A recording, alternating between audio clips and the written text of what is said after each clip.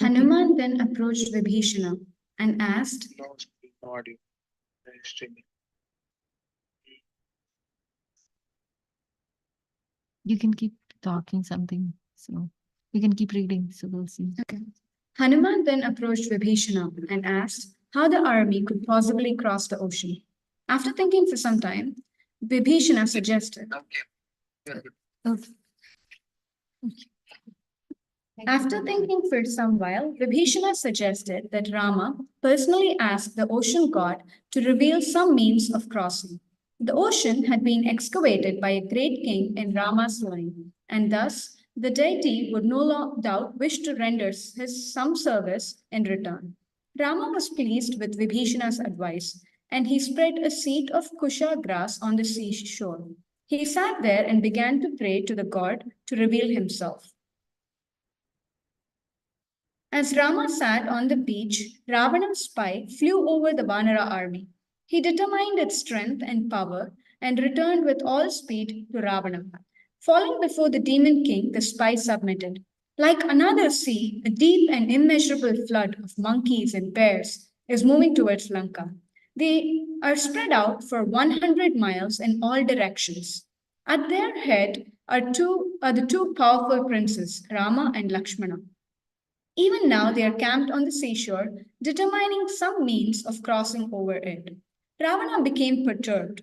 He ordered a demon named Sukha to carry a message to Sugriva. Tell the monkey that he has nothing to gain by assaulting Lanka, he ordered. I have never done him any harm. What does it matter to him if I have carried off Sita? Ravana told Sukha to warn Sugriva off. It would not be possible for monkeys and bears to defeat Rakshasas. Not even the gods could overpower Lanka. What then could a few mere mortal creatures do? They had best return peacefully to their own country. The powerful Sukha turned himself into a large bird and flew swiftly across the sea. He swooped over the monkey army and found Sugriva. From the air, the Rakshasa delivered Ravana's message. But even as he was speaking, the monkeys suddenly sprang up and dragged him down. They began to beat him violently. Sukha cried out to Rama for mercy. Only an envoy who has spoken his own view rather than his master's message deserves death. O Rama, I have faithfully related Rama's message and should therefore not be slain. Rama ordered the monkeys to let Sukha go. The demon again rose into the air and asked for Sugriva's help. Sugriva's reply to Ravana. The monkey king said to the demon, Ravana should be informed that I am neither his friend nor his well-wisher. Indeed, he formed an enmity with Rama and is thus my sworn enemy as well. For stealing Sita from Rama, the demon deserves death at my hands, and that he shall receive in due course. Sugriva sent a message that Ravana would not escape even if he sought shelter in the furthermost part of the universe. He would certainly be killed along with his entire demon force. The Rakshasa was no match for Rama and his army. Ravana obviously lacked prowess because he stole Sita when Rama was absent. He now faced a terrible calamity in the shape of Sugriva and his army. After Sukha had left, Rama sat with a concentrated mind at the edge of the sea. He meditated on the sea god Samudra and waited patiently for him to appear. 3 days and nights passed as Rama sat motionless on the beach. But still, the ocean deity did not come. Rama became enraged and he spoke to Lakshmana. Just see the vanity of this god. Although I have sat here humbly beseeching his audience, he has not appeared. Alas, forbearance, gentleness, and politeness of speech are construed as weakness by the wicked. The world regards with respect only those who are arrogant, harsh, and given to meting out strong punishments. O Lakshmana, neither fame nor victory, nor even popularity can be won by conciliation. I shall therefore stand with my bow and flaming arrows. I shall dry up the ocean this very day. The monkeys may go on foot to Lanka. Watch now as I exhibit my prowess. Rama was furious with Samudra. Feeling insulted, he stood firmly on the beach, forcibly stringing his great bow. His eyes were red, and he blazed like the fire of universal destruction. He instantaneously released hundreds of fleet arrows towards the sea. The ocean began to roar and rise up in massive billows. Clouds of steam covered its surface as the flaming arrows entered the water. Long writhing sea serpents and great dark whales were thrown out. Waves resembling the Mandara mountain were seen to rise up one after another. Even far beneath the ocean, the Danavas and Nagas felt disturbed and cried out in distress. Lakshmana rushed towards Rama and held on to his bow. There is no need for this display, dear brother, he exclaimed. Men of your caliber never give way to anger. Your purpose will surely be achieved without such violence. In the sky, invisible rishis called out, O Rama, hold, be at peace. But Rama's anger did not abate. He placed upon his bow a large golden arrow and began thinking of the mantras to invoke the Brahmastra. Stretching his bow with vehemence, he gazed furiously at the raging sea. Suddenly, the heavens were enveloped by darkness, and fierce winds blew. Large bolts of lightning were seen, and the earth itself shook. The ocean surged back a distance of 10 miles and rose up to a tremendous height. Rama stood immovable with his arrows trained on the waters. Then suddenly, before everyone's sight, Samudra appeared. Rising up from the ocean, he seemed like the bright sun at dawn. He shone like a glossy black gem and was adorned with brilliant gold ornaments. Clad in red robes with a garland of red flowers, he had eyes like large lotuses. A wreath of celestial flowers crowned his head. On his chest was a prominent jewel which shed a white luster all around.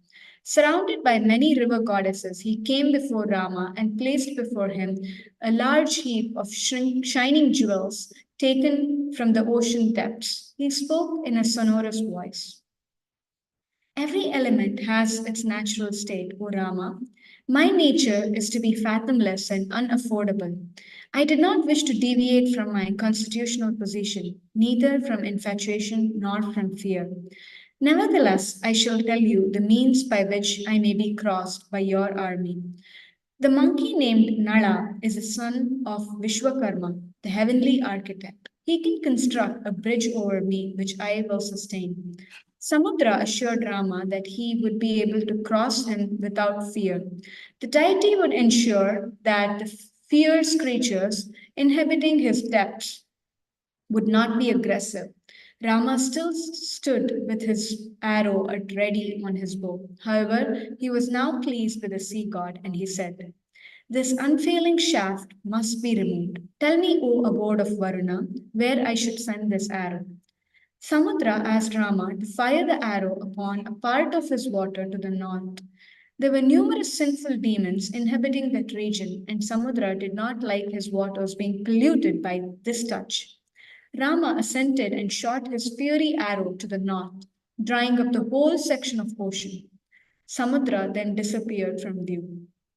Nala was enlivened by the task that faced him. He informed Rama that he had been granted a boon by Vishwakarma, the god's engineer, who decreed that Nala's abilities would equal his own. Nala was confident that he could build the bridge. He ordered the monkeys to fetch the necessary materials. The monkeys leapt about joyfully, applying themselves to work with great energy.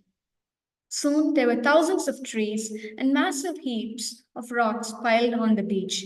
Nala had them thrown in the sea, and they sent up huge splashes of water. Using lengths of creepers to measure and make straight lines, Nala gradually constructed his bridge over the sea. The ocean allowed even great rocks to float on his waters. Building together tree trunks, rocks, and reeds, the monkeys built the bridge towards Lanka. On the first day, they covered 100 miles. Becoming even more enthusiastic, they built 150 miles on the second day and nearly 200 on the third. In this way, the bridge was completed in only 5 days and reached right across the ocean to the shores of Lanka. On the southern shore of Lanka stood Vibhishana and his ministers, maces in hand, ready to repulse any Rakshasas who tried to attack the bridge. The gods and Gandharvas, along with celestial rishis, all stood in amazement as they gazed upon the bridge. It was 80 miles wide and 800 miles long. The monkeys and bears swarmed into it, shouting and roaring in joy. Like a great flood, they swept towards Lanka. In their forefront were Rama and Lakshmana, mounted upon the backs of Hanuman and Angada. They soon reached Lanka and ordered the army to encamp on the shore. Rama sat with Lakshmana and Sugriva. He told the Monkey King to have his troops ready for battle at any time. He spoke of evil portents he had witnessed. Winds full of dust are blowing, the earth is quaking, and trees are falling. Dark clouds are thundering and giving forth drops of blood. On all four sides, there are ferocious beasts uttering fierce screams as they face the sun. Rama described many omens and said that they foretold the destruction of both armies. Eminent heroes among the Vanaras, bears, and Rakshasas will soon be killed, Rama said gravely. Sugriva had the army arrayed in battle formation. They spread out and surrounded the city of Rakshasas from the eastern to the western side. As they approached Lanka, they heard a deafening clamor of war drums from within. The monkeys rejoiced at hearing the hair raising sound and they roared loudly, drowning out the drums. Hearing the terrifying roars, the demons clasped their weapons more tightly. Rama looked upon Lanka and felt the pang of separation from Sita. Here she was at last. The wild Ravana also lay within the city, tormenting the anguished princess. Rama was anxious to face the demon. He spoke to Lakshmana. Here is the splendid city of Lanka, built long ago by Vishwakarma. It looks like the sky filled with white clouds. Rama had the army deployed in a human shaped formation, with its arms reaching around the city. The most powerful monkeys were stationed at various key points. Rama himself, along with his brothers, stood at the head of the formation. The monkeys took up gigantic trees and rocks and saying to one another, "Let us dash the city to pieces."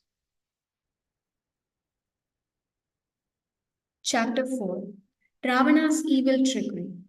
In Lanka, Ravana received reports from his spies that the monkeys were amassed outside the city. The terrified Sukha told him that Rama's army was inestimable in size and power. He recommended that Ravana should immediately return Sita to Rama. Sukha's suggestion infuriated Rama. "I would not give back Sita, even if the entire host of gods now stood outside Lanka," he bellowed. "Oh, when shall my arrows dart towards Rama like bees towards flower in spring? I shall eclipse his army even as the rising sun obscures the stars." Ravana bragged of his power at length. He had no intention of making peace with Rama. The demon arrogantly asserted that his power was without compare. It would be a one sided fight. The demon king was nevertheless impressed by the fact that the army had crossed the ocean by building a great bridge. He needed to be more careful. He needed to more carefully assess their power, and he ordered Sukha and other Rakshasas Sharana to enter the enemy ranks. Disguise yourselves well and ascertain the exact size of this army. Find out who are the generals and who are Rama's counselors. Tell me who is their commander in chief. Sukha and Sarana disguised themselves as monkeys and penetrated deep into Ravana's army. But they could not find the end of his troops. The monkey forces occupied woods, mountains, rivers, flatlands for as far as they could be seen. It stretched back across a bridge all the way to the opposite shore, still moving towards Lanka.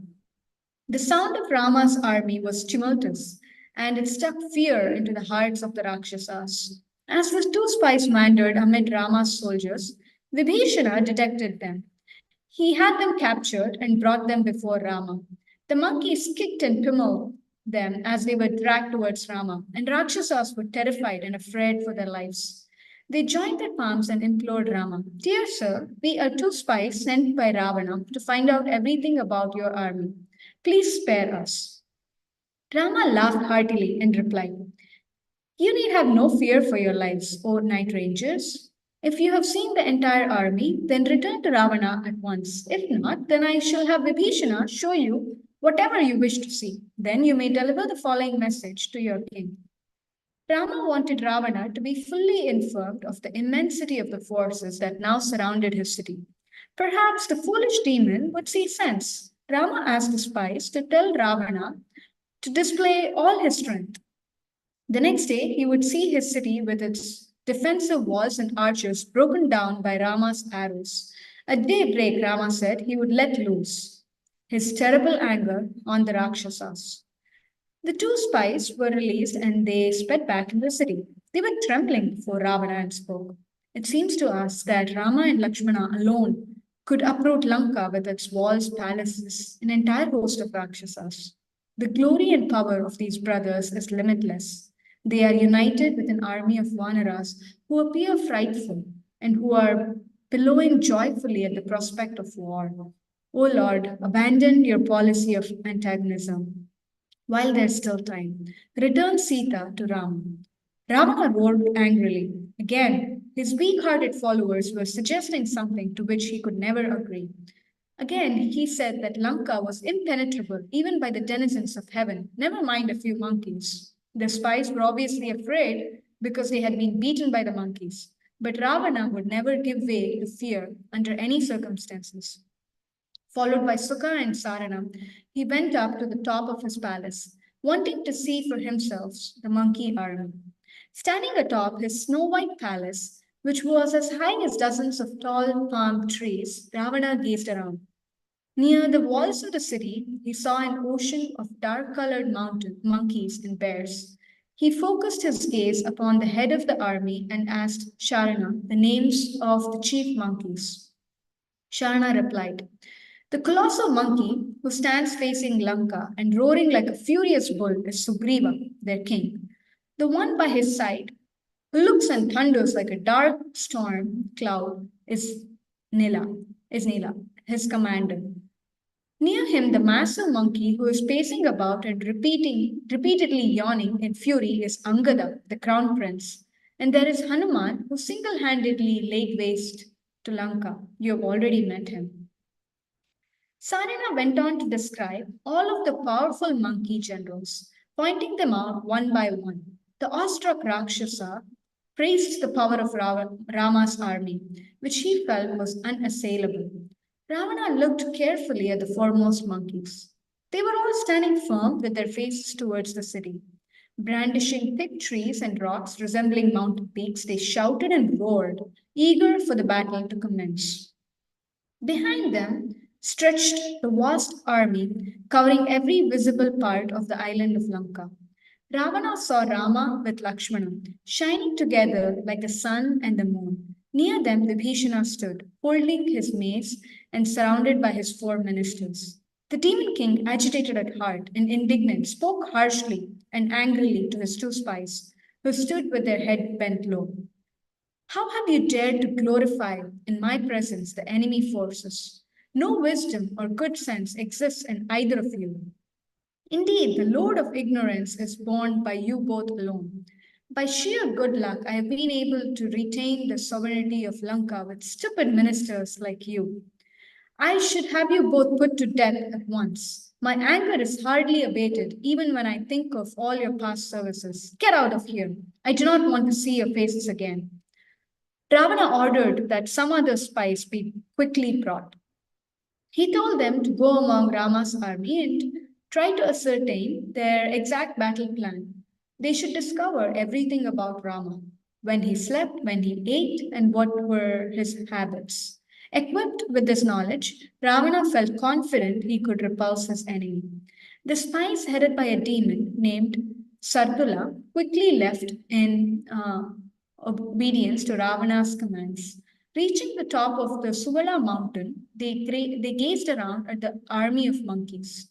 The Rakshasas were beside themselves with fear as they scanned Rama's vast forces.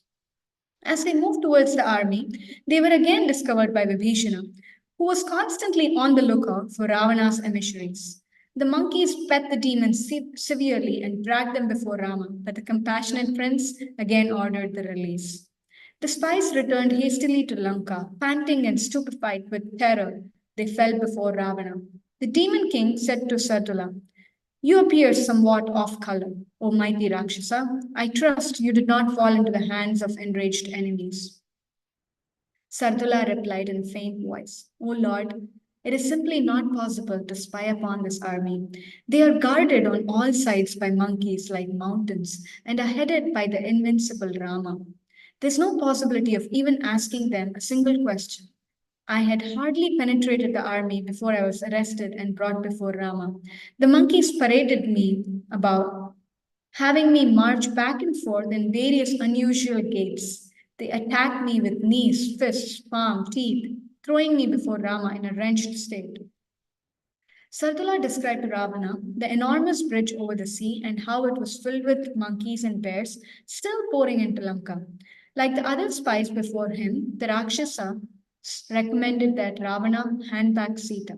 But the demon king remained resolute. He would not give up Sita even if threatened by all worlds joined together. Ravana dismissed the spies and went into his room, thinking of Sita. Perhaps there was now an opportunity to win her over. If he could somehow convince her that Rama was dead, she might succumb. It was worth a try. And in any event, perhaps, just perhaps, he may end up losing her to Rama. Now might be his last chance to convince to gain her favor. The demon decided to play a trick upon Sita. He summoned a Rakshasa named Vidyujiva, an expert magician, and ordered him to create a head that looked exactly like Rama's head and a bow resembling Rama's own. Saying so be it, Vidyujiva soon produced a head and bow and showed them to Ravana. The demon king was pleased and he handed the magician a priceless necklace of gems. Ravana then told Vidyujiva to accompany him to Ashoka Grove to see Sita. He found Sita lying beneath a tree, sighing repeatedly, still guarded by numerous Rakshasis. With Vidyujiva close behind him, Ravana went before her and began to speak. "Your husband, on whose account you have rebuked me, now lies killed. O blessed lady, your roots are torn out and your vanity is crushed. Of what use to you now as your dead spouse? Become mine today. I shall be a better protector to you than any other. Let me tell you how Rama and his armies were slain." Ravana fabricated a whole story about how the army of monkeys were annihilated by the Rakshasas. He told Sita that they had been wiped out during the night as they slept, exhausted from their journey across the sea. All of the principal monkeys, including even Hanuman, were now dead. Rama's head had been severed by the commander of Rakshasas. Ravana had Vidyujiva show her the trick head. The magician placed the head on the ground in front of Sita. He handed the bow he had created to Ravana and then promptly vanished from the spot. Throwing down the bow next to the head, Ravana said, "Now look upon your husband. There is his famed bow, fetched here by Prahasta after he had disposed of the mortal being during the night." Sita looked at the head. It resembled Rama closely, with the same large eyes and the same splendor jewel in his hair. The princess burst into wail and fell to the ground. She cried, censuring, "Kaikeyi, O cruel woman, be now satisfied with your work. See what you have done to the noble house of Raghu. How can I continue to live? Everything is finished. The death of a husband before his wife is declared to be a catastrophe." Sita lamented at length. How had this happened? The royal astrologers had predicted that Rama would live a long life and rule over the earth. The time spirit is irresistible to all beings. Sita cried, "O Rama, surely you're now reunited with your father. But what of me? Do you not recall the solemn vow you made at our wedding? You declared you would always protect me and take me to the next world with you. How have you deserted me now?" The princess was torn apart. She thought of Kaushalya and Sumitra. They would both die immediately upon hearing the terrible news. Considering that she was the cause of Rama's death, Sita condemned herself. She said to Ravana, Kill me at once, O demon. Lay my dead body on top of Rama and unite a husband with his wife. While Sita was wailing in this way, a messenger came to Ravana. He called the demon aside and told him that he was needed urgently in the council chamber. Prahasta had arrived and was awaiting orders to commence the battle. Ravana turned away by Sita. There was no time to lose. Rama's formidable forces had to be checked at once. The demon immediately left the Ashoka grove and walked swiftly towards his chambers. As soon as he left, a Rakshasi named Sarama, the wife of Vibhishana, came towards Sita. Taking her away from the other Rakshasi guards, she assured the distraught princess, I heard what Ravana said to you, but you should not believe him. He is a great trickster and a liar. O gentle princess, be fully restored to confidence. Rama is not dead. Even now, the demon king is making plans to defend the city from the monkey forces headed by your unconquerable husband and his brother. Sarama spoke with affection to Sita. The Rakshasi was as pious as her husband, and she had often comforted the grieving princess. She assured Sita that Rama's so called head was an illusion conjured up by Ravana and his henchmen. As Sarama and Sita spoke, they heard the crash of war drums as well as clamors of troops and blare of countless trumpets. It was obvious that the battle was about to commence. Sarama had heard from her husband all about Rama. She said to Sita, the mighty fight will result in the complete destruction of the demons. Ravana will undoubtedly be slain by Rama. No other outcome is possible. Dear Sita, I am certain you will be reunited with your husband. After gladdening Sita, Sarama asked if there was any service she could do for the princess. She offered to carry a message to Rama. If you wish, I could go invisibly through the skies and reassure Rama of your safety, she suggested. But Sita instead asked to be informed of Ravana's plans. She wanted to know if Ravana had any intentions of releasing her or of even killing her before Rama came. If so, then perhaps a message should be taken to Rama. Sarama went unobserved into Ravana's chambers and listened to the discussions. After some hours, she returned again to Sita and informed her what was happening. Ravana has been exalted by his own dear mother to return you to Rama. Sarama said, along with one of his elderly and affectionate counselors, she tried at length to make him see sense. Other wise ministers have also put forward a case for your return. They warned Ravana that battle with Rama and the monkeys will have a disastrous result for the Rakshasas. But Ravana will no more let you go than a miser would leave his hold on a treasure. He is not prepared to release you until he has laid down his life in combat, O godly one. Sita thanked Sarama for her kindness and friendship. Feeling reassured that her husband would soon arrive to rescue her, she sat beneath the Simshapa tree, absorbing herself in thoughts of Rama. In his council chamber, Ravana gazed around at his ministers. They all sat mutely looking at each other. Rama's feat in crossing the ocean with an unlimited number of bears and monkeys was astonishing. And that was on top of the incredible display by a single monkey in Lanka. Surely battle with Rama would be foolhardy. Seeing the timidity of his advisers, Rama spoke in a voice which rang around the silent chambers. I have heard everything about Rama and his prowess. I feel that we will be able to overcome him in battle. I know the Rakshasas to be unfailing and resolute. You should entertain no fears. An elderly counselor named Malayavan, Ravana's maternal grandfather, replied, O king, there are different ways to deal with a hostile enemy. Battle is only one, and it is only recommended in situations where the enemy is clearly weaker or where every other means of diplomacy has failed. You have not explored any other avenues with Rama. Let us first try to make an alliance. Give Sita back to Rama. The outcome of battle is always unsure. There must be a loser. On the other hand, O intelligent Rakshasa, negotiations can produce a favorable result for both parties. Malayavan spoke strongly. Ravana had abandoned virtue. He would not be swallowed up by evil. Rama, however, was devoted to virtue and his cause was just. The gods and rishis whom Ravana had assaulted were all supporting Rama. Furthermore, Ravana had no immunity from humans and animals. Nor was Rama an ordinary human. He was surely Vishnu himself. Therefore, peace should be secured by any means.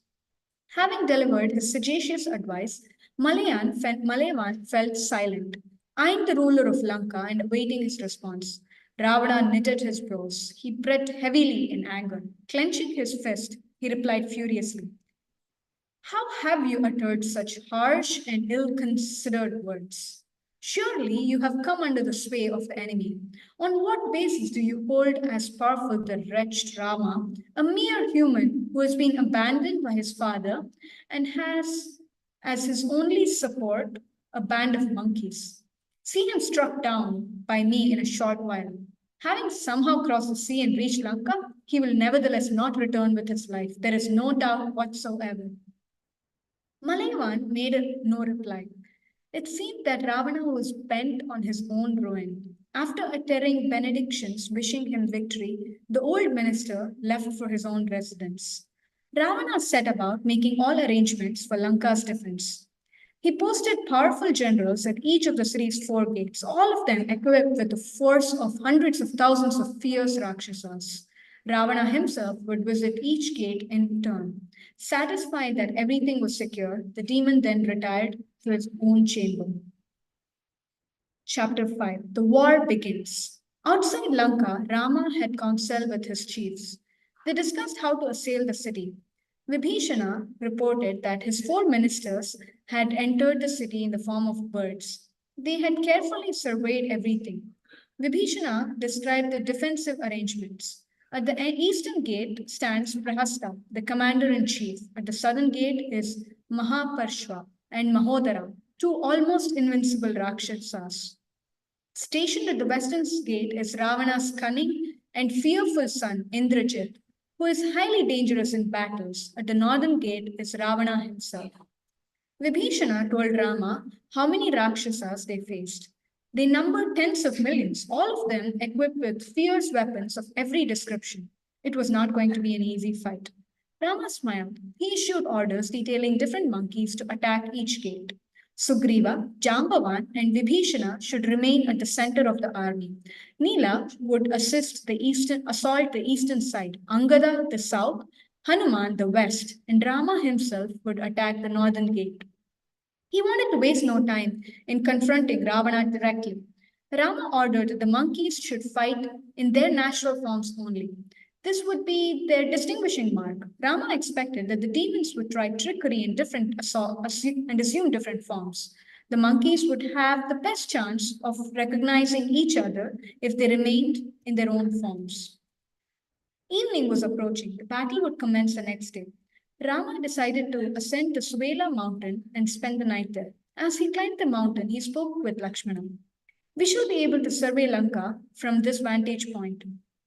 I long now for the battle to begin. My anger towards Ravana is growing at every moment. The whole Rakshasa race will peril on account of their mean minded and stubborn king. Rama reached the top of Mount Suela, along with hundreds of foremost monkey warriors. They gazed at Lanka, which glowed red in the light of the setting sun. Along its defensive wall, which appeared like a sheer cliff face, there seemed to be another dark wall in the shape of compact row of Rakshasas. No gap could be seen anywhere in the lines of heavily armed demons. The monkeys roared in anticipation. As they stared at their army, the sun set and a full moon rose. Rama and the monkeys alertly watched for any signs of treacherous night assault by the Rakshasas.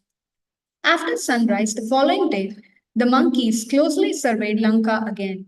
Atop the Trikuta mountain, the city appeared charming with its towering white gates and gold and silver fortifications. Mansions and palaces and tall golden domed temples crowded the city. The monkeys saw various devices lined up along the outer wall, ready for the battle. As the Rakshasas readied themselves for battle, the thunder of drums and blowing of conches and trumpets was tumultuous. As Rama and the monkeys looked across at Lanka, they saw in the distance Ravana himself. The demon appeared at the top of the city gate, clad in red robes and adorned with shining scarlet gems. He was being fanned on all sides, and a large white parasol was held over his head. Seeing him there, Sugriva became impetuous. He immediately sprang from the mountain top and with one mighty bound landed near the demon king. He rushed up to him and said, I am a friend and servant of Rama, ruler of this world. Display your power, O Rakshasa, for I shall not spare you today. With that, Sugriva leapt upon Ravana and dashed his shining diadem to the ground. Rakshasa shook him off and stood for the fight. He spoke harshly. Today I'll break your beautiful neck, O monkey. Ravana caught hold of Sugriva and threw him forcefully to the ground, but the monkey bounced up like a ball. He closed on Ravana and gasped him tightly. As they pummeled, kneed, and scratched one another, they appeared like two tall trees intertwined together and shaken by a gale. Their limbs were bathed in blood and perspiration as they locked together, grunting furiously. Both were endowed with extraordinary might, and they fought with tremendous power. They fell on the ground and rolled over, dropping from the flat roof of the gate to the ground below, still violently belaboring each other. As both were experts at wrestling, they employed various maneuvers with great skill. They appeared like a lion and a tiger, enraged in a furious fight to the death. Breaking apart, they moved around in a circle, each rebuking the other with harsh words. They stood in diverse postures and moved about in many ways, now rushing, now wheeling, now leaping high and now crouching. As they stuck and dodged one another with blinding speed, they appeared graceful. But neither could overpower the other. They were becoming tired of the bout. Ravana decided to exhibit his supernatural power. Sugriva realized this and immediately sprang high, landing again on the roof of the gate. Taking another great bound, he soared across to the Suvela mountain. Ravana was left angrily standing on the ground. Seeing that he had returned to the side of Rama and Lakshmana, the demon decided not to pursue the monkey. The battle with the prince would come soon enough. Hare Krishna.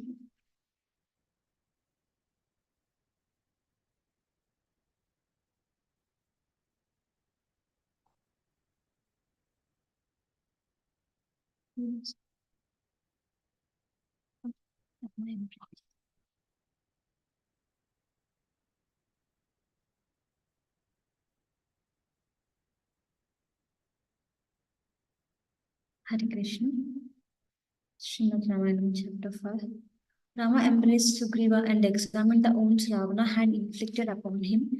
Feeling a little annoyed with the monkey, Rama admonished him out of love. King should not act in such rash ways. Oh mighty one, if anything had happened to you, then what would have become of me? If you had been slain, then I surely would not have survived. Please do not be so impetuous again. Sugriva bowed to Rama and replied, seeing the disgusting demon who has borne away your wife, I lost control of myself. I had to give him a beating. I am sorry. Rama praised Sugriva's courage and strength and then turned to Lakshman. O valiant brother, the time for battle has arrived. We should array our forces in preparation. Many terrible omens are visible, boding massive destruction and death. The earth will soon be covered with rocks, darts, arrows, and swords, hurled by monkeys and rakshasas. Soon a thick morass of flesh and blood will spread on all sides. Surrounded by monkeys and bears, we should immediately march on Lanka. Rama rapidly descended the mountain, followed by his brother. Upon reaching the foot of the mountain, he reviewed the army. Then, with Sugriva's assistance, he marshaled the troops ready for the battle. At an auspicious moment, he ordered them to advance. The army moved off, sending up a roar which made the earth shake and the walls of Lanka vibrate. The different Vanara commanders soon reached their respective positions at the gates of Lanka. Rama himself stood at the northern gate. Sugriva remained at a distance from the city. Along with Lakshman and Vibhishana, he detailed divisions of troops to support each of the commanders. Seizing hold of fully grown trees and massive boulders, the monkeys rushed forward, their long tails raised in anger and their terrible teeth bared. Their eyes were bloodshot and their faces contorted with fury. As they bounded high in the air, they seemed like a swarm of locusts. The growls and roars of the fierce bears led by Jambavan sounded like the rush of a mighty ocean. The army quickly surrounded the city of Lanka, making it difficult even for the wind to approach. Looking out from the walls, the Rakshasas were filled with wonder upon seeing the flood of monkeys and bears. They ran about in all directions, making ready to defend their city. Rama summoned Angada and asked him to carry a message to Ravana. This was a demon's last chance. If he returned Sita now, then the battle would be averted. Rama said to Angada, "You should approach the ten-headed monster on my behalf. Tell him that his cup of sins have now overflowed. Fierce retribution will shortly ensue for all his acts of violence against the rishis, gods, Gandharvas, Apsaras, Yakshas, and others, for to speak of his depraved act of stealing Sita from me. His arrogance, born of Brahma's boon, will shortly be smashed by me. Soon he will see his city rent asunder and the Rakshasas lying lifeless upon the ground. Standing firm in battle, I will soon force him to throw down his body. Rama offered Ravana the opportunity to surrender. He could return Sita now and the army would live peacefully. Otherwise, the world would soon be rid of Rakshasas, banning those who sought Rama's shelter. Angada leapt high and crossed over the walls of Lanka. Confounding the demons by his speed and movement, he swiftly arrived before Ravana. He stood a short distance from the Rakshasa and announced himself to be Rama's messenger. He then delivered the message exactly as he had heard it from Rama. Ravana was seized by fury. He commanded his ministers to capture and kill Angada. Four huge demons immediately took hold of Angada by his arms. The monkey, who blazed like a fire, allowed the Rakshasas to hold him. Taking all four of them still clinging to his arms, he leaped up onto a high ledge. He then dashed the demons together and they fell senseless to the ground.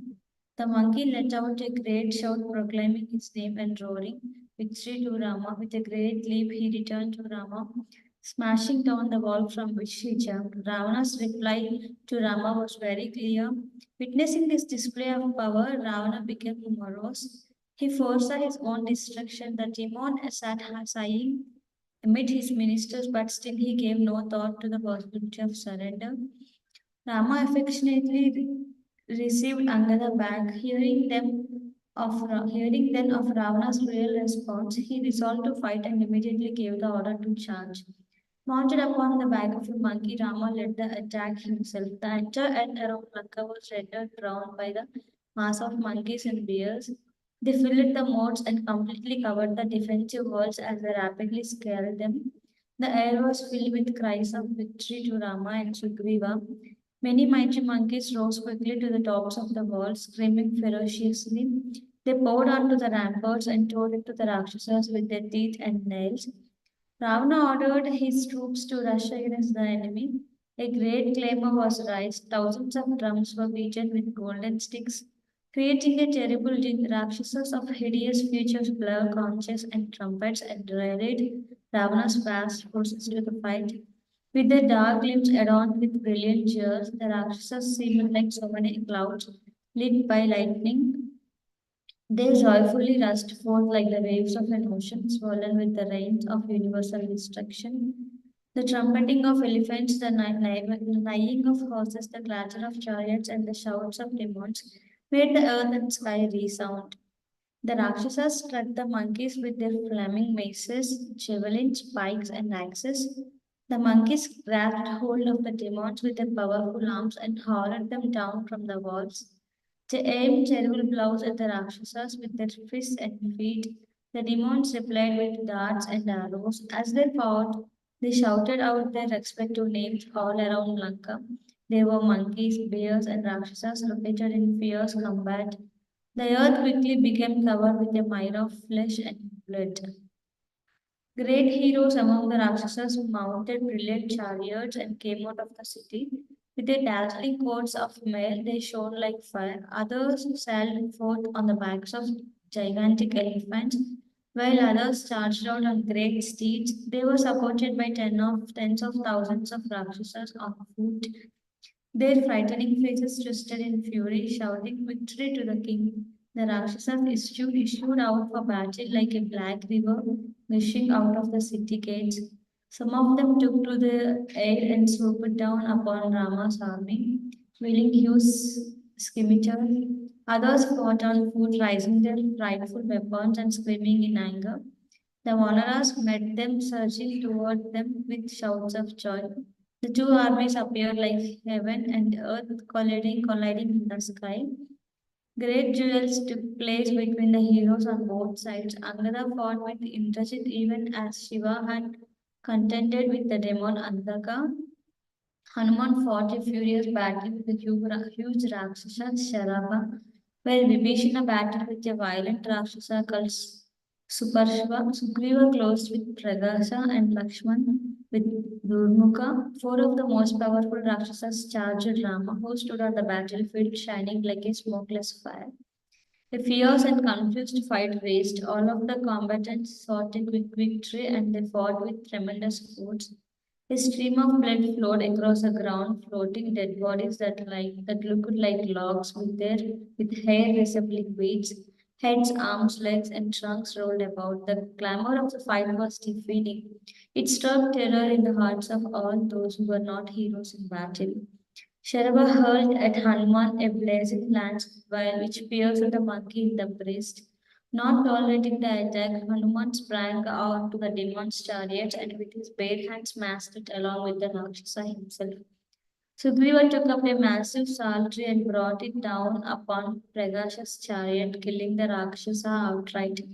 A fierce and notorious demon called Pratapana rushed yelling toward Nala and lacerated him with hundreds of sharp arrows. With one of those arrows, Nala bounded onto the demon's chariot and gouged out his eyes. With a hail of arrows, Lakshman overwhelmed Durmukha and with one swift shaft, he pierced the demon in the heart.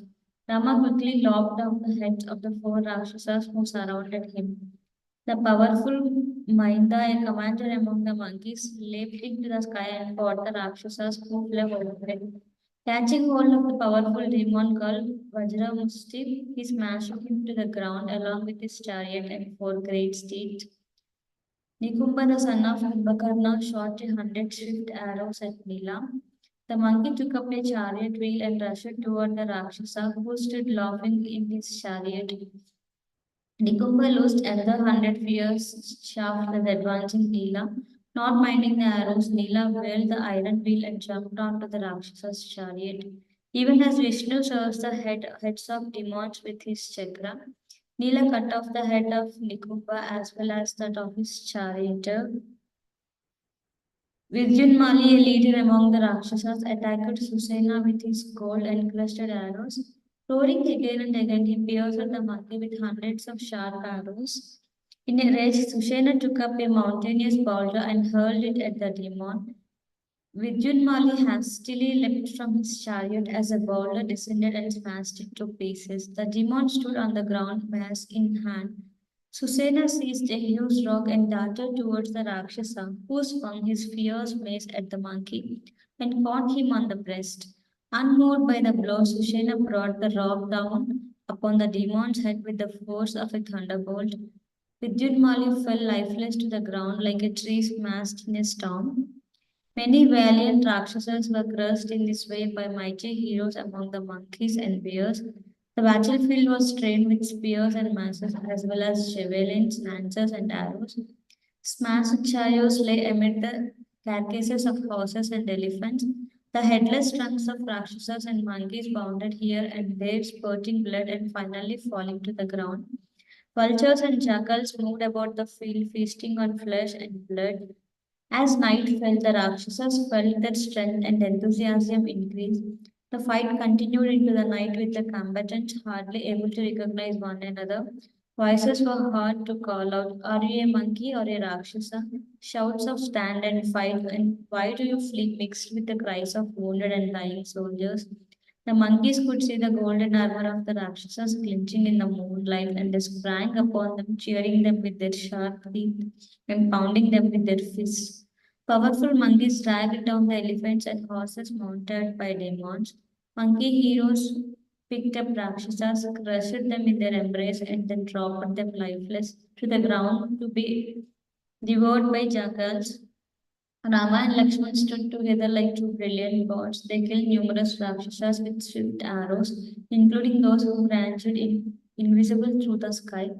Not even the heroes among the Rakshasas could approach the two princes as they fought in the midst of the battle.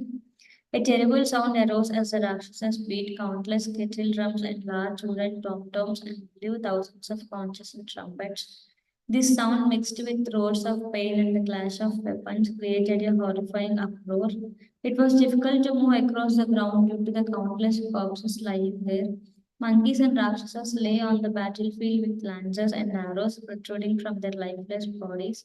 That first night of battle was like the night of universal dissolution.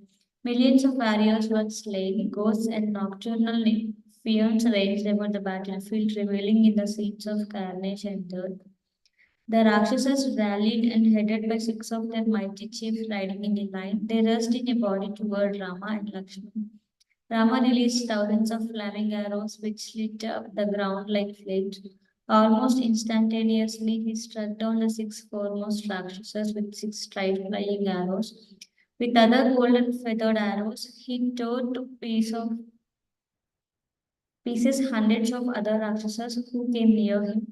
Lakshman stood behind him and fended off the treacherous demons who attacked Rama from his rear. The demons that approached the princess perished like moths entering a fire. Angada fought a furious battle with Indrajit with a rock that looked like a mountain peak. He smashed the demon's chariot. Indrajit rose into the air and became invisible. Fatigued from the fight, he retreated. Seeing Angada besting Indrajit, the gods and rishis praised him. Rama and Lakshman also praised the valor of the monkey prince. They called out, "Well done, bravo." Hearing his enemy praised, Indrajit fell into a terrible rage. Remaining invisible, the demon loosed sharp arrows which shone like lightning. They seemed to appear out of nowhere and sped toward Rama and Lakshman, piercing them all over. The Rakshasa used his supernatural power to send arrows like venomous snakes which caught and bound Rama and Lakshman.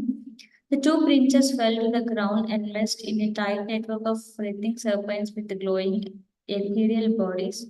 Rama immediately ordered 10 monkeys to search out Indrajit. Hanuman, Angada, and 8 other Vanara generally bounded into the air and darted about, whirling trees and masses, but they could not locate the demon who continuously fired at them. His swift iron arrows bedecked with buzzard feathers. Laughing all the while and keeping out of sight, Indrajit shot hundreds of arrows into the bodies of Rama and Lakshman. No part of their bodies remained visible. Blood flowed profusely from their wounds, and they appeared like trees giving forth red blossoms in spring. Indrajit shouted to them, "Even the ruler of the gods, Indra, could not discern me as I fight invisibly. What then of you two humans? I shall now dispatch you to the abode of Yamaraja with my sharp arrows." The demon continued firing his arrows at the two bound brothers who felt distressed and afflicted. They lay upon the ground with their bows fallen from their hands. Arrows with the heads of axes, others with razor heads, and others with heads shaped like calves. It whistled toward them from the sky. Seeing them lying there, bathed in blood, the monkeys screeched in agony and fear. They surrounded the fallen princess and shed tears, giving way to despondency. Indrajit considered his enemy defeated. He joyfully left the battlefield and went toward Lanka to give the happy news to his father. The monkeys felt hopeless. They stood beating their breasts and crying in anguish as they gazed around at the sky, fearing further attacks from the invisible Indrajit. They saw Vibhishana coming toward them. Some of the monkeys mistook the Rakshasa for Indrajit and they fled here and there. But Vibhishana reassured them, looking around. With his occult vision, he could discern that Indrajit had left. He told the monkeys not to worry and knelt down by Rama's side. Vibhishana spoke to Sugriva with pain in his voice. These two brothers, who always depend on virtue, have been struck down by Indrajit's treachery. The wicked demon cannot face them in a fair fight, therefore he resorts to sorcery and cowardice. Vibhishana told the monkeys that Rama and Lakshmana had been bound by a mystical weapon which Indrajit had received as a boon from Brahma. Even the gods would not be able to release them. This made the monkeys even more anguished. Sugriva lamented loudly, all Rama's hopes have been dashed today. Our efforts are in vain and everything is lost. What shall we do now? Vibhishna took hold of Sugriva's arm and reassured him, take heart, O monkey king. Conflicts are always of the nature. Victory is never certain. Heroes do not lament when faced with setbacks. Rather, they exert themselves with even more energy. My feeling is that these two princes will recover. Somehow they will shake off these bonds, I am sure. Be strong, for the fear of death should never haunt those devoted to truth and pity. Vibhishna dipped his hand in cool water and wiped Sugriva's eyes. He told him to look closely at Rama and Lakshman. They were still breathing and their bonds were lustrous. It was clear they were only in a temporary faint. Vibhishna felt sure they would soon return to consciousness and find a way out of that predicament. He left with Jambavan to reassure and rally the rest of the army as the news of Rama's fall had spread quickly. Sugriva, along with Hanuman and the other leading monkeys, stood by Rama's side, waiting for him to awaken.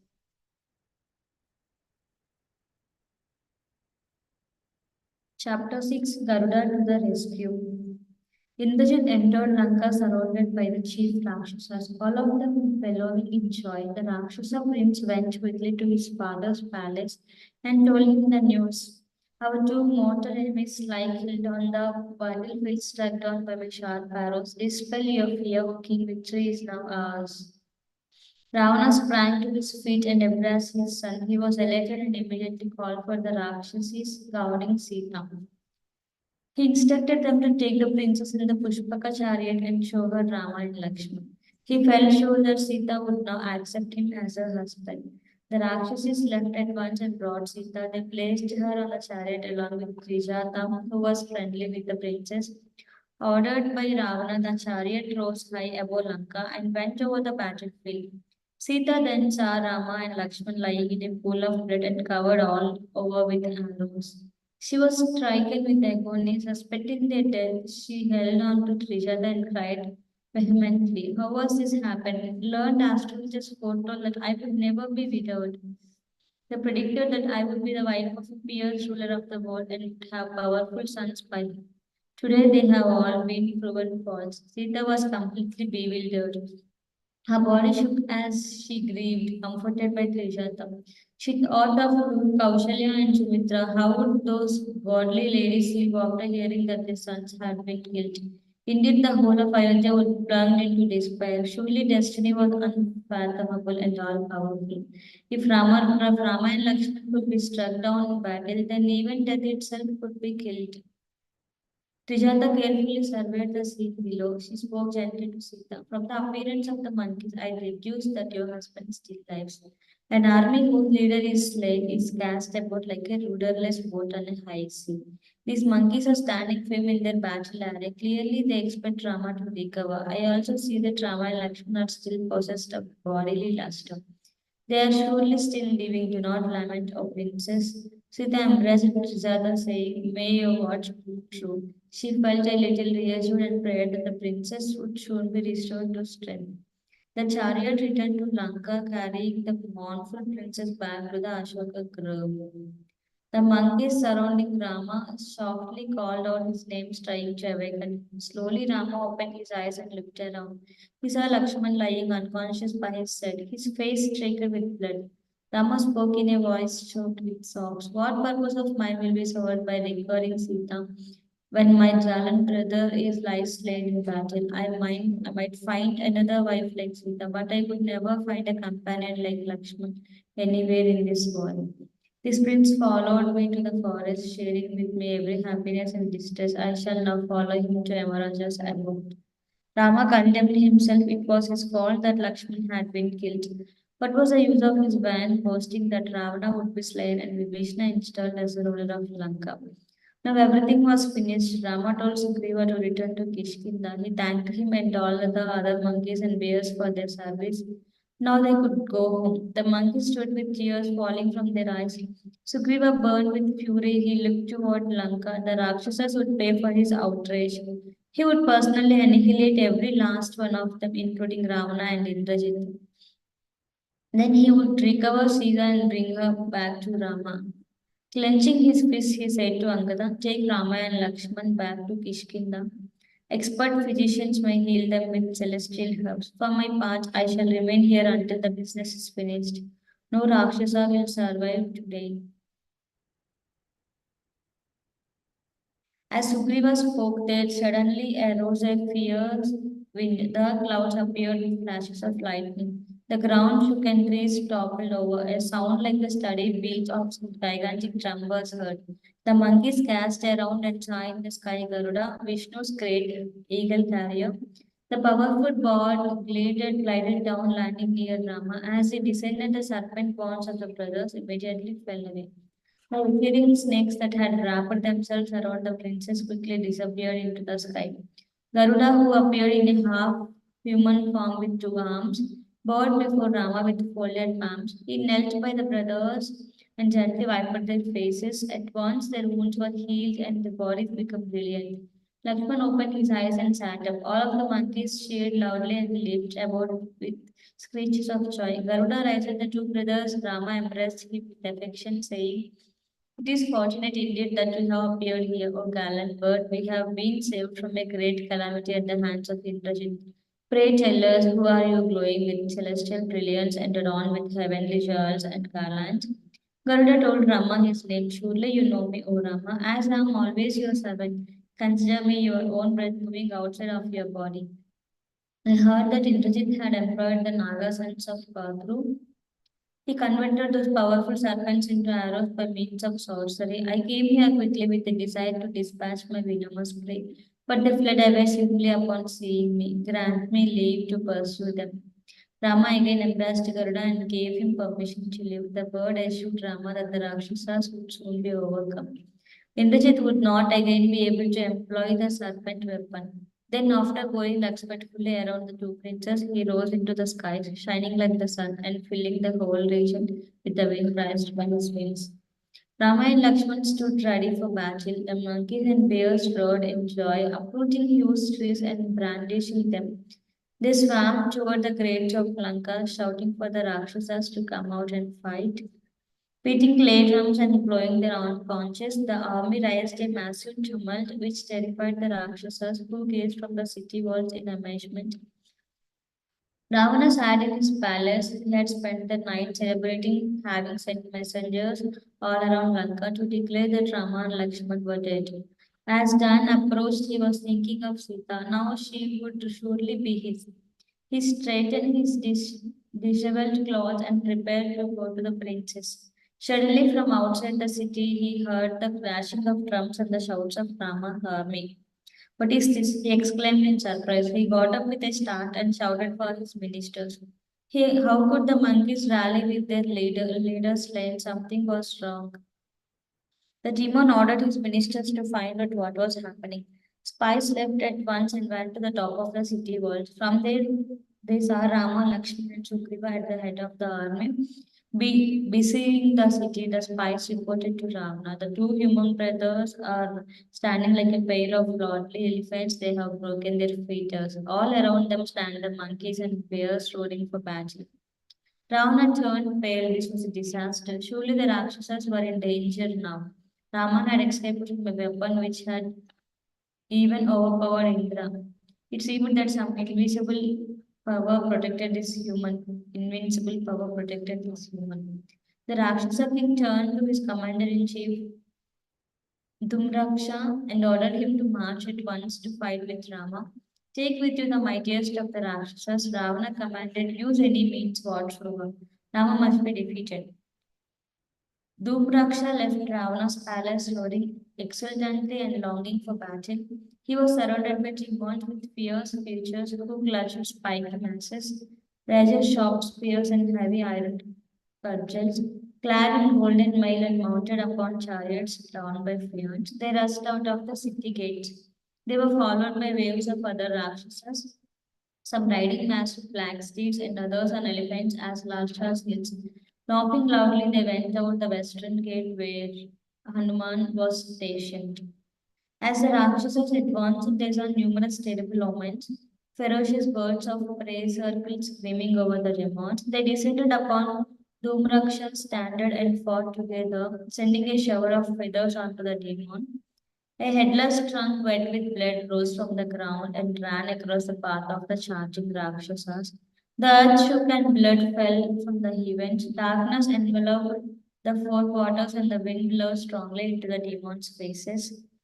Not deterred, Dhumraksha raced on at the head of his troops. He shouted out challenges in a voice resembling the braying of a donkey. The monkeys rode back and charged. The two armies appeared like two oceans surging toward one another and then meeting with a tumultuous crash. Demons and monkeys fell by the hundreds of thousands, pierced and smashed by weapons and trees. Some monkeys were transfixed by lances and spears, others were cut to pieces by waves of arrows. Some were hacked down with swords, and still others were trampled by elephants. In response, the monkeys crushed the Rakshasas with great boulders. They reduced some of the demons to pulp by breaking tree trunks down onto them. They leaped upon the chariots and tore at the Rakshasas with their nails and teeth. Monkeys lifted demons and dashed them to the ground. Enraged, the Rakshasas fought back, throwing punches and kicks that felt like the striking of thunderbolts. Dhumraksha was possessed by a madness for the battle. He wrought havoc among the Vanara troops. He could hardly be seen as he rushed out about whirling his various weapons. Arrows loosed from his bow seemed to fly in all directions at once. Monkeys fell on all sides, vomiting blood, heads, arms, and legs flew about. The monkey army was dispersed and put to flight by the enraged Dhumraksha, who thundered like autumnal clouds. Seeing his troops routed by the Rakshasa, Hanuman became furious. His eyes turned red and he took hold of an enormous boulder. With a roar, he hurled the rock at Dhumraksha's chariot, but Dhumraksha nimbly leapt clear. The chariot, along with its horses and driver, was reduced to a mangled heap. Hanuman then took up his archery and whirled it around, attacking Dhumraksha's guards. Within moments, he pounded hundreds of demons to death. The monkey then grasped a mountain peak and raced toward Dhumraksha, who stood with his mace uplifted. As Hanuman approached him, the Rakshasa brought down his mace, which was bedecked with numerous shining points upon Hanuman's head. It sounded like an explosion, but the monkey was not shaken. Hanuman smashed his mountain peak on Dhumraksha's skull with his head crushed and all his limbs shattered. Dhumraksha fell dead to the ground. The other demons ran back towards the city, howling in fear. Ravana heard of Dhumraksha's death and he hissed like an enraged serpent. He spoke at once to Vajradamstra, another of the great Rakshasas champions. Sally forth, O hero, make short work of our enemies. Replying, so be it. Vajradamstra circumambulated Ravana and left his place. Vajradamstra was artistically adorned with gem encrusted armlets and a shining diadem. He put on a golden coat of mail that blazed like fire. Taking up his bow, he mounted his brilliant chariot, which was dressed with hundreds of pennants and decorated with carvings of refined gold. He came out of the southern gate, followed by countless troops holding scimitars, strangely shaped iron gloves, polished masses, bows, javelins, spears, razor-edged discuses, swords, and double-headed axes. They raised a great uproar as they rushed toward the monkey army. Again, many evil omens were seen. Dazzling meteors fell, and hideous jackals belched tongues of fire. The demon troops stumbled and fell on level ground. Vajradamstra paid no heed to the grim portents foretelling his defeat. He turned out his war cry, rallying the Rakshasas to the fight. The monkeys met them with furious impetuosity. Demons and monkeys collided like mountains clashing together. Warriors fell with their heads and limbs severed. Others dropped down, being sliced in half from head to toe. Some were crushed and some beaten to a pulp. The fighters found their feet sinking in a mire of flesh and blood-soaked earth. From a distance, the battle produced a sound that resembled a musical performance, with the clash of weapons for its drums, the twang of castings, its winners, and the roar of warriors, its loud singing. Vajradamstra created havoc on the battlefield. From his chariot, he released tens of thousands of steel arrows with razor sharp heads. He moved with the speed of the wind, seeming like death himself come from the destruction of all beings. The formidable Rakshasa employed mystical weapons of every kind and mowed down the monkey troops like wheat in a field. Seeing the destruction, Angada became mad. With his two serpent-like arms, he clasped a great tree and whirled it around with blinding speed. The monkey prince danced with the tree on the battlefield and crushed innumerable Rakshasas. He moved through the demon troops like a lion through a flock of deer. The Rakshasas fell back in terror as Angada wheeled. Chariots, elephants, horses, and Rakshasas fell on all sides, smashed by the infuriated Vanara. The earth became decorated with golden poles fallen from chariots as well as with bejeweled armlets, necklaces, and diadems of every sort. A stream of blood flowed on the battlefield, carrying the heads and limbs of Rakshasas slain by Angada, who could not be checked. Vajradamstra saw his troops being routed and roaring in fury. He rushed towards Angada and shouted out a challenge. He released arrows that flew with unnerving accuracy and pierced 8 or 9 monkeys at a time. In his wake, the demon left heaps of slain monkey warriors who lay with their teeth clenched and eyes still staring in anger. Angada stood firm to receive the fast approaching Rakshasa. Vajradamstra shot 1,000 arrows at Angada and sent up a great shot. The monkey was pierced all over, but he was not shaken. He hurled his tree at the demon and it whirled through the air with a sound like a rushing gale. Without effort, Vajradamstra tore the tree to pieces with his arrows, even as it flew toward him. Angada leaped up a nearby hill and tore off a crag. Spinning around several times, he threw it with tremendous force at the Rakshasa. Vajradamstra immediately jumped down from his chariot with his iron mace in his hand. The rock descended upon the Rakshasa's chariot and shattered it into small pieces, crushing the driver and horses. Even as a crag fell, Angada had taken up another and hurled it at the Rakshasa himself. It hit him full on the head and he fell to the earth, vomiting blood. He lay there unconscious for some minutes and with his mace clasped to his bosom. Coming again to his senses, he got up and flew at Angada, hitting him in the chest with his mace. The monkey remained steady and the demon began striking him with his fist. Angada returned his blows and the two fought a fierce hand-to-hand battle for some time, both spitting blood and breathing heavily. Angada uprooted another tree and he stood around by its flowers and fruit. The demon seized hold of a shield made of bull hide and a great shining sword decorated with golden bells. The two combatants circled one another, each looking for an opportunity to strike the other.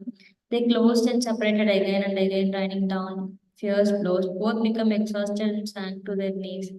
Suddenly, Angada, who was thinking of Rama, sprang to his feet. He took up a fierce-looking sword and swung it at Vajradamstra's neck. Lopping off his hand, the Rakshasa dropped to the earth, spurting forth a jet of dark red blood. With their leader slain, the other Rakshasas fled in fear, pursued by the monkeys, hanging their heads in shame. They swiftly re-entered Lanka. The monkeys surrounded the overjoyed Angada and praised his wonderful feat in killing Vajradamstra. Chapter 7 Ravana enters the fray. Ravana saw his bedraggled troops returning defeated. His eyes were crimson with rage and he breathed heavily.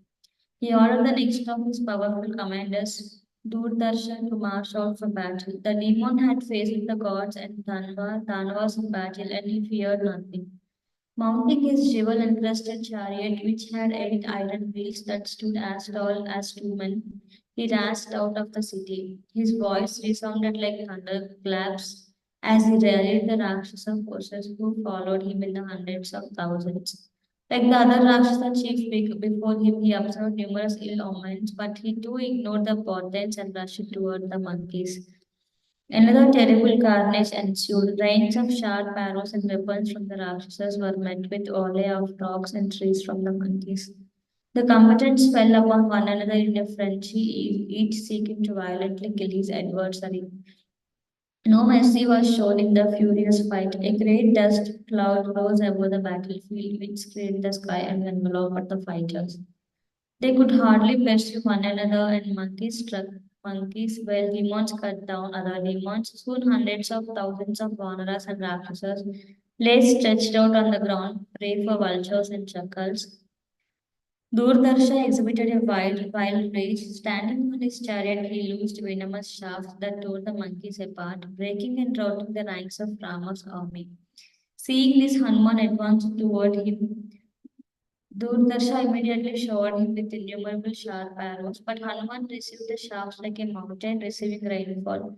Laughing heartily, Hanuman ran at the Rakshasa, causing the earth to shake. With one hand, he took up a great boulder and raised it above his head.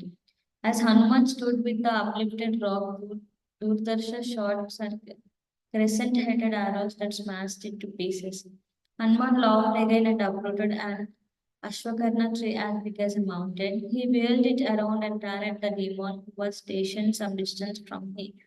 As Hanuman pounded with the tree spinning, he struck down dozens of Rakshasas mounted upon elephants and chariots. Durdarsha saw his approach like a furious tempest and full of trepidation, began to work his massive bow more furiously. The demon shot hundreds of fierce-looking arrows into Hanuman's body. As the valiant monkey fled, he appeared like a mountain overgrown with trees full of red blossoms. Determined to kill Durdarsha, Hanuman shouted victory to Rama and rushed at the Rakshasa with the tree raised aloft. The demon hardly had time to place another arrow upon his bow before Hanuman reached him. The furious monkey brought the tree down onto the Rakshas's head with his full force. Durdarsha fell from his chariot dead. The other Rakshasas wailed in despair. They dropped their weapons and fled in all directions, falling over each other in their panic. The monkeys cheered Hanuman and taunted the defeated demons. Rama and Lakshman then personally honored the victorious monkey. In the sky, the gods assembled and chanted auspicious hymns in Hanuman's praise. Hanuman enjoyed the glory even as Vishnu had upon killing the demons in days gone by. In Lanka, Ravana was becoming more and more exasperated. He looked at Prahasta, the mightiest of his Rakshasa commanders. I do not see many who were capable of saving Lanka at this critical juncture. Who courageous one apart from you, Indrajit, Kumbhakarna, and myself, there are none who can undertake such a burden. Rama and his troops are indeed formidable, but the fickle-minded monkeys will be put to flight when they hear you roar on the battlefield. O Prahasta, not even the mightiest gods could stand before you. Although resolute to fight to the end, the demon king was beginning to feel its misgivings. There was something exceptional about these monkeys and bears. Some divine force was empowering them. Ravana thought of Rama, no doubt the final battle would be between himself and the human prince. The demon reflected upon his own, only a human could kill him. Would it be Rama? He recoiled in the thought. This was not the time for fear. The battle must continue. Ravana urged Prahasta to march out with another enormous contingent. He told the Rakshasa chief to be firm. Even though victory was never certain, it was always preferable for a valiant to die in a battle than in any other way. Ravana asked Prahasta if there was anything he needed. The demon replied, I need only your blessings, my lord. Having ever been honored by you with gifts and kind words, how can I not render service to you when the time has come? Neither wife, sons, wealth, nor even life itself is dearer to me than your service. Today the vultures will feast heartily on the flesh of monkeys. Rahasta walked around Ravana with folded palms and then left for the battle. He assembled a horde of Rakshasas, all eager to fight. In less than an hour, a force of over 500,000 Rakshasas was ready. They adorned themselves with garlands sanctified by sacred mantras, put on armor, and grasped their weapons. They pranced around Rahasta, waiting to depart. The demon commander had the iron portcullis at the northern gate lifted, and the army swarmed out with a great cry. Prahasta rode at their head in their terrific war chariot, furnished with every kind of weapon and traveled by 100 steeds. A large stand of brilliant cat-eye stones bearing the emblem of the serpent stood in the middle of his visible chariot. Prahasta shone like the sun as he charged laughing toward the enemy. Dozens of vultures rose up and began circling anti-clockwise around Prahasta. A large meteor dropped from the heavens, clouds trembled with a sound resembling the braying of a donkey, and showers of blood fell. Prahasta ignored the omens and pressed ahead with full speed. He met the advancing monkeys and penetrated deeply into the ranks.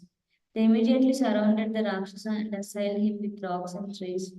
The demon simply shrugged off the missiles without being disturbed. He sent volleys of arrows at the monkeys and roared like a thundercloud.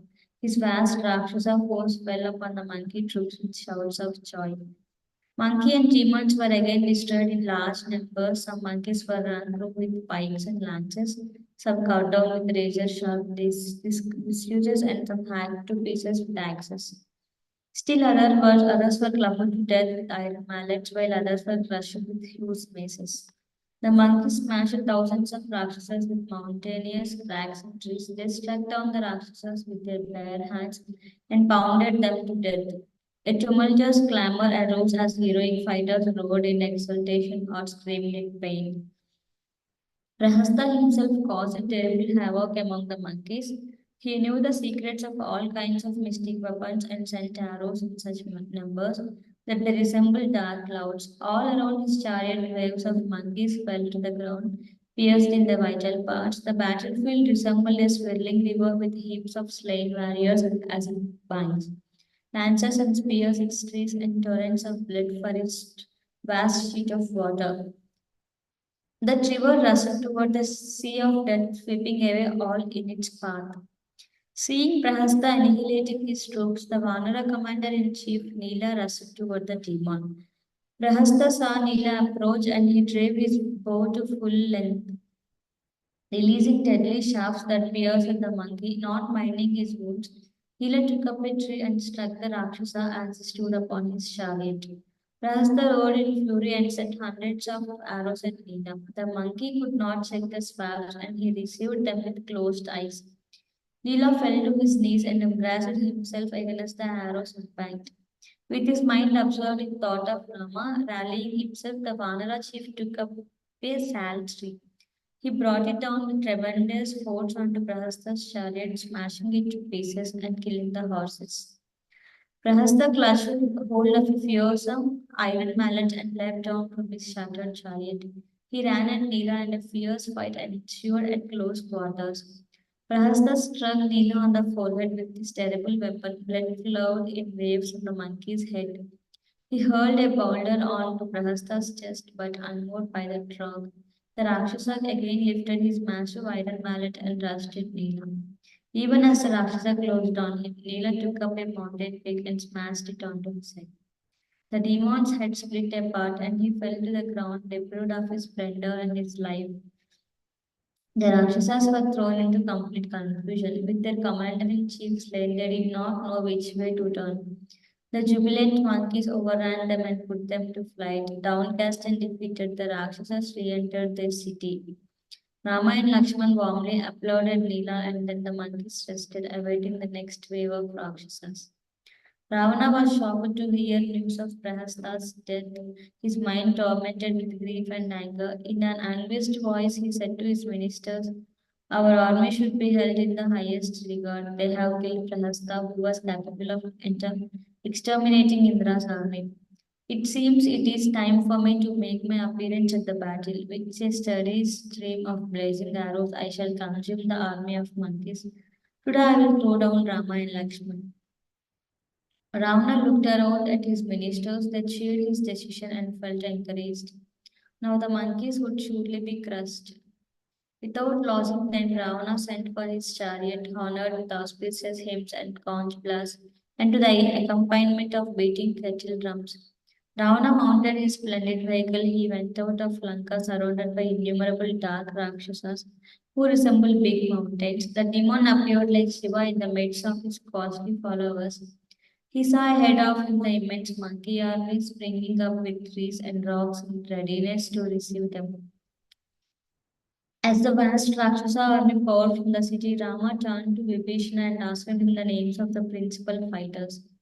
Vibhishana named them all and then pointed to Ravana. That one that one who looks like the Himalaya mountain, who is surrounded by terrific demons, with the heads of tigers, elephants, camels, and deer, who shines like the sun and is adorned with a blazing diadem.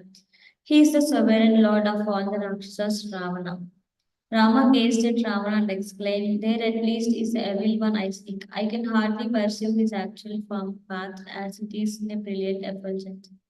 Even the gods are not possessed of such brilliance. This demon is accompanied by warriors who seem entirely unapproachable. Indeed, he looks like death himself are surrounded by fiery and hideous spines. By good fortune, this wicked demon has come within my sight. Today I shall freely vent my anger that was born from Sita's abduction." Rama took from his quiver a long arrow with a barbed steel head and placed it on his bow. With Lakshman by his side, he faced the rapidly advancing Rakshasas' hordes. Ravana raced at the head of his army. He carved his way through the monkeys like a killer. While dividing the ocean waters, Sugriva took hold of a great mountain crag and ran toward Ravana, holding it aloft. As the monkey king approached the demon, he hurled the mountain top, which was covered in numerous trees. Straight at his chariot, Ravana laughed as the mountain sailed through the air. He tore it apart with a hail of golden arrows that resembled streaks of fire. The Rakshasa then took out an arrow resembling a huge serpent and released it for Sugriva's destruction. The arrow sped like Indra's thunderbolt and emitted a stream of sparks. It struck Sugriva on the chest, and the monkey groaned in pain and fell senseless to the ground. As Sugriva fell, the Rakshasas shouted exultantly. Other powerful Vanara generals immediately took up crack and rushed at Ravana. They rained down the rocks and trees, but the demon smashed all of them to pieces with his swift arrows. He pierced all of the monkeys with numbers of golden shafts bedecked with jewels. The monkeys fell down shrieking and crying out to Rama for protection. Rama here heard their cries and he advanced toward the demon, but Lakshman stood before him and asked that Rama permit him to fight with Ravana first. Rama looked at his younger brother who was eager for battle. He assented to his request but warned him to be on guard. Ravana was no ordinary foe. Lakshman folded his palms and bowed to Rama, who tightly embraced him.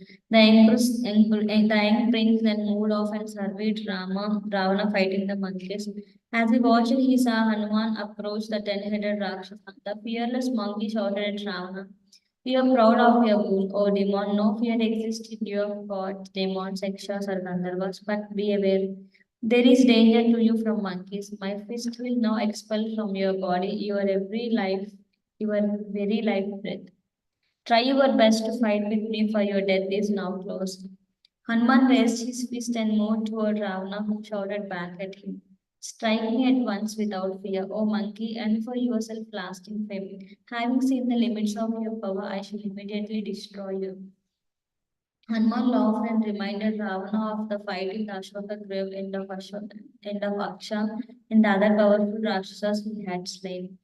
As he spoke, he rushed straight at the demon. Ravana threw a great blow which hit Hanuman on the chest and sent him reeling. But Hanuman regained his balance and whirling round, he struck the demon with his outstretched palm. Ravana shook like a mountain in an earthquake. In the heavens, the rishis and siddhas who were observing the battle shouted with joy. Ravana recovered his senses and called out to Hanuman, "Well done, monkey. Your strength and valor are worthy of my praise." Hanuman replied that his strength was lamentable as Ravana still lived. Ravana rushed at Hanuman and dealt him another tremendous blow, which sent the monkey spinning away. The demon then speedily drove his chariot toward Neela, who was standing nearby. Ravana shot thousands of arrows at the monkey chief. Hanuman shouted after him to come back and fight, but the demon paid no heed. He continued to engage with Neela, who took up a mountain top and hurled it at the Rakshasa.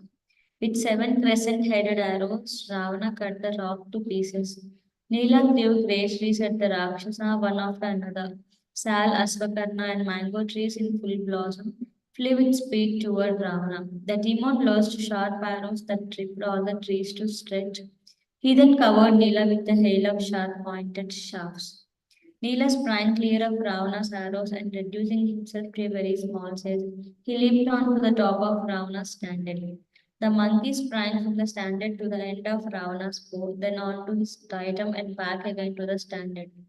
Ravana blazed with fury upon seeing Neela's insolence. He sent an arrow to his bow and charged it with the power of the Agneastra, that dangerous fire weapon. Being struck with that missile, Neela fell unconscious to the ground. The monkey was burned all over, but by the grace of his father, the fire god, he was not slain.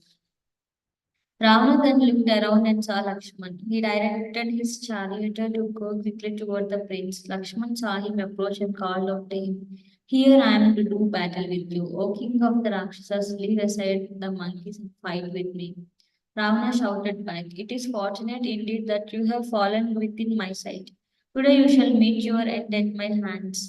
Fight with all your strength, O Raghava." Ravana addressed him derisively as a descendant of the powerful King Raghu. "What is the use of your bragging?" Lakshman answered. "Those who are actually strong do not engage in such talk. O sinful one, I know your valor and power. Stand firmly now and fight, for the four of your demise draws near." Ravana immediately shot even 7 beautifully plumbed arrows at Lakshman. The prince instantly responded with 7 of his own arrows, which struck down Ravana's shaft from the air again and again. Ravana released deadly arrows, but Lakshman cut them all down. The demon was astonished at Lakshman's speed and skill. He became incensed and fired more and more arrows in swift succession. Lakshman responded with equal numbers. From his fully drawn bow, he shot at Ravana's arrows that shone like fire and flew with the velocity of lightning. Suddenly seeing an opportunity, Ravana released a celestial arrow that penetrated Lakshman's defenses and struck him on the forehead. Lakshman reeled and his grip on his bow loosened. Crouching down for only a moment, he recovered his senses and stood up, instantly releasing an arrow which cut Ravana's bow into two. The prince then shot 3 sharp pointed arrows which hit the demon on the chest and made him swoon. When he regained his senses, Ravana took up from his chariot a huge javelin he had taken from the gods. He hurled it with great force at Lakshman and it spread through the air, emitting fire and sparks. Lakshman struck the javelin with his arrows, but it coursed down and hit him full in the chest. Stunned by the javelin, Lakshman fell down in a faint. As he lay there burning in agony, Ravana quickly ran up to him and attempted to take him captive. The demon violently caught hold of Lakshman with his 20 arms and tried to lift him. But despite exerting himself with all his power, Ravana was unable to even raise the prince's arms. He fell back in amazement and quickly leapt back onto his chariot. Hanuman, who had been observing the battle between Ravana and Lakshman, took the opportunity to jump onto Ravana's chariot. Whirling his two fists, he struck the demon on the chest, making a sound like a great thunderclap which filled the four quarters. Ravana fell to his knees, blood flowing from his mouth, eyes, and ears. He lost consciousness and sank motionless to the floor of his chariot. The gods and rishis, witnessing Hanuman's incredible feat, shouted in joy. Feeling anxiety for Lakshman, Hanuman left aside his desert foe. He quickly leapt down and gathered up Lakshman in his arms. The monkey easily lifted the prince, although Ravana, the lifter of Mount Kailasa, had not been able to budge him. Hanuman carried the unconscious Lakshman into Rama's presence. Rama ran his hand over his brother's face, slowing Lakshman came back to consciousness, and Rama said to him, "The demon tried to take you captive, but that sinful being could not lift you. Protected as you are by virtue, I cannot prove this attack upon you, dear brother. I shall immediately go and destroy this demon." Rama ran his hand over his brother's face. Hearing this, Hanuman folded his palms and asked Rama, "Please mount upon my back and allow me to carry you to Ravana. Fight the demon from my back even as Vishnu fights upon Garuda." Rama at once climbed onto Hanuman's shoulder and the monkey swiftly went to Ravana. Twangling his bowstring and making a sharp sound that reverberated his thunder, Rama called out to the demon, "Stand, O best of the Rakshasas. You will not escape today. Soon you will follow the path trodden by your 14,000 followers Janastana. Ravana was seized with anger. He let go the hundreds of flaming arrows which struck Hanuman all over his body. Keeping a tight hold on Rama, the monkey bore the arrows without flinching. His energy and vigor only grew as Ravana assailed him. Rama was infuriated by Ravana's attack on Hanuman. He drove his bow to a circle and fired shafts which tore Ravana's chariot to pieces. Its standard wheels, horses, canopy, shields, and driver all fell to the ground. Rama then struck Ravana himself on the chest with arrows that flew with blinding speed.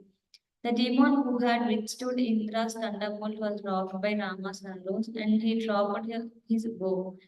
His wound and lay gasping, Rama took up a crescent-headed shaft and tore off Ravana's diadem, of which he was so proud. Rama did not consider the Rakshasa to be a king in any way.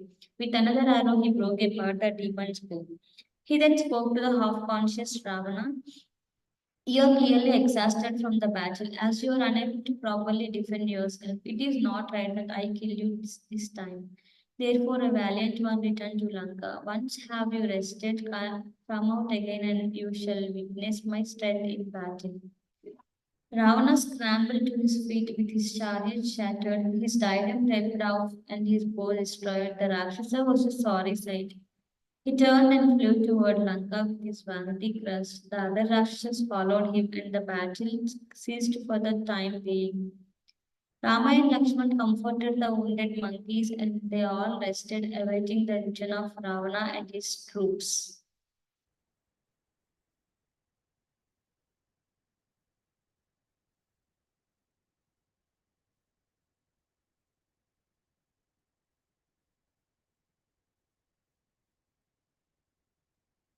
The Colossal Demon. Chapter 8 The Colossal Demon. Ravana returned to Lanka feeling highly disturbed, overcome by Rama like an elephant defeated by a lion. He left humiliated. He felt humiliated. Remembering the force of Rama's irresistible arrows, he wondered what action to take. He summoned his counselors, who then entered the council chamber and surrounded Ravana as he sat upon his throne. The demon looked around and spoke to them, still shaking from his fight with Rama. It seems that all my asceticism has proved useless, for I have been utterly vanquished by a mere mortal. I am now recalling Brahma's rule, which excluded protection from humans. I think this Rama is the one referred to by King Anaranya, long ago slain by me. Again, the curse of Vedavati comes to mind. Surely that lady has been born as Sita. The predictions of those endowed with divine sight always come to pass. Considering all these, O mighty Rakshasas, strive in every way to protect me. A great danger has now arrived at my door.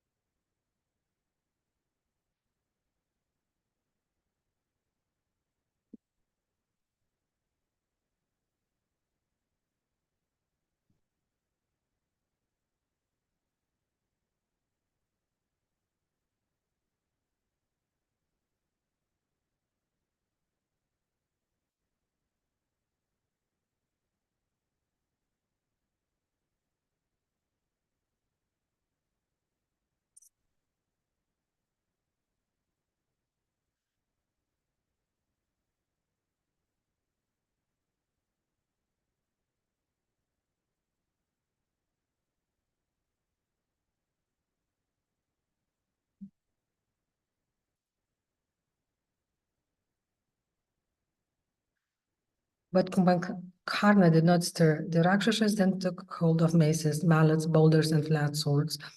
They beat the limbs of the colossal Rakshasa. Hundreds of demons mounted Kumbhakarna's chest and pounded him with their fists, that were thrown off by the wind of his breath. Then thousands of Rakshasas surrounded him, and all once began to roar and strike his body with their hard fists. Still he would not awaken. Unable to rouse Kumbhakarna, the Rakshasas became more and more furious. They made an even louder noise, hitting huge drums with all their strength and howling their conches taken from the bottom of the ocean. Some of them tore out his hair while others bit his ears. Hundreds of pails of water were thrown on Kumbhakarna's face. The Rakshasas then had 1,000 elephants run up and down Kumbhakarna's monstrous body, while at the same time striking him with fully grown sal trees. At last he began to stir. Feeling a light touch on his body, Kumbhakarna opened his eyes and stretched his limbs. The Rakshasas and elephants were thrown to the ground and scattered as he sat up and yawned. His mouth appeared like another great cavern, and his luminous eyes resembled two blazing planets. Kumbhakarna reached out and scooped up the food that they lay around him. He consumed all of it and quaffed down many pails of blood and wine. When he was sated, the other demons came and respectfully bowed before him. Looking at them with eyes still heavy from sleep, Kumbhakarna questioned them, "Why have I been roused from my slumber? I hope everything is well with Ravana and with Lanka. Or perhaps some great peril has arrived. If so, then I shall proceed from here at once to remove the cause of your fear without delay. Tell me, O Rakshasas, what should I do?" A minister of Ravana came named Yupaksha replied, "A formidable danger has beset us all of a sudden. Monkeys, like great mountains, have laid siege to the city. Each of them resembles the single monkey who killed Prince Aksha and set fire to Lanka. At their head is Rama, sorely grieved and angered by Sita's abduction. Even our Lord Ravana was overpowered by him in an encounter and then released." Kumbhakarna was not surprised. He had already warned his brother about Rama.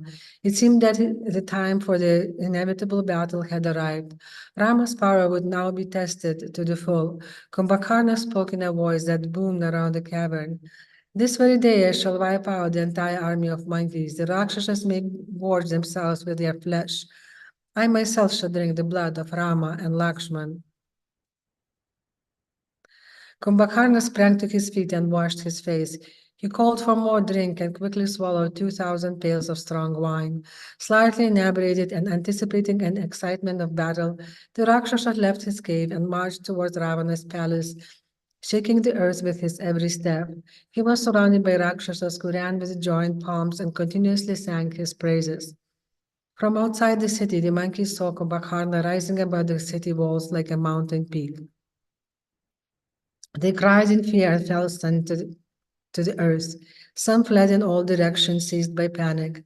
Seeing Kumbhakarna, who was adorned with a blazing diadem, moving within the city, the monkeys were struck with terror. They rushed to Rama's tent, calling to him, "Come out quickly." Rama came out holding his bow. He saw the huge Rakshasa glowing with brilliant effulgence. Rama's eyes opened wide with astonishment. He asked Vibhishana, "Who is this fellow resembling the very way of a shining mountain?" Simply upon seeing him, the monkeys have been put to flight. "I have never seen such a creature before." Vibhishana told Ravana everything about Kumbhakarna. Describing the power of Ravana's immense brother, he said, "This demon has defeated Indra and all the gods in battle. He has crushed and devoured tens of thousands of mighty Daityas and Danavas. Indeed, this one has consumed innumerable living beings. It was for this reason that Brahma contrived to have him sent into continuous slumber. The gods feared that he would render all the worlds bereft of creatures, all of them eaten by him. Obviously, Ravana, fearful of you, has roused him for the battle." Vibhishana suggested that Rama inform the monkeys that Kumbhakarna was only a mechanical device. Otherwise, they would never be able to muster up the courage to face him in battle. Rama smiled. There was no need for that. He would himself deal with this massive mountain of Rakshasa. He ordered Nila to quickly array the troops for battle. They should be reassured that Rama would himself face the Colossus. Taking hold of mountain peaks, trees, and various weapons, the monkeys deployed themselves around Lanka, awaiting Kumbhakarna's appearance. Rama himself stood with Lakshman, both of them holding their bows and facing the city. In Lanka, Kumbhakarna, who could change his form and size at will, had reached Ravana's palace. He found his elder brother seated in Pushpaka chariot, appearing perturbed and anxious. Bowing low at his feet, Kumbhakarna inquired what service he could render. Ravana was joyous upon seeing his brother, and he directed him to sit down on a splendid heavenly seat. He then told him what had happened, what had transpired. Almighty One, just see how the woods and groves of Lanka have been converted into a sea of monkeys. Already they had slain many of the foremost fighters among the Rakshasas. I have been unable to overcome them by any means. Therefore, I have sought you as my only shelter. I can think of no other way to defeat this Simian army. Beloved brother, you have routed the gods of and Dandavas many times. Danavas many times. Be my savior today and crush Rama and his followers without delay. Kumbhakarna became angry. Were you not warned, he retorted, you are now reaping the fruits of your rash and sinful act of stealing Sita. Had you heeded the advice of your well-wishers and acted in accord with political wisdom, you would never have found yourself in such a mess. Hearing Ravana reprimanded by Kumbhakarna, the minister Mahodara came to his defense. Ravana acted properly in stealing Sita, he argued. The duty of all beings is to secure their happiness by any means. Even virtue is only a means to ensure one's happiness. Therefore, Ravana's theft of Sita meant that, as it was for his pleasure, was rightly done. Ravana also did not like his brother's speech, and he answered angrily, what use is this lecturing now? We face the greatest danger we have ever known. This is a time for action, not words. Whether I have acted wisely or not is of little consequence now. Let us do what must be done. Kumbhakarna smiled. Be at ease, dear brother, he said soothingly. I spoke only out of my love for you. It is always the duty of well-wisher to tender proper advice. I shall now fight. You should cast away your fears. Soon you will see the monkey army stretched out on the battlefield. Rama's head will be brought before you. Sugriva and the other monkey chiefs will be thrown about like so many pieces of dust. Kumbhakarna wanted his prowess and strength, growing more and more enraged. He did not care if Brahma, Indra, or Yamaraja appeared on the battlefield. There would be no shelter for Rama and his army. Mahodara spoke again. O Kumbhakarna, you are powerful and brave, but you should give up any thought of defeating Rama. That human has already killed 14,000 powerful Rakshasas single-handedly. He's now decimating our army. I do not think further battle with him is at all wise. Mahodara was afraid. He suggested that Ravana use trickery to win over Sita. The demon king should have convinced her that Rama was dead, and then she would submit to him. This would deprive Rama of all energy. Both Ravana and Kumbhakarna told Mahodara to be quiet.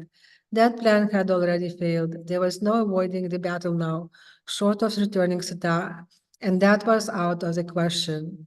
Kumbhakarna boomed, I shall now march out to make good for disastrous policy you have initiated, O king.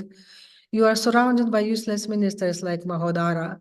They simply acquiesce out of fear and lead you into more and more danger, which they are then powerless to prevent.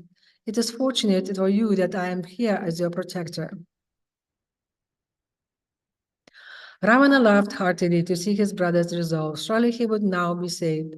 No one could face Kumbhakarna and live. This would be a glorious day for the Rakshasas. Ravana sprang up and placed a beautiful gold necklace around his brother's neck. He also adorned him with numerous other gem-studded ornaments and had many fragrant garlands put on him. Kumbhakarna donned an impenetrable golden coat of mail and a huge dark blue girdle. As he marched out for the battle, he shone like the western mountains receiving the setting sun.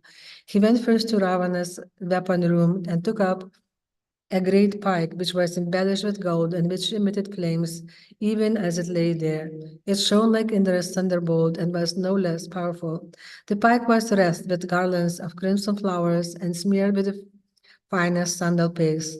Clutching his fierce weapon, the demon stormed toward the city gates. Thousands of drums were beaten and conches blew. Kumbhakarna assumed a form 600 bow lengths high and more than 100 in breadth.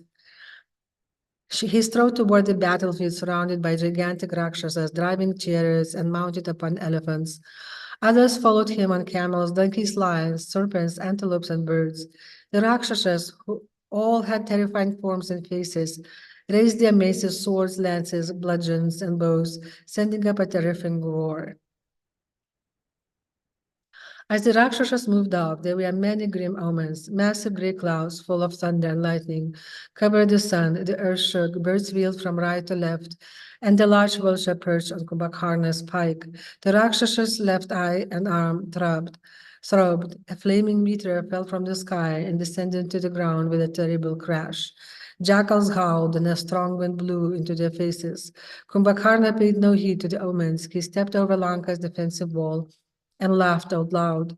The Rakshasas gazed around the army of monkeys, which appeared like a mass of clouds. Seeing this stupendous Rakshas's sudden appearance, the monkeys dispersed in all directions, even as clouds are scattered by a gale. Kumbhakarna roared repeatedly, filling the folk waters with an unbearable thundering, which agitated the ocean and made the mountains quake. Numerous monkeys fell unconscious simply from hearing the sound. Others fled screeching in terror. As the monkeys stampeded, Angada called out to them, "Have you forgotten your prowess, your valor, and your lineage? Why are you fleeing like ordinary monkeys? The gigantic nightmare of Rakshasa will not be able to stand for long against us. Protected as we are by Rama and Lakshman, stand and fight, O Vanaras." The monkeys regained confidence upon hearing Angada's words. Turning back and taking hold of trees and rocks, they stood firm as Kumbhakarna rushed toward them. They smashed the Rakshasa with mountain peaks and fully grown trees, but these had no effect whatsoever. Falling shattered onto the ground, Kumbhakarna reached down and scooped up hundreds of monkeys. He dashed them furiously to the earth. The Rakshasa began destroying the ranks of the Vanara troops like a fire consuming dry wood. Innumerable large, huge monkeys soon lay senseless on the ground, covered with blood. The monkeys again hastily retreated. They bounded away without looking back or sideways. Some rushed back over the ocean bridge. Others were seen sailing through the air, having been struck or tossed by a Rakshasa. With their faces turned pale, the monkeys scrambled up mountains or dived into the sea. Bears climbed trees and hid in caves. The whole army ran about in fear, not knowing which way to turn. Angada tried again and again to rally the monkeys. He called out to them, "Come back, where will you hide from this monster? He must be faced. What will you say to your wives after you have fled in fear from the battle? Have you forgotten your boasting words? We shall annihilate the Rakshasas. How have you become such cowards? No regions of bliss are ever attained by cowards. Indeed, they are always condemned by good men." Although Angada tried in many ways to convince his troop to fight, they would not listen. They continued fleeing, some of them replying to the prince as they ran, "This Rakshasa cannot be faced in battle. This is no time to exhibit bravery, for life is dear. We are going." Although the troops fled in all directions, Angana and Sugriva remained firm, along with Hanuman and some of the other powerful commanders of the monkey troops. The Vanara leaders then somehow managed to check the monkeys and reminded them of Rama's invincibility. With heartening arguments, they convinced the monkeys to once more advance against Kumbhakarna. With Angada and the head of Vanara, forces turned again to face the mighty Rakshasa. Thousands of monkeys rushed in a body at Kumbhakarna, but he swept them aside with his spike.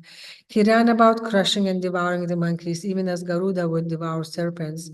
With great difficulty, the monkeys remained standing in the forefront of battle. Waves of other Rakshasas rushed forward in support of Kumbhakarna, roaring in joy. The battle raged furiously, with Kumbhakarna wreaking havoc among the monkey army. The power of Vida hurled an immense boulder at Kumbhakarna. The Rakshasa evaded the rock, and it fell among the other Rakshasas, crushing chariots, horses, and elephants, along with hundreds of demons. The Rakshasa warriors fought back, severing the heads of yelling monkeys with their deadly arrows. Hanuman leaped into the air and rained down rocks and trees upon Kumbhakarna's head. The Rakshasa fended off the missiles with his pike. Hanuman, who had grown to huge proportions, came down on the ground and stood firmly in front of Kumbhakarna. He smashed him on the breast with a mountain peak, and the Rakshasa reeled back in pain. Quickly recovering, the Rakshasa struck Hanuman a terrible blow with his pike. The monkey was rendered almost senseless, and he fell back, vomiting blood. Seeing Hanuman thrown down, the Rakshasa forces cheered loudly and the monkeys fled in fear. Nila quickly came forward and railed to the troops. He took up a great boulder and flung it violently at Kumbhakarna. The Rakshasa saw it coming and smashed it to pieces with his fist, sending up a shower of flames and sparks. 5 huge monkey chiefs then attacked Kumbhakarna from all sides. They struck him with cracks, trees, and palms of their hands and their feet. They climbed up his left and tore at him with their nails and teeth. Then hundreds of the monkeys rushed at the Rakshasa and leaped upon him. Kumbhakarna plucked the monkeys from his body and thrust them into huge open mouths. Monkeys were seen to issue out his nostril and his ears as the demon repeatedly thrust them into his mouth. Kumbhakarna looked like death incarnate, appearing for the destruction of all living beings. One by one, the powerful monkey leaders assailed him, and were repulsed. Sugriva took up a great mountain top and boldly challenged the Rakshasa. See now my prowess, O Rakshasa. Leave aside the other monkeys and face me. With this mountain peak, I shall dash you to the ground.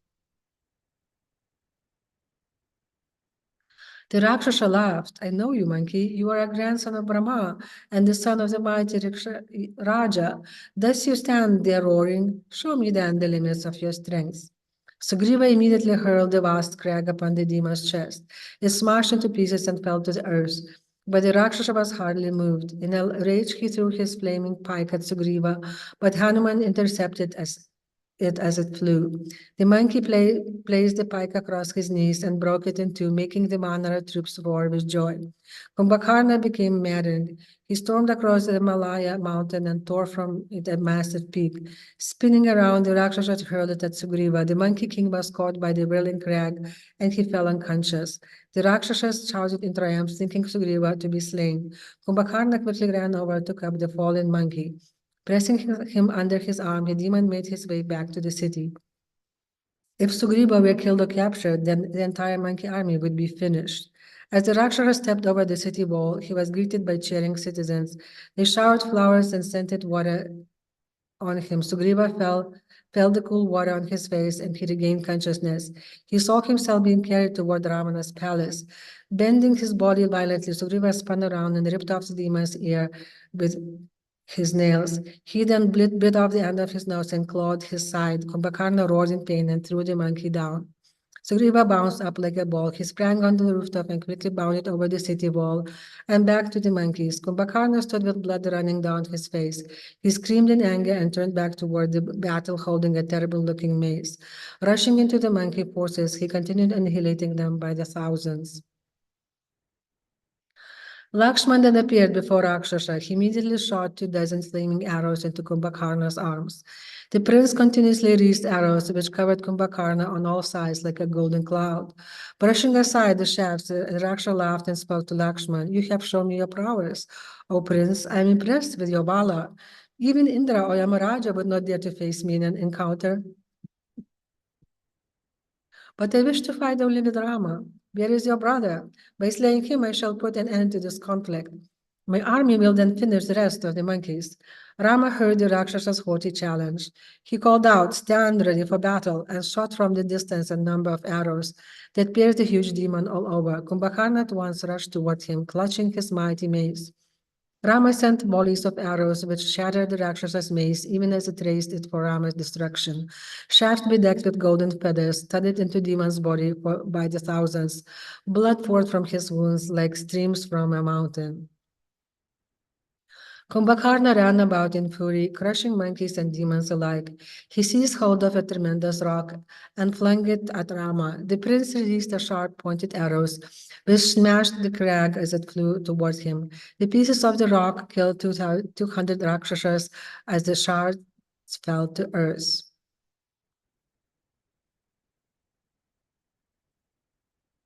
Thousands of monkeys rushed at Kumbhakarna and leaped upon him, trying to drag him down, but the Rakshasas shook them off like so many insects.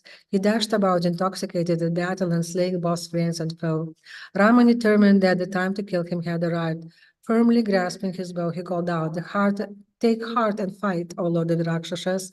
Know me to be the destroyer of the Rakshasas race. We will now be slain by me."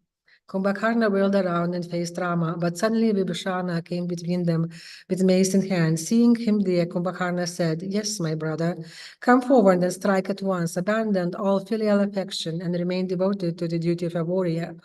O Vibhishana, you alone are the redeemer of our race. Among the Rakshasas, you are the best knower of virtue. Indeed, I will not slay you today, for you deserve protection at my hands. Stand aside. I cannot check my nature, and I am given to wantonly killing all creatures."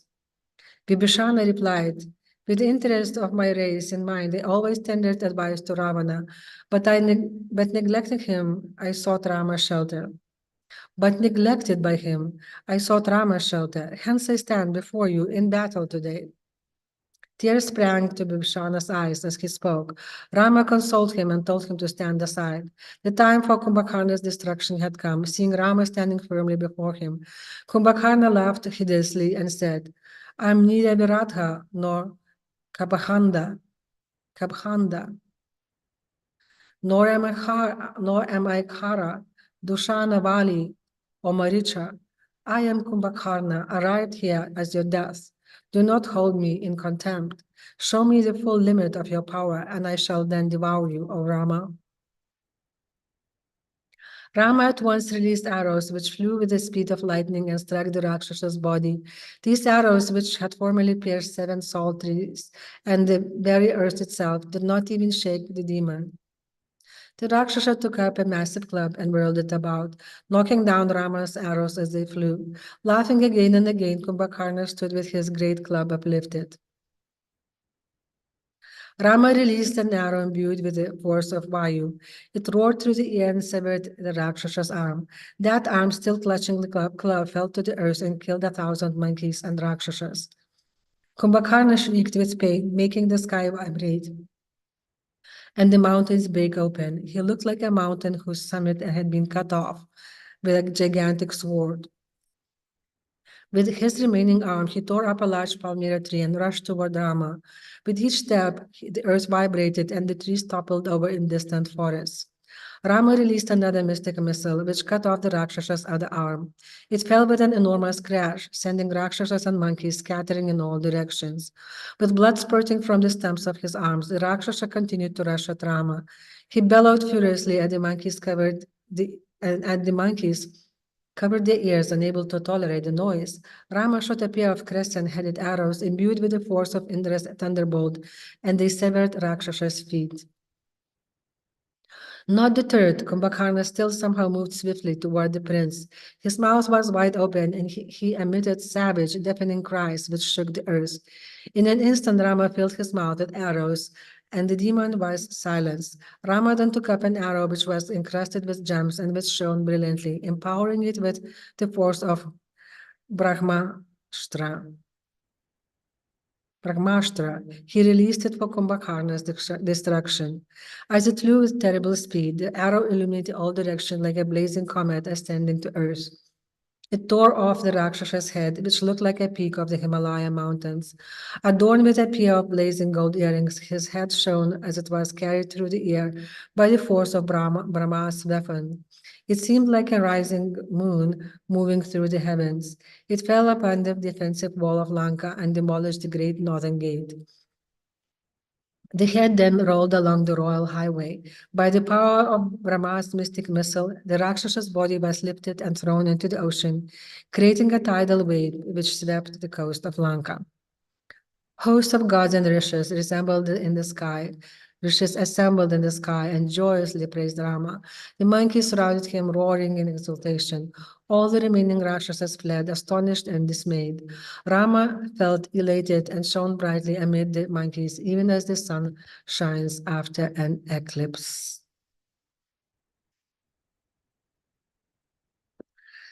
Chapter 9, Carnage Among the Rakshasas. The Rakshasas ran quickly to Ravana and told him the news. After wreaking havoc among the monkeys for some time, the glorious brother has been slain by Rama. His limbless and headless trunk lies half submerged in the sea, and his head now blocks the city's main gate. Ravana was shocked and seized by grief. He fainted. All around his sons and other relatives sent up all a veil of sorrow. They could not believe their ears. How could the invincible Kumbhakarna be killed by a mere human? Gradually, Ravana came around and began to lament. Alas, my brother, where have you gone without removing the thorn from my side? How have you left me alone? What use now is my kingdom, or Sita, or even life itself? I'm deprived of my right arm, depending on which I had no fear from the assembled gods headed by Indra. Now those gods stand in the sky, raising shouts of joy. I cannot brook this turn of the wind. I shall follow the path trodden by my brother. Either I shall slay Rama, or death might claim me too. Ravana wept and tossed about in agony. He remembered Vibhishana's advice. His virtuous brother had spoken wisely. He had been wrongly expelled from Lanka. Now Ravana was tasting the bitter fruit of that action. One who ignores the good advice of wise well-wishers always comes to grief. The Rakshasa king sank down in distress. Seeing him fallen into abject sorrow, his son Devantaka, who was not very thoughtful, said, "Why are you lamenting in this way, O king? Those endowed with power and valor do not give way to grief. The time has come for firm action, not lamentation. Only command me, and I shall go out and exterminate your enemies." Ravana's other sons were heartened by Devantaka's words. They also began boasting in their power. All of them clamored for the order to fight. They were all mighty in battle and had never experienced defeat. All of them knew the mystic missiles, and all had received various boons from their practices of asceticism. Bragging loudly, they declared that they would all go out together and finish Rama and the monkeys in no time. Ravana was encouraged. Driven by his destiny, the demon stood up and embraced his sons, ordering them to march out for battle. 4 of the Rakshasa sons, Trishkhira, Devantaka, Narantaka, and Atikaya, along with 2 of his half-brothers, Mahaparshva and Mahodara, were dispatched for the fight. Those gigantic warriors anointed themselves with medicinal herbs capable of warding off injuries, as well as with perfumes and sandalwood paste. They put on golden armor and took up their fierce weapons. Mahodara mounted an elephant that resembled a dark cloud. Hira mounted a fine chariot drawn by the best of horses and equipped with thousands of weapons. Atikaya, who stood with flaming crown on his head, mounted another superb chariot. On either side of him stood Devantaka and Narantaka, clutching frightful maces, both of them appearing like Vishnu holding the Mandara mountain. Mahaparshva came behind them, mounted upon another elephant, which resembled Airavata, the carrier of Indra. They came out of the western gate of Lanka, like 6 brilliant planets suddenly appearing in the heavens, followed by the massed ranks of Rakshasa warriors. They raised their weapons and rushed joyfully toward the monkey army. The monkeys saw them advancing like a row of dark clouds. The earth shook and the sky resounded with their wars. Drums crashed and conches blew, filling the folk waters with deafening clamor. The Vanara army thundered in response and took up crags and tree trunks. The two armies met with a clash, and terrible, confused fight ensued. Demons and monkeys gave out leonine roars as they assailed one another with fury. The monkeys sprang high, dragging down the airborne Rakshasas and dashing them to the earth. They smashed the demons with rocks and pounded them with their fists and feet. The Rakshasas sent volley after volley of arrows to the monkeys. They whirled their spiked maces and swords, viciously hacking down the enemy troops. The monkeys picked up one Rakshasa to strike another, and the Rakshasas did the same with the monkeys. Arrows with crescent or horseshoe heads sped through the air and looped off arms, legs, and heads. Narantaka sent up a tremendous roar and began carving a path deep into the monkey army. He left a trail of flesh and blood strewn with mountain-like monkeys lying stretched on the ground. The demons sundered the ranks of his enemy, piercing them with his spear and killing dozens at a time. The monkeys howled in fear as Narantaka fought with a maniacal fury. None could face him. Seeing the awful destruction being wrought by Narantaka, Angada came forward. He shouted to the demon, "Wait, why are you showing your strength against ordinary monkeys? Throw your spear, which strikes the lightning, at my breast." Narantaka spun around and glared at Angada. He hurled his great flaming spear at the monkey, who stood firmly before him. The spear broke against Angada's chest and fell to the ground. Angada leaped forward and dealt a blow to the head of the Rakshasa's horse. The horse's feet sank deeply into the ground and his eyes popped out. Narantaka jumped off the back of his slain horse and roared in anger. He struck Angada a terrible blow on the side of his head. The monkey vomited hot blood and fell back dazed. Crouching down and regaining his senses, Angada, who was thinking only of Rama, suddenly sprang forward. He swung his fist with all his might and hit the Rakshasa on the stead. Narantaka's breast was split asunder by that blow. He sank to the ground with his limbs soaked in blood and gave up his life. The monkey sent up a cry of joy, and the gods beat their heavenly drums. Observing Angada's incredible feat, even Rama was struck with wonder. Angada stood infused with vigor, ready to continue the battle. Seeing his brother killed, Devantaka cried loudly with grief and fury. He gazed with bloodshot eyes at Angada, followed by Trishira and Mahodara. He rushed toward the son of Vali, releasing thousands of arrows. Angada immediately seized a huge tree and swept aside all the arrows. He then hurled the tree at Devantaka, but it was torn to pieces by the arrows of Trishira, and standing close behind him, of Trishira standing close behind him. Angana threw trees and rocks one after another. Mahodara built his club and shattered them as they flew toward him. Suddenly the three powerful Rakshasas rushed simultaneously at Angada. Each of them struck him furiously with their clubs. Angada stood his ground, tolerating the blows. He leaped toward Mahodara and struck the Rakshasa's elephant with his palm.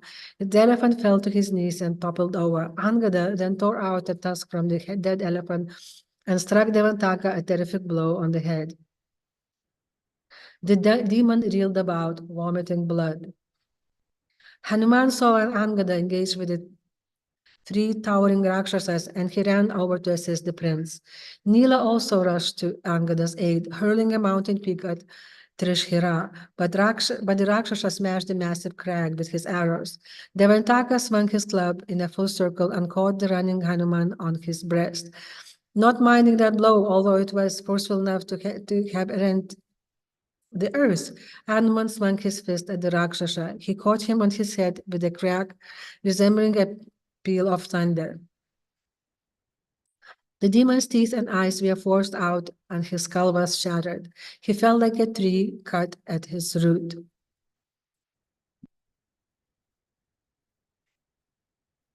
Hanuman roared loudly and sprang at Trishira. He clawed at the Rakshasa's massive steed, even as a lion would claw an elephant. Trishira took up a terrible javelin and hurled it straight at Hanuman. The monkey immediately caught it and snapped it in two. Trishira lifted his sword and thrust it at Hanuman, piercing him in the breast. Not shaken by the wound, Hanuman struck the Rakshasa a blow on the breast with his palm. Trishira fell unconscious and his sword slipped from his grasp. Hanuman snatched the sword and roared. The demon regained consciousness, awakened by Hanuman's roar. He could not tolerate the sound and leaped up furiously, striking the monkey with his fist. Hanuman seized the Rakshasa by his hair, which was covered by a diadem. Pulling the demon's head towards him, Hanuman severed it with the demon's own sword. Even as Hanuman was slaying Trishira, Nila killed Mahodara with a tremendous blow from a fully grown sal tree. The mountain-like monkey Rishabha then engaged in a fierce fight with Mahaparshva. The two combatants rendered each other unconscious again and again. Finally, Rishabha pounded the Rakshasa to death with the demon's own mace. Seeing five of their heroes killed in duels with the monkeys, the Rakshasas fled in all directions, resembling an ocean that had burst its shores. The demon Atikaya then came to the forefront of the battle and rallied the terrified Rakshasas. As the huge-bodied demon advanced, the monkeys ran away howling. They thought that Kumbhakara had somehow returned to life. Surrounding Rama, they cried for protection. Rama saw in the distance Atikaya, who resembled the great mountain. Amazed at this sight, Rama turned to Vibhishana and asked, "Who is that monstrous Rakshasa seated in a chair drawn by 1,000 horses? Surrounded by flaming pikes, he seems like a dark cloud encircled by lightning flashes. Indeed, with his golden bows on all sides of the shining chariot, he is illuminating the battlefield like a newly risen sun. His blazing arrows going on the directions are like so many sunbeams. Tell me the name of this lion-like warrior." Vibhishana replied that this was Ravana's son, a powerful fighter who had performed much asceticism and had thus acquired from Brahma different boons. The creator of the universe had made him invincible to gods and demons and had bestowed upon him many mystical weapons as well as the wonderful chariot he was now driving. With his arrows, the demon had even checked Indra's thunderbolt and cut down Varuna's noose. Vibhishana advised Rama to tackle him at once before he annihilated the entire army of monkeys. Rama watched as Adhikaya penetrated into the monkey ranks. At once he was surrounded by Nila, Vivida, Mainda, Kumuda, and Sarabha, 5 great heroes among the monkeys. They assailed the Rakshasa from all sides, hurling huge rocks and trees at him. The demon easily repulsed all their missiles with his arrows, which were bedecked with bright red jewels. He pierced all 5 of the monkeys and sent them running. The demon struck fear into the monkey army as a furious lion would terrify a flock of deer. He looked around and saw Rama. Leaving aside the monkeys, the Rakshasa drove across to Rama and issued a proud challenge. "I do not care to fight with common warriors. If you have the courage and the strength, stand against me today. I shall soon end your power and your fame." Hearing this, Lakshman was infuriated. He seized his bow and twanged his string, making a sound which reverberated around the battlefield. Lakshman gazed at Atikaya with bloodshot eyes, placing a long shaft on his bow. The demon laughed derisively. "How do you dare to challenge me, O son of Sumitra? You are only a boy, unskilled in warfare.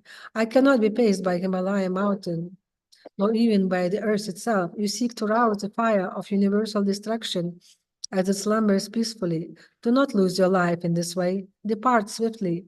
Or if you choose to stand here, then be prepared for my arrows, which will quaff your lifeblood, even as a lion would quaff the blood of a deer." Lakshman could not tolerate Atikaya's arrogant words. He thundered back at Rakshasa. "Mere speech does not prove your prowess, O demon. Give up with this empty boasting and demonstrate your strength at once. After you send at me the best of your arrows and missiles, I will strike your head off, even as the wind blows a ripe fruit from a tree. Whether I am old or young is of no matter. You should know me as your death arrived here today. The 3 worlds were taken by Vishnu even while he was yet a child." Atikaya flared up in anger. He instantly fired an arrow which flew with the speed of the wind, resembling a meteor and shooting tongues of fire. Lakshman loosed his own arrow, which intercepted Atikaya's in the mid-flight and split it in two. Atikaya grew even more enraged and fitted 5 more arrows to his bow, sending them at Lakshman in a moment. Again, Lakshman cut down his shafts as they sped towards him. Lakshman seized the sharpened arrow, which shone in a splendor. Pulling his bow into a full circle, he released the shaft and pierced it the demon in the brow. Atikaya shook like a mountain in an earthquake. Profuse blood ran down his head, like oxides exuding from the mountain. The Rakshasa praised Lakshman's feat. He quickly sent 24 arrows at the prince, which seemed to light up the sky, but Lakshman struck all of them down. Seizing his opportunity as Lakshman powered the arrows, Atikaya sent another fierce shot, which struck the prince on his breast. Lakshman bled profusely and pulled out the arrow and tossed it aside. He then charged an arrow with the force of Agnya Yastra, the powerful fire weapon. Seeing the arrow loosed for his destruction and blazing in the sky, Atikaya responded with an arrow imbued with the power of the sun god. The two mystic missiles met in space like two blazing planets colliding in the heavens. Reduced to ashes, they both fell to earth.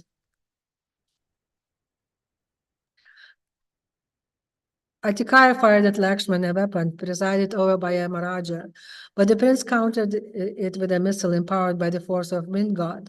Lakshman quickly responded by covering the son of Ravana with countless arrows, so that neither the demon nor his chariot were visible. Sweeping away those arrows with a sword, the demon did not feel at all harassed. He shot a deadly arrow at Lakshman, which hit him in the chest and caused the prince to faint for some moments. Regaining consciousness, he shot razor-headed arrows which cut down the demon's standard. He killed the charioteer and several arrows of Rakshas's horses, but although he struck the demon's body with innumerable arrows, he could not hurt him in the least. As Lakshman stood confounded, the wind god Vayu approached him and said, "This demon is clad in an impenetrable armor bestowed upon him by Brahma himself. Indeed, the Rakshasa cannot be slain except with Brahma's weapon." Hearing the celestial voice, Lakshman took out a large golden arrow and fitted it to his bow. He recited the incantations to evoke in Brahma's missile. As he chanted the mantra, the sky seemed to shake and the earth groaned. With that arrow on his fully stretched bow, Lakshman appeared like death incarnate. He released the arrow and it sped with a terrible cracking sound towards the demon. Atikaya saw the diamond-bedecked arrow approach him, blazing like the midday sun. The demon was struck with fear. Moving with blinding speed, he hurled javelins, spears, spikes, maces, and axes at the arrow.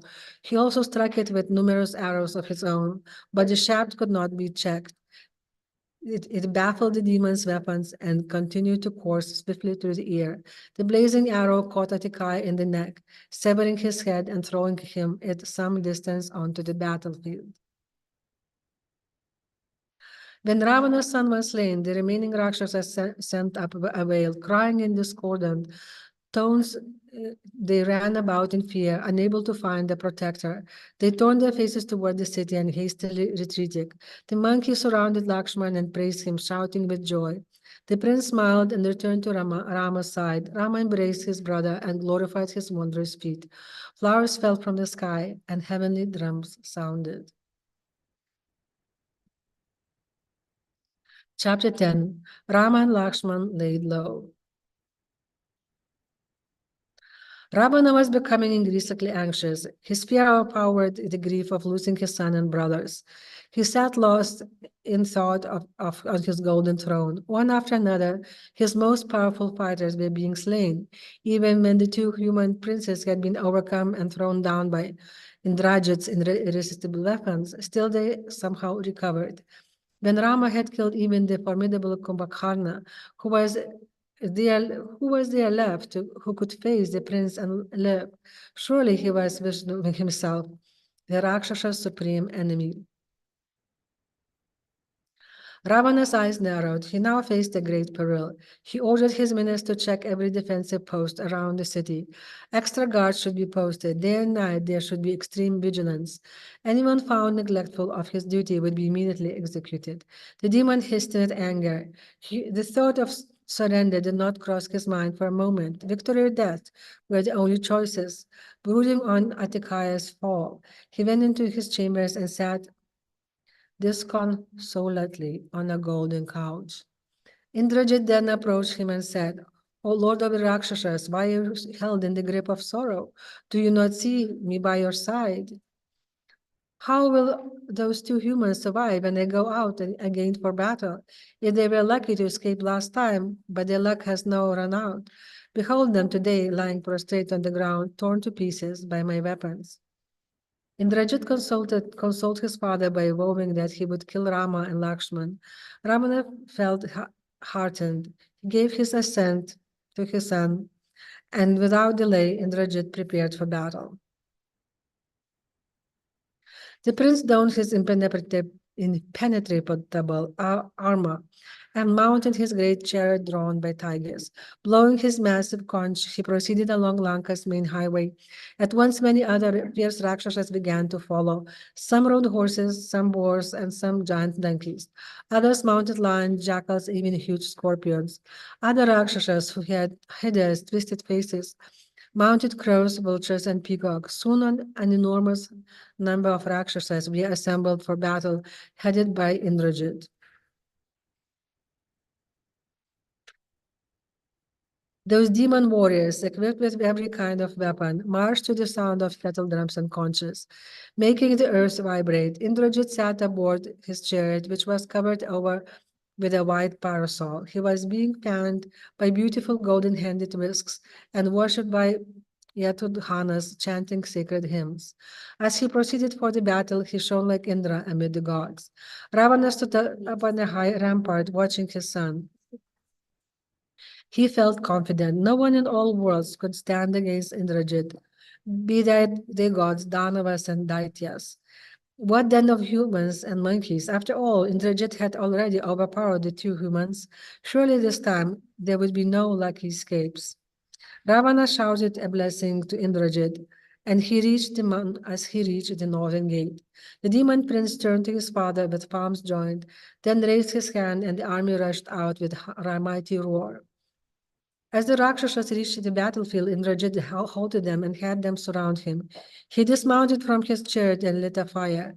While reciting Vedic mantras, the demon worshipped the sacred fire. He poured oblations of ghee into the fire and made offerings of lances, spears, and swords in place of traditional reeds and grasses. Clasping the neck of dark-hued goat, the demon slit his throat and placed it on the fire. As the fire burst into flames, the fire god appeared in person, shining like a refined gold. He personally accepted the offerings. Indrajit then climbed back aboard his chariot. He sat in meditation and invoked the Brahmastra. While the Rakshasa was charging all his weapon and his chariot with the force of that celestial missile, the heavens seemed to quake in fear. Having finished his Indrajit blazed like a smokeless fire. By his own mystic power, he became invisible. Along with his weapons, chariot, and all, he gave the order to charge, and the army of Rakshasas went forward, roaring in various and dissonant tones. They struck the monkeys from a distance with their own ornamented arrows and lances, thrown with tremendous velocity. The Rakshasas then fell upon the monkeys in a fury. Remaining invisible, Indrajit assailed the monkey army with razor-headed arrows, lances, and maces.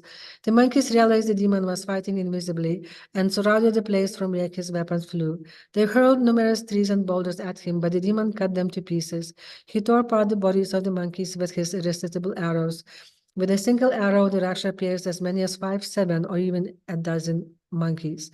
Even though they were being exterminated by Indrajit, the monkeys who had dedicated their lives to Rama's cause stood their ground. They repeatedly surrounded the deadly demon, sending them an endless shower of rocks and trees in his direction.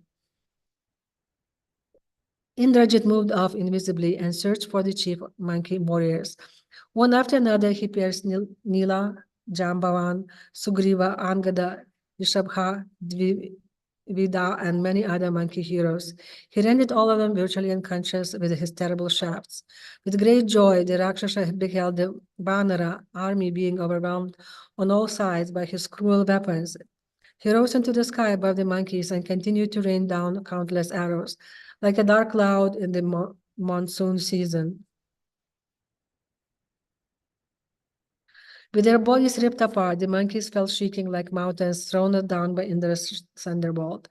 They could not see the demon or his chariot, but saw only endless stream of sharp-pointed shafts falling from the heavens. Indrajit sent forth a shower of violent weapons which gave off sparks and incandescent flames. He covered the monkeys with axes, swords, lances, and pikes, all of those weapons charged with mystic power. Indrajit then sought out Rama and Lakshman, covering them with torrents of arrows. Not minding the arrows any more than a mountain would mind a shower of rain, Rama said to his brother, "This demon Indrajit had engaged in invincible weapon of Brahma. Behold, our entire army has been virtually overpowered. We too will have to succumb to Brahma's weapon, I fear." Rama knew that no being in the universe could resist Brahmastra, except by invoking the same weapon to counter it. But the meeting of two Brahmastras was highly dangerous. It could bring about the destruction of the whole cosmos and would likely cause the death of millions of innocent creatures. Rama did not want that to happen. He and Lakshman sent hundreds of thousands of power shafts toward the Rakshasa, but Indrajit shrugged off the arrows and continued aiming his weapons at the two brothers. The demon again and again recited incantations sacred to Brahma and set fierce arrows at Rama and Lakshman. The princes were completely covered by Indrajit arrows. They bled all over and appeared like a couple of Kinshulka trees covered in red blossoms. Grievously wounded by Indrajit assault, they both fell to the ground and dropped their bows. Indrajit sent up a cry of victory. He considered Rama and Lakshman dead. The demon looked around at the battlefield and saw that only a few thousand monkeys remained standing. The battle was surely won. Seeing the sun approaching the western horizon, Indrajit decided to return to Lanka and tell his father of the good news. If any of the monkey army remained on the battlefield, he could finish them tomorrow. Appearing in the sky like a blazing planet, Indrajit commanded Rakshasa troop to withdraw, and they quickly entered Lanka, roaring in joy. On the battlefield, Hanuman still remained standing. He looked around at the scene of devastation wrought by Indrajit. Even Rama and Lakshman, along with Sugriva, Angada, Nila, and all the other powerful Vanara commanders, lay prostrate. The monkey ran up to the two princes and knelt by their side. He was joined by Bibhishana, who had also survived Indrajit's attack. Tears fell from Hanuman's eyes as he gazed at the unconscious brothers. They appeared to be severely wounded. Placing his hand on Hanuman's shoulder, Vibhishana reassured him gently, "Do not give way to despondency, my valiant friend. These two brothers are not killed. Surely they have allowed themselves to be brought under the power of Brahma's weapon in honor of the self-born creator of the universe. Rama and Lakshman are always protected by virtue. Indeed, they are virtue personified. We will yet see them rise to defeat Ravana and his evil forces." Hanuman embraced the Rakshasa and thanked him for his kind words. But what could he do now? How could the battle continue with only a handful of monkeys and bears still standing? Even Rama and Lakshman seemed in no condition to fight. As Hanuman and Vibhishana looked around, they saw Jambavan lying nearby. The wise-old leader of the bears was covered with arrows, but his head was moving slightly. Vibhishana ran over to him and knelt down, calling his name. Jambavan opened his eyes and looked at the Rakshasa.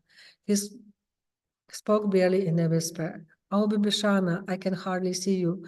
Wounded as I am by Indrajit arrows, our army is now in grave danger. But if Hanuman still survives, then there is hope. Tell me, does the son of the wind god live?"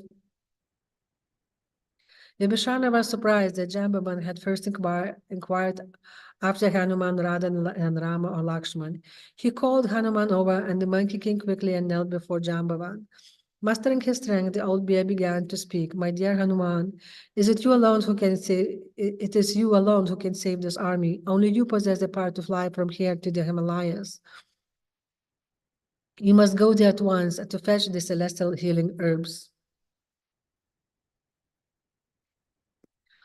Jambavan explained that there was a mountain standing near Mount Kailasa on which grew 4 precious herbs, placed there by the gods themselves. Jambavan described the 4 plants. First, there is Sanjivakarani, capable of bringing a dead person back to life. Then you must find Vishalaya Karani, which can completely heal all weapon wounds. The other 2 herbs are Sandhani and Suvarna Karani, which together can restore broken body back to a pristine state. They all grow together atop this mountain. O Hanuman, leave at once and bring them here. Hanuman immediately stood up. He bounded across the Trikuta mountain and quickly climbed to its summit. From there, he leaped over to Malaya mountain on Lanka's coast. Standing there, the monkey expanded his body till he appeared like a second mountain on top of Malaya. He thought of Rama and Lakshman and of Sugriva and all the other monkeys and bears lying mortally wounded. There was no time to lose. He crouched down with a great shout of victory to Rama and leaped toward the north. As he jumped, he pushed down the mountain and made the whole island of Lanka shake. The city seemed to be dancing at night as its lights shook with the force of Hanuman's sleep. The Rakshasas were seized with fear, thinking that Lanka was about to be consumed by an earthquake. Hanuman soared through the heavens, being followed by the wind. He felt no resistance and sped faster and faster towards the Himalayas. In a short time, he saw a great range appearing ahead of him. From a distance, the mountains appeared like masses of white clouds. As Hanuman came closer, he saw Golden Rishabha mountain with the gods' numerous residences atop it. Passing beyond the Rishabha, he saw the Mount Kailasa in the distance. Between Rishabha and Kailasa, Hanuman saw the mountain where the celestial herbs grew. It shone brightly, and the herbs growing upon its sides appeared like flashing lights. Hanuman came down upon the mountain and began to search for the 4 herbs Jambavan had described. As he moved among the lush foliage, however, the herbs, perceiving that someone had come to take them, hid themselves from view. Only the gods were able to use those divine medicines. No one else could find them. Hanuman ran about looking for the herbs. Where were they? What if he could not find them? What would happen to Ram and Lakshman? Could it be possible that the 2 brothers would die? No, he could not let that happen. He had to fetch the herbs, even if it meant bringing the entire mountain.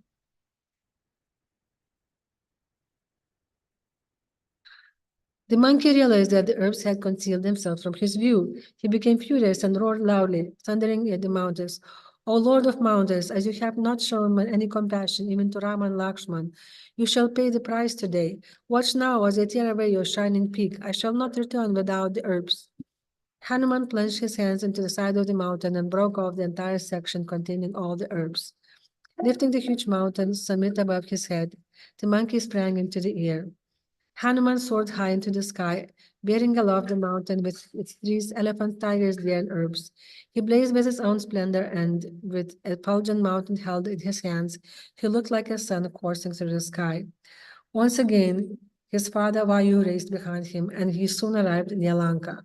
Having accomplished such an inconceivable feat in Rama's service, Hanuman descended near the Trikuta and sat down the celestial hill of herbs. Vibhishana rushed over and embraced the monkey. The Rakshasa then set about finding the medicinal herbs, perceiving them by virtue of his occult vision. Taking a handful of the herbs from Vibhishana, Hanuman went quickly to Rama and Lakshman. Both he and Vibhishana looked anxiously at the 2 princes who appeared like the sun and the moon fallen to earth. They were hardly breathing. Hanuman dropped to his knees by their side. Was he in time to save them? Would the herbs work? His hand shook as he placed a bunch of herbs under Rama's nostrils. For some time, Rama showed no signs of movement. Hanuman was beside him with anxiety. Then slowly the prince began to stir. He breathed deeply, inhaling the celestial fragrance. Gradually his eyes opened. He looked up at Hanuman and smiled. The monkey breathed a deep sigh of relief. Quickly he began administering the herbs to Lakshman. Slowly he returned to consciousness, returned to consciousness. Sugriva then Sushana, a monkey expert in healing, come and tend to the princess. Using the other herbs brought by Hanuman, Sushana healed their arrow wounds. In a short time, the arrows fell from their bodies and their wounds closed up and healed. Both brothers sprang to their feet, their bodies renewed and invigorated. With tears in his eyes, Rama embraced Hanuman and thanked him for his service. The surviving monkeys moved swiftly among the wounded troops, administering the herbs to them. They crushed the herbs and allowed the men to carry the pungent fragrance. No demons lay on the battlefields, as Ravana had ordered that they be tossed into the sea when they were slain. The demon did not want the monkeys to gain strength from seeing how many Rakshasas were killed. By the potency of the healing herbs, hundreds of thousands of Vanara warriors were restored to consciousness, and they jumped up shouting with joy. Even some monkeys who had been killed, but those whose bodies were not destroyed, were brought back to life by the herb's potency. They felt as if they had awakened from a restful night of sleep. Soon the monkeys and army stood again in the millions, ready and eager for the fight.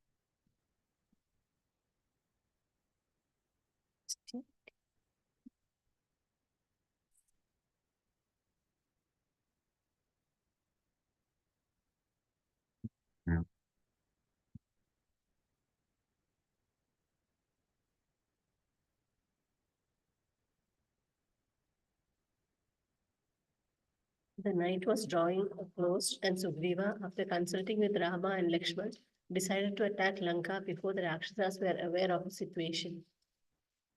The monkeys took up flaming torches and moved like a surging ocean toward the city walls. Shocked and amazed to find so many monkeys clambering over the ramparts, the Rakshasa guards fled in fear. The monkeys set fire to the gates, houses, and mansions in Lanka. Rama and Lakshman sent innumerable flaming arrows into the city, and a great fire raged. Panic-stricken demons ran in all directions with their clothes and hair ablaze. Great mansions and palaces were completely consumed by flames. Golden archways and walls melted and crumbled to the ground. In less than an hour, the city gave the appearance of the earth being consumed by the red fire of annihilation. Searing red flames rose up to the sky and were reflected upon the ocean, making it appear like a charming sea of red waters. As the monkeys ran about setting fire to anything and everything, the Rakshasas' screams were heard everywhere. They dashed out of their houses and were immediately assailed by the monkeys. Ravana was aroused from his intoxicated slumber by the clamor. He sat up in shock. What was happening? Surely this could not be the monkeys. There were only a few of them left. How could they attack Lanka while their leaders were both prostrate on the battlefield? Pulling his silk garment around his waist, the demon ran out of his chamber and called for his ministers. Seized with fear, they ran to Ravana and told him that Rama and Lakshmana had somehow risen up and attacked the city. The demon king was amazed. He immediately issued orders for the Rakshasa chiefs to march out. Tens of thousands of demons, clad in golden armor, came onto the city streets.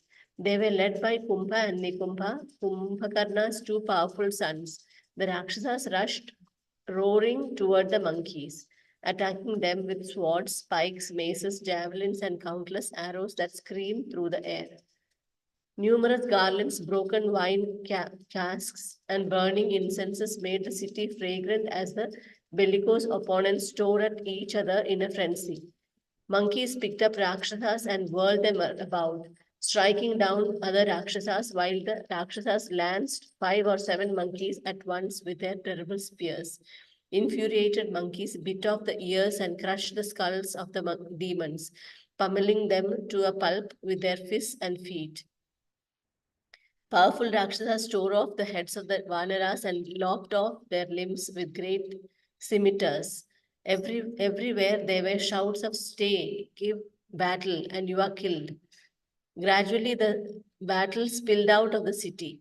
Great duels were fought between the principal fighters on both sides. The Rakshasa Kampana challenged Angada and was slain by him with a blow from a mountain peak. Along with the two powerful Vanaras, Mainda and Dvivida, Angada also made short work of Shonidaksha, Upaksha, and Prajanga, the three of the mightiest Rakshasas. Seeing his comrades killed, Kumbha roared with fury. Kumbhakarna's son appeared awful and unassailable. He took up his tremendous bow, in no way inferior to Indra's, and loosened venomous shafts by the thousand. Monkeys fell on all sides, screaming in pain. Mainda and Dvivida rushed toward the Rakshasa and challenged him to fight. Those monkey brothers looked like a couple of moving mountains approaching a third. As they neared Kumbha, the demon fitted a fierce arrow onto his bow and shot it at Dvivida's chest. Hit by the arrow, Dvivida fell to the ground and lay there, wriggling and gasping for breath. Mainda at once took up an enormous crag and hurled it with force at the Rakshasa.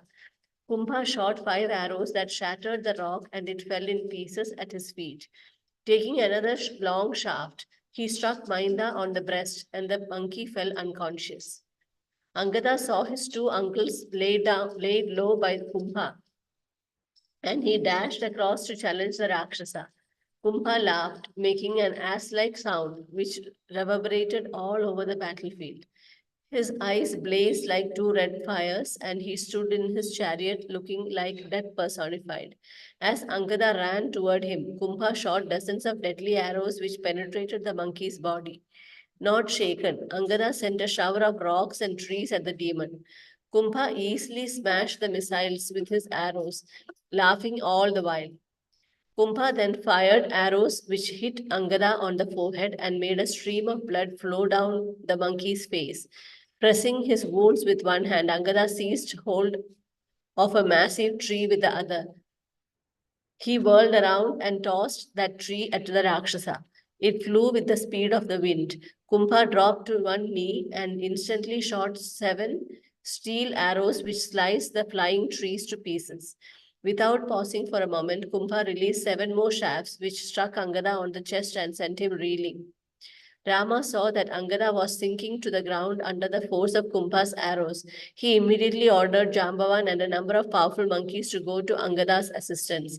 They bounded toward Kumbha, throwing trees and boulders at the bellowing demon.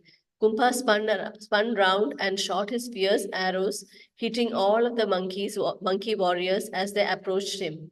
No one could get near the Rakshasa as he stood with his uplifted bow any more than one could approach the orb of the sun.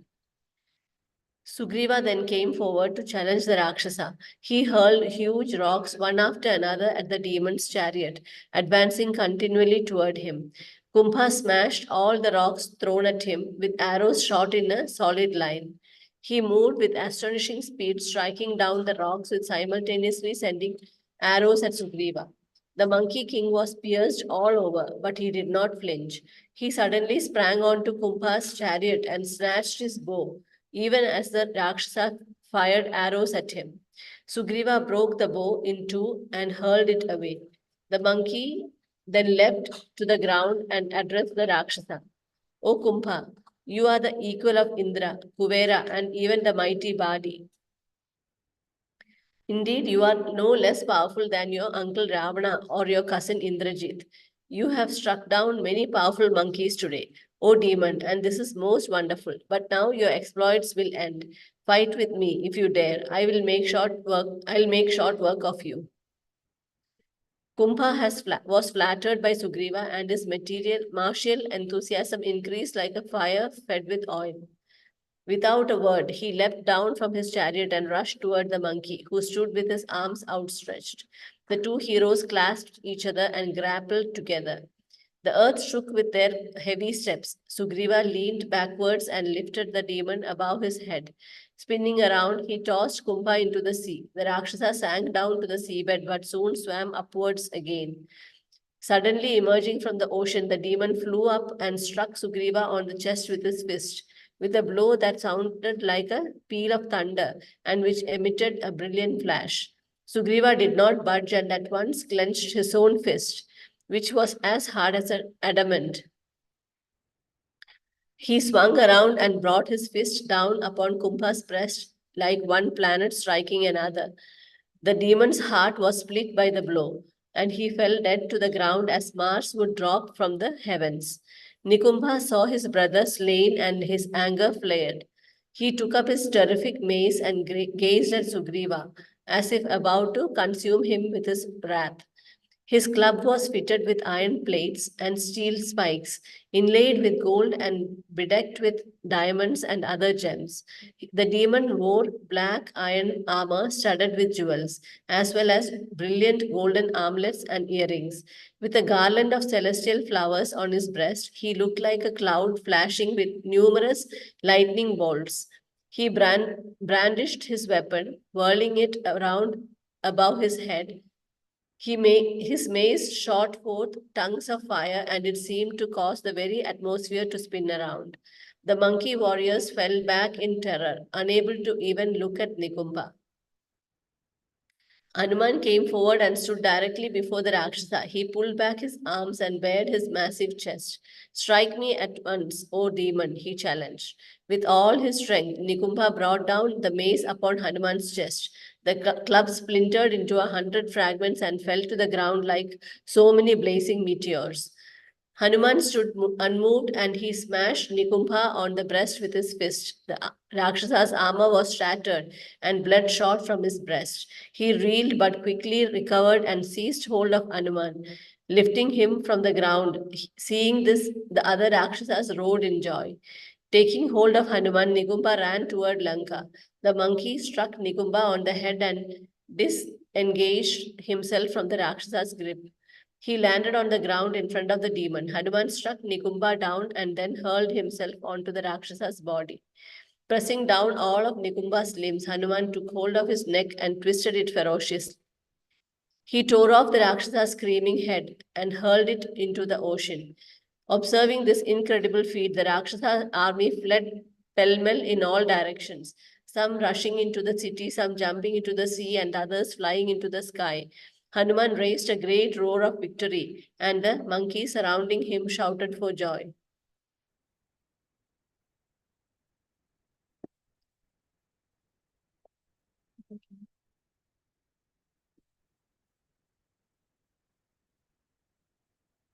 Chapter 11, Lakshman battles Indrajit. In Lanka, Ravana was stunned.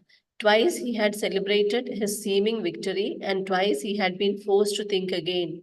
He sat brooding in his palace. This monkey army was charmed. They had been virtually wiped out by Indrajit, but suddenly they were back on their feet and fighting again. Now, Kumbhakarna's two invincible sons had been killed. Things were becoming desperate. Ravana looked across at Indrajit. This time he must not fail. Ravana spoke to his son, who was as powerful as his father in every way. O heroic prince, these two mortals must die. Although twice defeated by you, they have somehow miraculously escaped death. Now their luck must have run out. You are the conqueror of Indra. What then of two humans? Go forth again, my son. Use any means whatsoever and kill them. Once again, Indrajit went out from Lanka, accompanied by the remaining force of Rakshasas. After again worshipping the fire on the battlefield, he stood up and began to brag of his power. The two human brothers may be taken as killed. Today I shall secure an eminent victory for my anxious father. This evening he will rest peacefully, experiencing the highest happiness. The Rakshasa prince used his powers of sorcery to create a thick blanket of darkness. Rising into the sky, he rushed toward the Vanara army, who were thrown into confusion. He rained down steel arrows in the hundreds of thousands. Again, he targeted Rama and Lakshman. The two princes were enraged by his treacherous attack. Rama blazed up like a huge fire fed with volumes of ghee.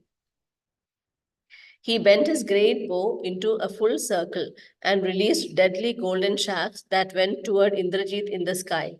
Using the Shabda Astra, which sought out an invisible opponent, Rama grievously pierced the demon. He saw his arrows fall to the ground, soaked in the demon's blood.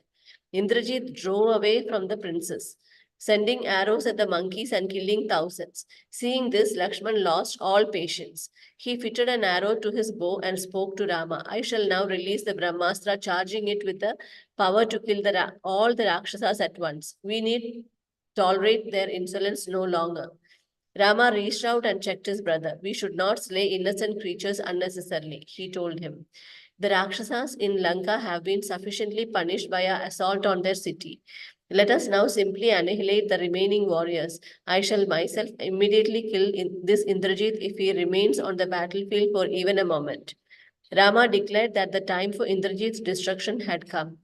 Even if the Rakshasa fled for shelter to the farthest reaches of the universe, he would not escape. Rama raised his bow and looked up to the sky. Divining Rama's intentions, Indrajit quickly withdrew from the battle. He entered Lanka and considered what tactic he should use to kill Rama and his brother. Using his prodigious mystic powers, he conjured an illusory image of Sita. Placing this false form on his chariot, he again went out onto the battlefield, this time remaining invisible in the sky. Hanuman spotted the chariot of Indrajit, drawn by its demonic tigers, and he rushed toward it with a mountainous crag in his hand. As he looked up, however, he saw a woman held in the demon's grasp. Although beautiful, she appeared wretched and sorrowful. She was clad in a single garment, unadorned, with her limbs covered in dust and mud. Gazing at her for a while, Hanuman recognized her as Sita. As the monkeys looked on, Indrajit took out his sword and grabbed Sita by her hair. He began to strike her, and she cried out, Rama, O Rama. Hanuman was seized with agony upon seeing this, and hot tears fell from his eyes. He angrily rebuked Indrajit, O wicked one, your act is meant only for your own destruction. Although descended from a Brahmin rishi, you are ignoble, mean, and sinful. How can you kill a helpless woman torn from her home and her husband, weak, wretched, and crying for protection? Your own death is close. You shall then descend to a dark and condemned region inhabited by the lowest of creatures. Indrajit laughed, dropping the form of Sita. He grabbed his bow and loosed off 1,000 fierce arrows at Hanuman and the other monkeys. He then took hold of Sita's hair again and replied harshly to Hanuman, She for whom you have all come so far and fought so hard, I will now slay. I shall then make short work of Rama and Lakshmana as well as you, O monkey. I care not for the immorality of my acts, for whatever causes pain to one's enemy must be achieved by any means. Indrajit raised his sword and cut the form of Sita into two parts. Laughing loudly, he called out to the monkeys, Here is Sita now killed by me. Your efforts to recover her have all been in vain. Fight on, if you must, but all of you will meet the same end as she. The demon rose high into the sky, wheeling about in his golden chariot. Hanuman was seized with grief and anger. Completely infuriated, he fell upon the Rakshasas in a frenzy.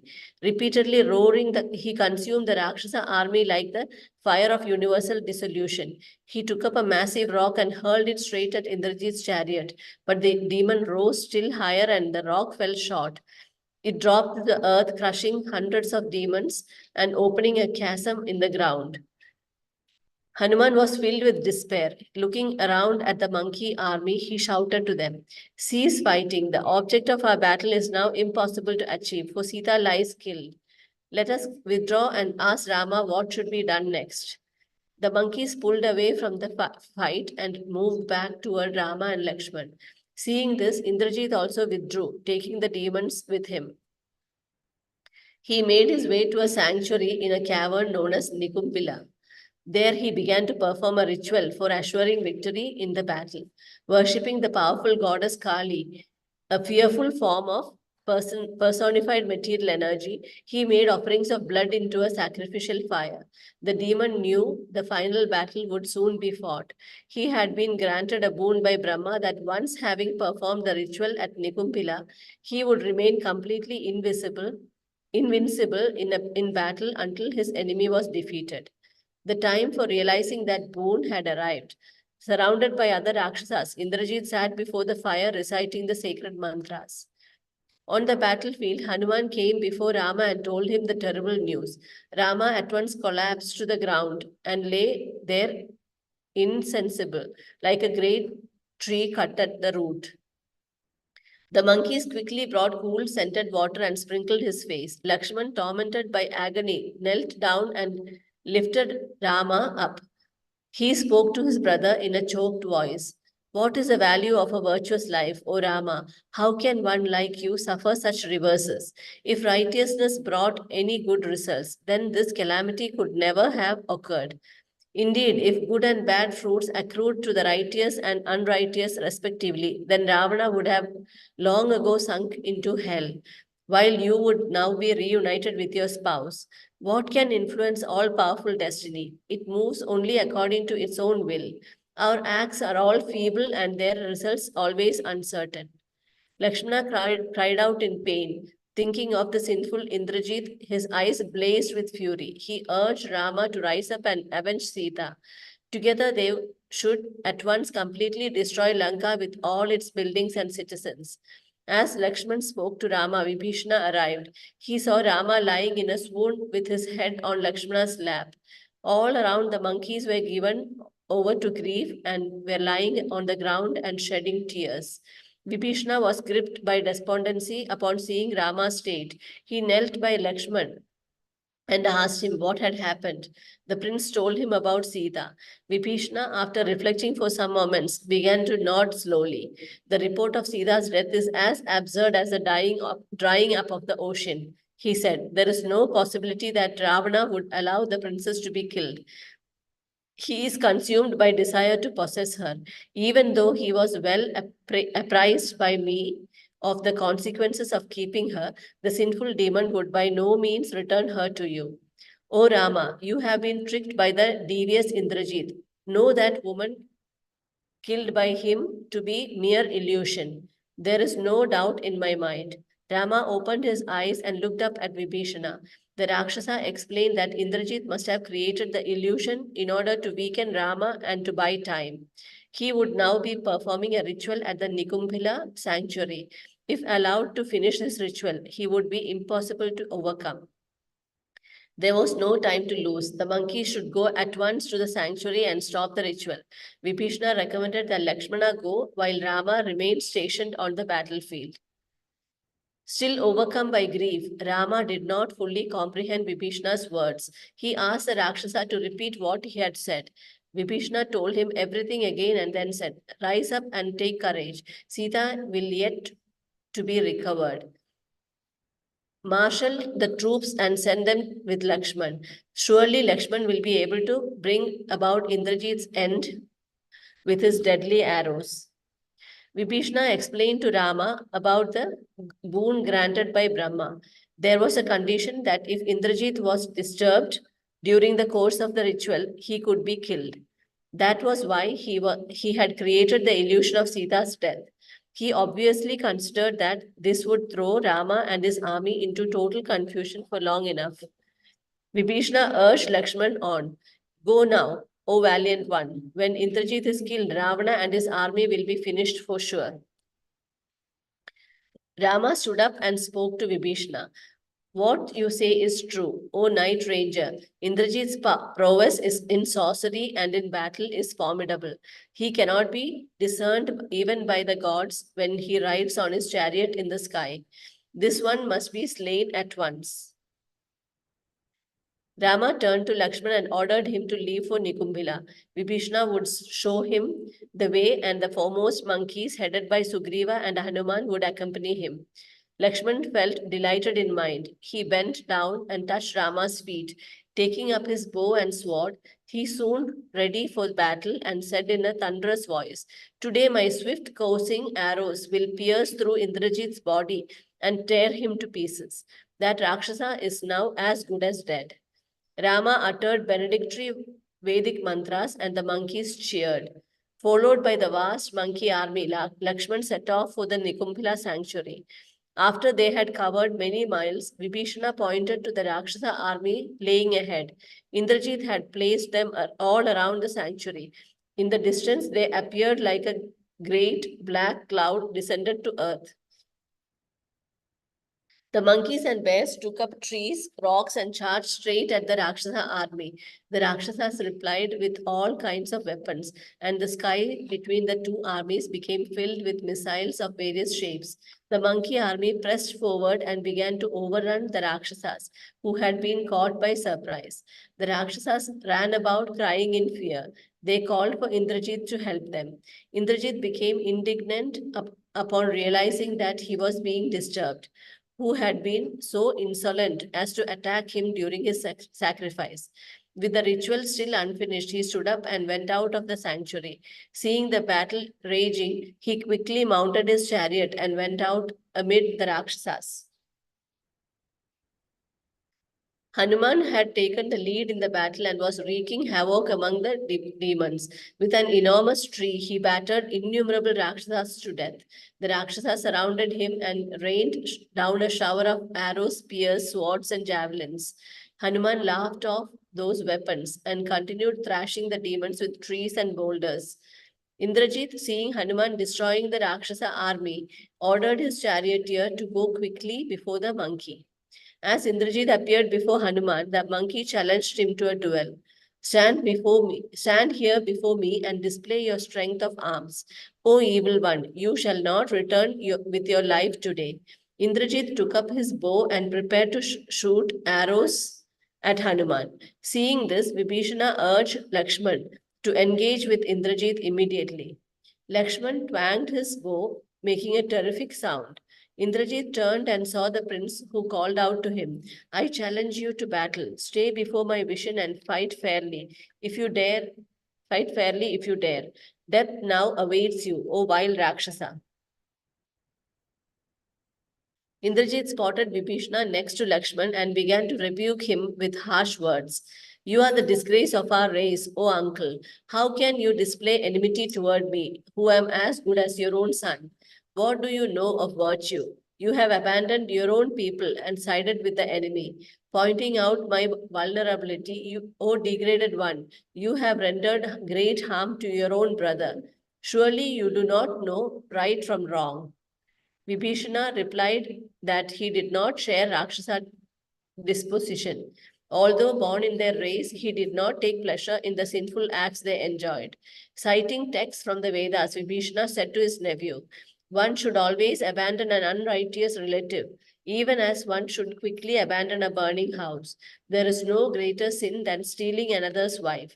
By killing eminent rishis and waging war on the gods, Ravana has lost all sense of propriety. Now, having stolen Rama's wife, he has filled his cup of sins to overflowing. Along with all his kinsmen, he will soon die. But first, you shall die today at Lakshman's hands." Indrajit replied harshly to his uncle. Lifting his ornate bow, he derided Lakshman, who was mounted upon Hanuman's back. "How will you withstand my arrows loosened with the force of a thunderbolt? It is clear that you have already embarked upon the road to Yamaraja's abode. I shall send you there at once, along with all these monkeys." Lakshman was enraged to hear Indrajit's bragging. He thundered back at him, "You are strong only with your words, O Rakshasa. Those possessed of actual prowess show it with deeds, not boasts. Heroes never need to fight invisibly. You are simply a thief and a coward. If you have any prowess, then show it today. Here I am within the range of your arrows." Indrajit at once released dozens of arrows that hissed through the air like serpents. They struck Lakshman and pierced through his armor. The prince began to bleed, and swelling with fury, he appeared like a smokeless fire. Without the least hesitation, he took out 5 steel arrows, worked with gold and fitted with eagle feathers. Pulling his bowstring back to his ear, he shot them at Indrajit. They flew like the rays of the sun, penetrating the Rakshasa's breast. The demon replied with 3 more arrows of his own, which sped through the air in flames. The two combatants fought furiously, each seeking a quick victory. They appeared like 2 lions as they stood firmly on the battlefield, hurling their weapons at each other. Fighting from Hanuman's back, Lakshman displayed great dexterity. His arrows fell upon Indrajit from all sides, striking him like thunderbolts. The Rakshasa was stunned by Lakshman's attack, and he reeled in his chariot. Regaining his senses, the demon shouted at Lakshman, trying to create fear in the prince. Indrajit reminded him how he had been overcome by the Rakshasa's weapons on 2 former occasions. Surely Lakshman had forgotten that, or else how could he be so foolish as to stand before him again? The Rakshasa at once pierced Lakshman, Hanuman, and Vibhishana, each with a dozen fierce arrows.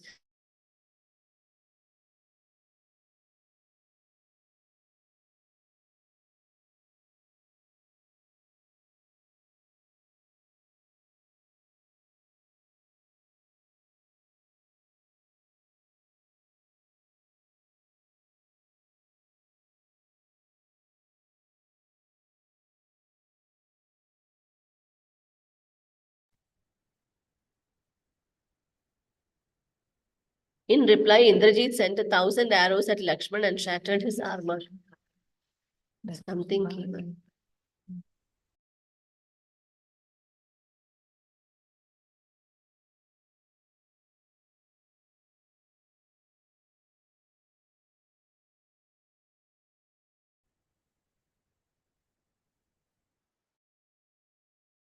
Thousand arrows at Lakshman and shattered his armor. The 2 warriors, lacerated with arrows, battled strenuously for some hours. Neither of them retreated nor felt any fatigue. Hails of arrows sped through the sky like showers falling from autumnal clouds. Both were expert in mystic missiles, and they fired and countered those weapons again and again. Networks of arrows clashed together in the heavens, emitting fire and sparks. Huge fireballs were countered by sheets of water, while weapons producing roaring gales were checked by others, which created immovable mountains. A vehement, terrible struggle ensued for a long time. The earth was covered with a mass of arrows that looked like a carpet of sacred kusha grass. The 2 princes, arrows sticking from every part of their bodies, bled profusely, appearing like mountains covered with trees and giving forth shining red oxides. As they fought, Vibhishana exhorted the monkeys to engage with the other Rakshasas. He told them that Indrajit was accompanied by all that was left of the Rakshasa army. Vibhishana named all the Rakshasa heroes who had been slain, thereby giving joy to the monkeys and increasing their enthusiasm. They lashed the ground with their tails and bared their terrible teeth. The monkeys stood gazing intently at the Rakshasas. Vibhishana himself then took up his bow and began sending his deadly shafts towards the Rakshasas. Roaring like lions, the monkeys leapt toward the Rakshasas, and a fearful battle took place. Lakshman dismounted from Hanuman's back, and the monkey dashed into the fray, whirling a great tree trunk and mowing down the Rakshasas in hundreds. Jambavan led his army of fierce bears straight into the battle, and a melee spread in all directions as monkeys, bears, and Rakshasas tore and struck each other wildly. Lakshman stood on the ground facing Indrajit. The Rakshasa remained in his chariot and continued to release volumes of arrows at the prince. Becoming enraged, Lakshman sped 4 arrows at the four frightful-looking tigers, drawing the demon's chariot. The chariot halted as the beasts were struck by Lakshman's shafts. He then took a crescent-tipped arrow and forcefully released it at Indrajit's charioteer, severing his head from his body.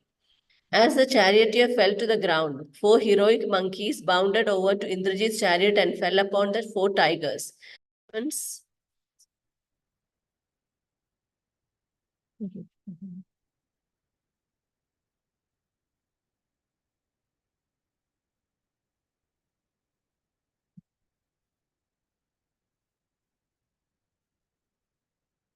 ran back to Lakshman's side. Indrajit leapt to the ground and retreated back among the other Rakshasas. He ordered them to hold off the monkeys and keep Lakshman engaged. Then the Rakshasa prince rose swiftly into the air and entered Lanka to get another chariot. Within a short while, he appeared again on the battlefield, driving a golden chariot equipped with every kind of weapon. Full of vigor for the fight, Indrajit at once assailed Lakshman and Vibhishana, while simultaneously firing innumerable shafts at the monkey warriors. So swift was his movement that it was impossible to see when he lifted his bow, pulled back the string, or took out and fitted his arrows. All that could be perceived was an endless stream of whetted shafts being sent in all directions. Indrajit tore thousands of monkeys to pieces. They fell down, screaming and crying out to Lakshman for protection. His eyes blazing in anger, Lakshman shot 5 straight-going arrows which smashed Indrajit's bow. Seeing this wondrous feat, the gods and rishis assembled in the sky applauded Lakshman. The prince then pierced Indrajit with a dozen more arrows, which went right through the Rakshasa's body and fell to the ground like red serpents entering the earth. Vomiting blood, Indrajit grasped another bow and immediately released 100 arrows at Lakshman. Those arrows screamed through the air, shooting forth bright red flames. Lakshman remained calm and intercepted the blazing shafts with his own infallible arrows. Indrajit sped innumerable other arrows toward Lakshman, but the prince parried them all. He answered the demon's attack by again severing his charioteer's head with another crescent-headed shaft. Although deprived of their controller, however, Indrajit's steeds continued to pull the chariot, rising into the air and describing various circular movements.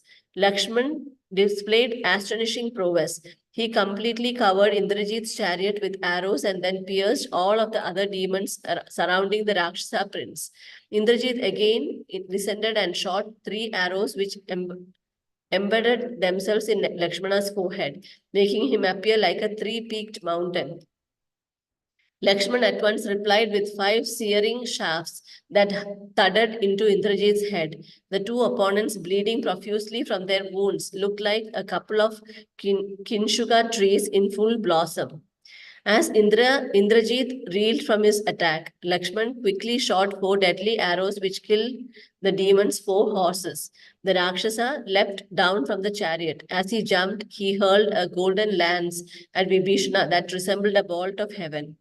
Lakshman instantly shot 5 arrows at that speeding lance and cut it to pieces. Vibhishana took up his bow and pierced Indrajit in the breast with a number of arrows that struck him with a sound like thunderclaps. Indrajit bellowed in anger. He took from his quiver a glowing arrow which he had received from Yamaraj. Seeing the Rakshasa fitting this mystic missile to his bow, Lakshman quickly invoked a weapon he had obtained in a dream from Kuvera. The 2 infuriated combatants pulled back their bowstrings with the divine weapons fitted. Both bows emitted a piercing noise like a pair of cranes. When released, the 2 weapons collided violently in midair and lit up the heavens. A great fire appeared in the sky along with the billows of smoke. The missiles fell to the ground in hundreds of blazing pieces. Lakshman invoked the Varunastra, the weapon presided over by the god of the waters. Perceiving this, Indrajit countered the weapon with another imbued with the divine energy of Shiva. The Rakshasa then released the Agneastra, but this was countered by Lakshman with the Suryastra, the missile charged with the immense potency of the sun god. Remaining firm on the battlefield, Indrajit placed a long golden arrow on his bow and began reciting sacred incantations. Darts, maces, swords, axes, hammers, and other weapons flew from his bow by the hundreds. Not disturbed, Lakshman invoked a missile presided over by the wind god and immediately neutralized Indrajit's weapons. The battle between man and demon raged furiously. Both of them relentlessly hurled their deadly missiles and filled the sky with volleys of arrows. Neither showed any sign of fatigue, and both were worked up with a terrible anger. All around them, the monkeys and Rakshasas clashed violently in a fearful and bloody battle. The gods, headed by Indra and accompanied by the great rishis, stood in the canopy of the sky. They prayed to Vishnu and showered blessings upon Lakshman and the Vanaras, wishing them victory. Lakshman saw numerous omens indicative of victory, and he considered the time for Indrajit's destruction to have arrived. After reflecting for a moment, the prince invoked a divine arrow he had received from Rama, which had formerly belonged to Indra. That beautiful shining arrow was imbued with inconceivable power. It was worked with gold and gems and fitted with peacock feathers. The arrow had rounded golden joints. Its large steel tip was flat and broad, and its razor-sharp edges were inlaid with diamonds. As Lakshman placed it upon his bow and drew back the string, he invoked the divine Aindrastra, presided over by the king of the gods. Within himself, he prayed, if Rama is always true to his word and fixed in virtue, and if he possesses unrivaled power, then let this arrow end Indrajit's life. The heroic Lakshman concentrated his mind and released the arrow. It screamed toward Indrajit with blinding speed. Before the Rakshasa could make any move to counter the weapon, it severed his head from his shoulders. That handsome head, with its jeweled helmet and blazing earrings, rolled on the ground, bathed in blood and shining like gold. Ravana's son dropped to the ground with his bow falling from his hand. All the monkeys and bears, along with Vibhishana, loudly rejoiced. And in the heaven, the gods, Gandharvas, and Rishis raised a shout of victory. Their leaders slain, the Rakshasas lost all enthusiasm for the fight.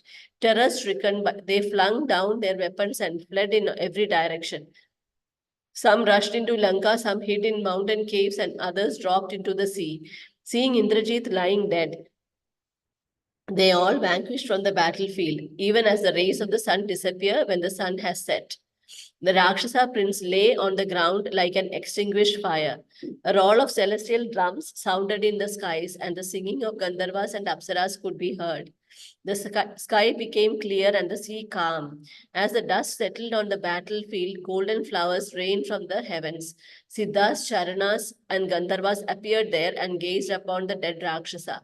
The monkeys leapt for joy, thundering and roaring and applauding Lakshman. Surrounded by Hanuman, Jambavan, and Vibhishana, Lakshman returned to Rama. After respectfully circumambulating him, he stood by Rama's side with his bow in hand. Even as Indra might stand by the side of Vishnu, Rama smiled, realizing that Lakshmana had succeeded in his difficult mission. He looked with affection upon his brother. Vibhishana described how Indrajit had been slain. Rama cheered Lakshman upon hearing this report, and he addressed him with great delight. Well done, Lakshman. You have achieved a great feat today. Without doubt, this has assured our victory. You have cut off Ravana's right arm and his best hope of success in the battle. Now that the merciless and evil-minded Indrajit is killed, we will see the sinful Ravana issuing forth for battle. I shall then dispatch him to death's abode, along with all his army. Rama thanked all of the warriors who had accompanied Lakshman. They had fought solidly for 3 days. All of them were badly wounded. Lakshman himself was severely lacerated with arrow wounds, his body covered in blood. He was tormented with pain and breathing heavily. Rama summoned Sushena, the monkey skilled in healing. He ordered him to treat Lakshman and others with the celestial remedies. They then rested on the field of battle, awaiting Ravana's next move.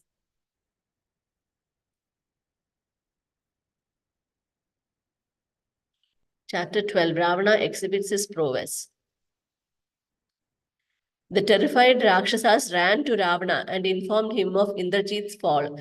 Having closed with a greater hero, your powerful son has met his end. They reported, the highly glorious Indrajit, after gratifying Lakshman with innumerable arrows, has gone to the next world. Ravana looked at his ministers for some moments in a state of utter dismay. He then fell to the ground in a swoon and remained unconscious for some time. When he recovered, he fell back onto his throne and sat with a downcast face, lamenting loudly. "O my son, where have you gone? You conquered Indra and chased away all the gods. How then have you been overpowered by Lakshman? When angered, you were capable of terrorizing even death himself.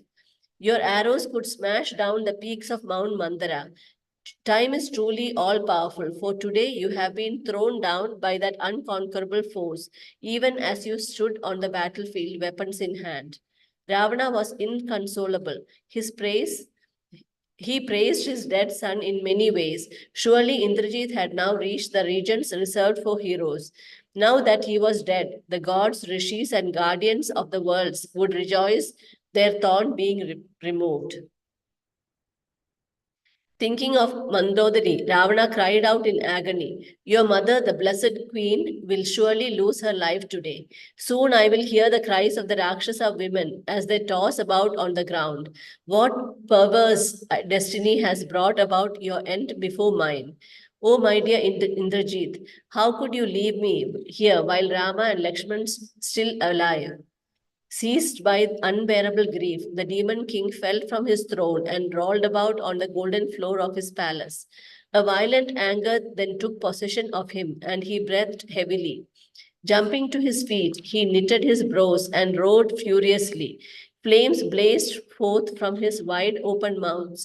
He looked like time personified, about to consume all the worlds. The demon thought only of revenge. His eyes, red by nature, glowed brilliant red with anger. Tears fell from them like drops of molten metal. He ground his teeth, making a sound like two mountains being rubbed together. Taking up his long razor edged sword, which shone like the bright blue sky, he held it aloft and thundered in fury.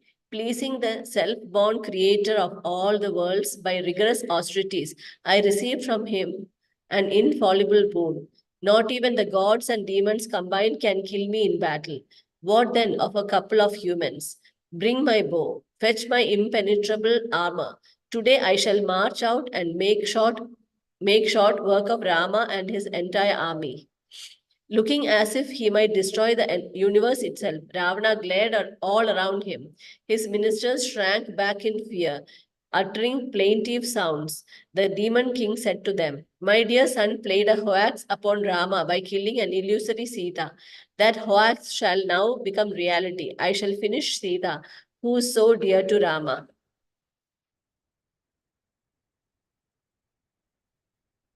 Bent on his evil purpose, Ravana immediately rushed out of his palace toward the Ashoka grove. Seeing the infuriated demon coming out of his palace with upraised sword, the other Rakshasas felt heartened. Surely now the war would soon be ended. Ravana had overcome the four guardians of the world. He would certainly have no problem with an army of monkeys and bears. The demon stormed toward his gardens, but as he moved swiftly along the pathways, his ministers ran up to him. They stood before him, trying to dissuade him from his intention of killing Sita. Already a terrible carnage among the Rakshasas had been wrought simply due to her being kidnapped. What might happen if Ravana actually killed her? Ravana would not be swayed. He strode into the garden. Sita saw him from a distance and began to tremble. Seeing his furious disposition and uplifted sword, she could understand that he intended to kill her. The princess wondered about her husband. Had he been slain? Why was Ravana so bold? If only she had gone with Hanuman. Why had she decided to stay in Lanka, tormented by this cruel Rakshasa? This was all the fault of the cruel Mantara. Soon that wicked maid would rejoice with her purpose fulfilled. If not already dead, then Rama would certainly not survive long when he heard of his beloved wife's death. As Ravana came close to Sita, a minister named Suparshva God before him, saying, "How are you contemplating such a mean and pointless act, O ten-headed monarch? No good can ever come from killing a woman, for it is condemned by everyone. This lady should be protected. You should vent your wrath on Rama and Lakshman, your actual enemies. If you kill them, this princess will then be yours to enjoy." Ravana considered this advice. Perhaps Suparshva was right. It would be foolish to needlessly lose the princess now after so much effort to retain her, and Rama might yet be overcome. There was no need to kill Sita now. Better to kill Rama, then Sita would surely submit to him. Overcome by anger and lust, as well as burning grief, the demon turned away from Sita and made his way to his council chamber. Surrounded by his ministers, he entered the great hall, afflicted by agony. He sank onto his gem-encrusted throne and sat there, snorting like a furious lion. With folded hands, he addressed as the assembly. "I now depend fully on all of you. The time to destroy our arrogant enemy has come. Tomorrow I shall march out to kill Rama. First, all of you should go out, weapons held high, and weaken the human prince and his army. I shall soon follow you."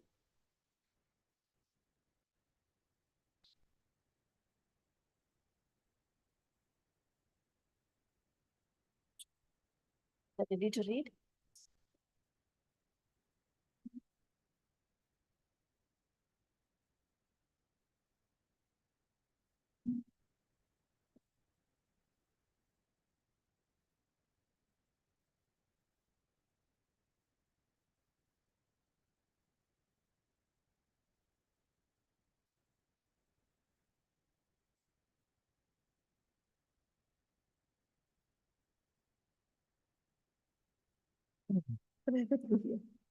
Okay, perfect.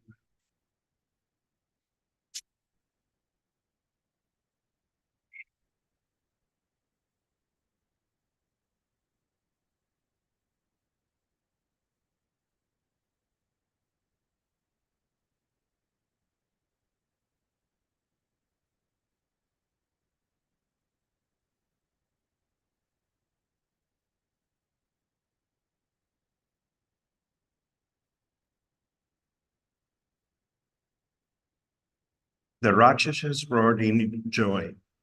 They rose up in a body and rushed out of the hall.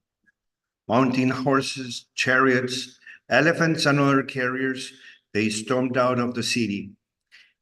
They immediately hurled a massive shower of axes, maces, spears, darts, and iron clubs upon the monkeys, who replied with trees and rocks. The two armies again fell upon one another with a tremendous clamor. Rama decided it was time he demonstrated his own unsurmountable prowess. He immediately penetrated deep into the ranks of the Rakshasas. He moved like a whirlwind, leaving a trail of slaughtered demons in his wake. The Rakshasas could hardly look at him. No one could see his movements as he took out arrows from his inexhaustible quiver and sent them in all directions. By releasing the weapons of the Gandharvas, Rama made himself appear in a multitude of forms. To the confused Rakshasas, he seemed to be everywhere at once. They saw the curved golden ends of his bow whirling like a firebrand and seeming to completely surround them. His arrows flew from all directions simultaneously. They sliced the Rakshasas to pieces. In less than 2 hours, Rama had exterminated 200,000 Rakshasas, along with 18,000 elephants and 14,000 horses. The Rakshasas were completely routed and they fled in panic. Their chariots lay smashed and their armor and weapons littered the ground. With the mangled corpses of Rakshasas and animals lying everywhere, the battlefield appeared ghastly. The surviving Rakshasas rushed back to Lanka, looking back in fear of Rama. The monkeys cheered and surrounded Rama. Having withdrawn his divine weapons, he stood at ease, blazing with splendor. Sugriva, Hanuman, and Bibhisana looked in awe at Rama, who said to them, "Only the glorious Shiva and I can exhibit such ability with the celestial missiles." As the monkeys walked around Rama with folded palms, the gods and rishis praised him from the skies, and a shower of flowers dropped down. Ravana sang in his palace. All around him, he could hear the woeful laments of Raksha women who had lost their husbands and sons. He was in his wits' end. How had all this happened? What kind of humans were Rama and Lakshman? This was unimaginable. There were only a few powerful heroes left in the Raksha armies. Even the gods could not have reduced him to such a plight. What then of an army of monkeys and bears led by a human? Ravana bit his lips and clenched his fists. His eyes were crimson, and he snorted loudly, like a losing gambler, impelled to stake his all. The demon summoned the last of his commanders and ordered them to again march out for battle. This time he would accompany them. Reluctantly, the Rakshasas accepted Ravana's command. They were stricken with terror as they thought of Rama. Seeing his commanders trembling in fear, Ravana laughed and began to speak. With an endless shower of arrows resembling the rays of the sun, I shall dispatch Ram and Lakshman to Ramaraj's abode. Today I shall avenge my kinsmen and followers. I will wipe out the monkey battalions with waves of weapons surging like a violent ocean. Heads transfixed on arrows will appear on the battlefield like so many lotuses upon golden stalks. Each of my arrows will pierce 100 monkeys. The vultures and jackals will be fully sated with the flesh of my enemies today. Fetch my chariot and weapons. I shall immediately march at the head of my army. Ravana stood bellowing out his war cry. The demons felt heartened that their king was coming out to fight. That lordly Rakshasa had never been defeated in battle. Surely this spelled the end of Rama, Lakshmana, and all the monkeys. Quickly, Ravana's charioteer brought his golden war chariot. It was equipped with all the divine weapons and adorned with celestial gems. Around its sides were thousands of bright golden pinnacles. Rows of bejeweled pillars held its great canopy, and a standard of cat's eye rose from its center like a massive palm tree. As it moved off, it thundered like a number of clouds, and it produced a beautiful ringing sound from thousands of small cotton bells hanging around its eyes. The Rakshasas were struck with wonder to see Ravana mounted on the chariot, which shone like the sun. The charioteer urged on the high celestial steeds, and the chariot sped along Lanka's central highway. Right behind him came the last of his generals, Mahapasha, Virupaksha, and Suratanka. Following them were the remainder of the Raksha forces, 300,000 elephants, 100,000 chariots, 600,000 horsemen, and the same number of infantry. Ravana led his force through Lanka's northern gate, and they rushed towards Rama's army, sending up loud shouts. Even as Ravana charged, the sun became dim, and the four quarters were enveloped in gloom. Birds shrieked hideously, and the earth shook. Clouds rained blood, and a meteor fell from the sky with a crash. Ravana felt his left eye switched, and his face became pale. A large vulture perched upon his standard, and crowds circled above him. No minding these fearful omens, Ravana careered madly towards the massed ranks of the monkey's army. He plunged into them, immediately creating havoc. With arrows decked with gold, he severed the heads of thousands of monkeys. Others were pierced in the heart, and still others had their limbs lopped off. Some were crushed by his chariot, and some smashed by his mace. Wherever his chariot moved, the monkeys could not stand and face him. An irresistible hail of arrows flew in all directions from around his chariot. He was as hard to approach as the scorching sun.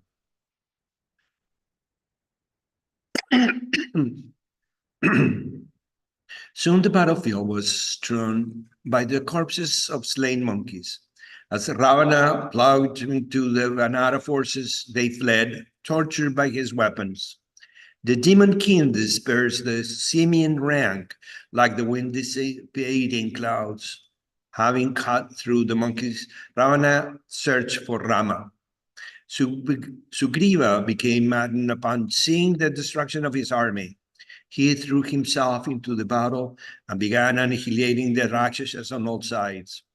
Roaring at a high pitch, the Vanara king rushed at the Rakshasas, whirling a massive tree. He killed them, even as the wind of destruction would knock down trees at the end of an age. Sugriva hurled upon the Rakshasas a formidable number of huge rocks in rapid succession, like a shower of hailstones falling upon a flock of birds. The Rakshasas fell by the hundreds, their heads smashed. They appeared like so many crumbling mountains hit by thunderbolts. Virupaksha leapt down from his chariot and challenged Sugriva. He shot 100 fierce arrows at the monkey. The Rakshasa then mounted upon a great elephant and roared. Sugriva turned towards the demon and seized hold of a huge tree. He bounded into the air and brought the tree down upon the elephant's head. The colossal beast staggered backwards and sank to its knees. Virupaksha leapt down and took out his sword. He rushed at Sugriva, who hurled a heavy crack at the demon. Dodging the rock, Virupaksha bounded forward and struck Sugriva a terrible blow with his sword. The monkey flew back and fell to the ground, breathing heavily. Coming back into his senses, after some moments, Sugriva sprang up and aimed a blow at the Rakshasa with his fist. Virupaksha avoided the blow and again struck the monkey on the chest. Sugriva, blazing with anger, swung his hand with the speed of the wind. He struck the Rakshasa on his temple with the force of Indra's thunderbolt. Virupaksha dropped to the ground with blood streaming from his mouth, nose, eyes, and ears. He tossed about, bellowing in pain, losing consciousness. The Rakshasa gave up his life. Headed by Rama and Lakshman, the chief monkeys fought in a frenzy. Sugriva, Angala, Hanuman, and other principal Vanaras cut down the Rakshasa forces like a field of ripe wheat. The demon king Ravana agonized at seeing his army overwhelmed. He turned to Mahapashra and said, "Oh, heroic one, my hopes now rest with you. Repay your debt to your master and destroy this hostile army of monkeys. Do not delay." The Rakshasa folded his palms and bowed slightly to Ravana. Raising his mighty bow, he rushed into the Vanara forces like a moth entering a flame. Endowed with extraordinary strength, he carved a path through the monkeys with his blazing arrows. With deadly accuracy, he severed his arms, legs, their heads of these monkeys, sending up his fearful war cry. Struck hard and reeling from Mahapashra, attack, the monkeys ran to Sugriva for protection. The Monkey King rushed at the Rakshasa and hurled a tremendous crack straight at his chariot. Mahaparsha saw the rock flying at him and, unperturbed, released swift arrows that broke it into pieces. Shattered into 1,000 fragments by a stream of arrows, the rock descended to the ground like a flock of vultures. Sugriva immediately tore up a tree and threw it at the demon with all his strength. Again, Mahaparsha fired arrows, which sliced the tree into pieces. Sugriva then picked up an iron bludgeon that lay on the ground nearby. He leapt forward and killed a team of horses yoked to the demon's chariot. The Rakshasa jumped down, clutching his dreadful mace. He hurled a spike mace at Sugriva, and the monkey stroked it with his bludgeon. With a great explosion, the two weapons shattered and fell to the ground. The two heroes fell upon each other and wrestled for some time. They struck each other with their fists, knees, and heads, roaring and rolling about on the ground. Sugriva lifted the Rakshasa and threw him to a distance. Getting up at once, Mahaparsha took hold of a sword and shield and rushed at Sugriva. The monkey quickly looked around and found another sword. With upraised weapons, the two powerful combatants met together, shouting in joy. A fierce sword fight ensued, creating a shower of sparks as the weapons clashed together. Suddenly, Mahaparsha brought down his sword with full force into Sugriva's shoulder. It embedded itself into the monkey's armor. As the Rakshasa tried to extract it, Sugriva quickly swung his own weapon in a short arc and severed the demon's head from his shoulders. As the gods and Siddhas looked on, the Rakshasa fell lifeless to the ground. His head rolled away with his teeth clenched and its golden ears glittering. Sugriva stood with his blood-soaked sword, looking like a dark cloud raised by a bright sunbeam. The monkeys, overjoyed, cheered their leader and thronged around him. The Rakshasas fled towards Ravana, howling in fear. In the meantime, the other powerful Rakshasas, Commander Surantaka, had been slain in a duel with Angada. Now Ravana alone remained among the great Rakshasas' heroes. He was consumed by rage. Looking around at his devastated army, he saw Ram and Lakshman fighting in the distance. The demon ordered his charioteer to go towards the princess. As his chariot moved across the earth, it gave off a sound like the rumbling of 1,000 thundering clouds. The ground shook and the monkeys fled simply from hearing the terrifying sound. The demon king took out a brilliant arrow and placed it onto his bow. He then invoked a missile presided over by Rahu, a malevolent and powerful enemy of the gods. Ravana released the powerful weapon, which then annihilated the monkeys by the hundreds of thousands. Blazing steel shafts sped in all directions, dispersing Rama's army as the sun disperses the morning mist. None dared face the Rakshasa king as he rushed towards Rama. Seeing the demon approach like an onrushing comet, Lakshman sped innumerable arrows towards him. Those arrows could hardly be seen as they screamed through the air, but the demon displayed astonishing dexterity and cut them all down. Ravana went straight past Lakshman and approached Rama. He loosed a shower of arrows on Rama, which were like venomous serpents with flaming heads. Rama stood on the battlefield like an immovable mountain. He immediately countered Ravana's arrows with crescent-headed shafts that cut them to pieces. Ravana continued to send volleys of arrows at Rama, and the prince replied with equal number of his own. The sky was filled with arrows resembling flocks of golden birds. Rama and the demon circled each other from left to right, each fixing his gaze on the other.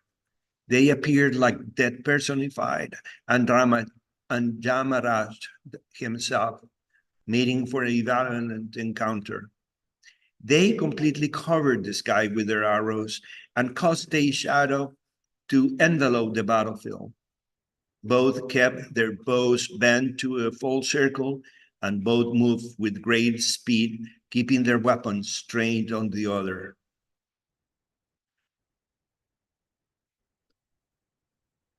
Rama, blazing golden armor, deflected Ravana's shafts, while the demon's impenetrable mail rendered Rama's arrows ineffective.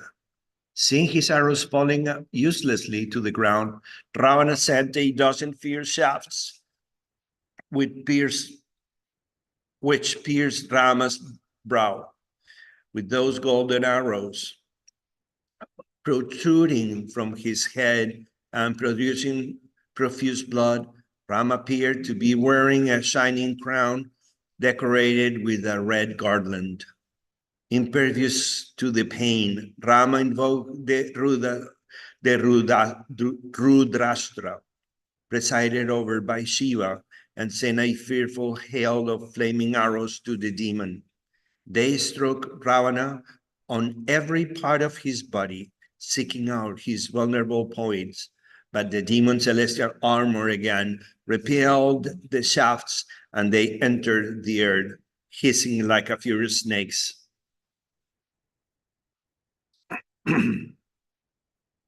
Ravana then evoked the fearful Rakshasa weapon, imbuing it with his own enormous personal power.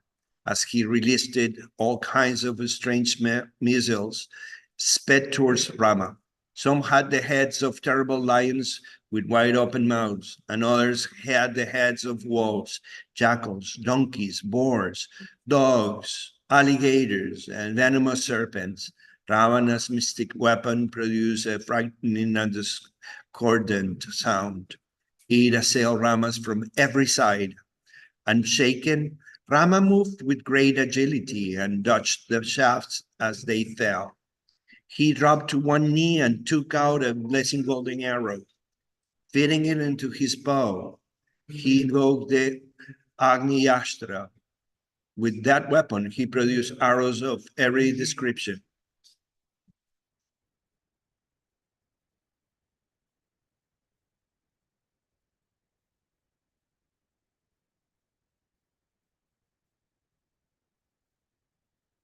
Some resembled the radiant sun. Others, the moon, and others appeared like blazing meteors. Some flew like flashes of lightning, and some were flaming crescents. Others rose into the sky like shining planets, descending to the earth like brilliant constellations fallen from heaven. Those divine arrows struck down all of Ravana's missiles, which were killing the monkeys all over the battlefield. Ravana blazed up in anger as he saw his wonderful weapons neutralized. He took out another dreadful missile, which had been fashioned by Maya, the architect of the celestial demons known as Asuras. Ravana charged the weapon with the potency of Rudra and fired into the sky. At once, there dropped all sides of innumerable flaming pikes and maces, along with massive iron clubs. Mystical noses and thunderbolts fell upon the monkey's army, accompanied by a piercing gale, like the wind which blows at the end of an age. That demoniac weapon began to annihilate the monkeys.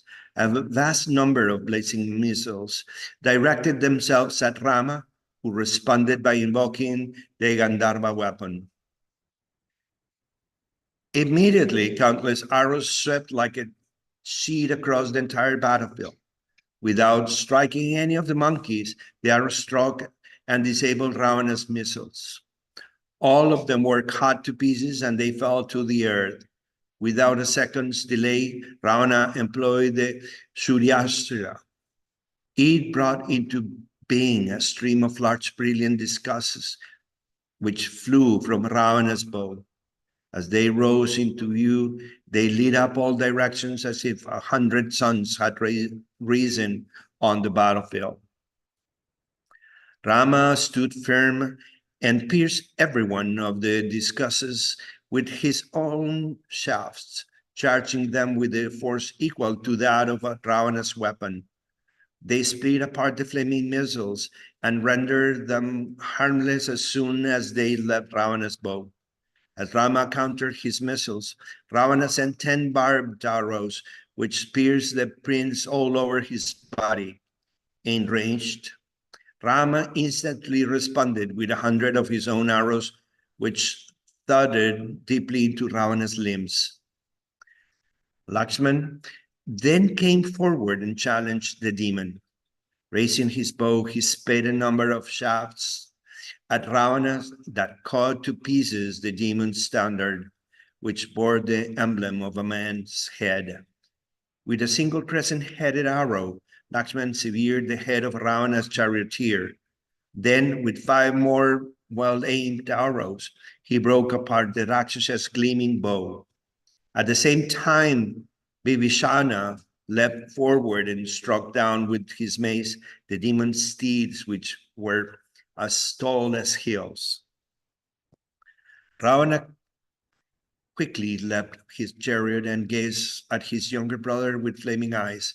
He hurled a blazing lance at Vibhishana, which looked like a thunderbolt. But as it flew towards Vibhishana, Lakshman cut it to pieces with 3 razor-headed arrows. That golden lance, which was bedecked with jewels, fell to the earth like a shower of meteors. Ravana took up another lance, even more terrible than the first. It shone with a lurid glow and emitted bright blue tongues of fire. Ravana raised his lance and fixed his gaze on Vibhishana. Lakshman saw his friend in danger and covered the demon king with countless shafts. Ravana was stunned by the ferocity of Lakshman's arrows, and he turned to face the prince. He shouted out in anger, "You have saved Vibhishana, but now you are yourself in great danger.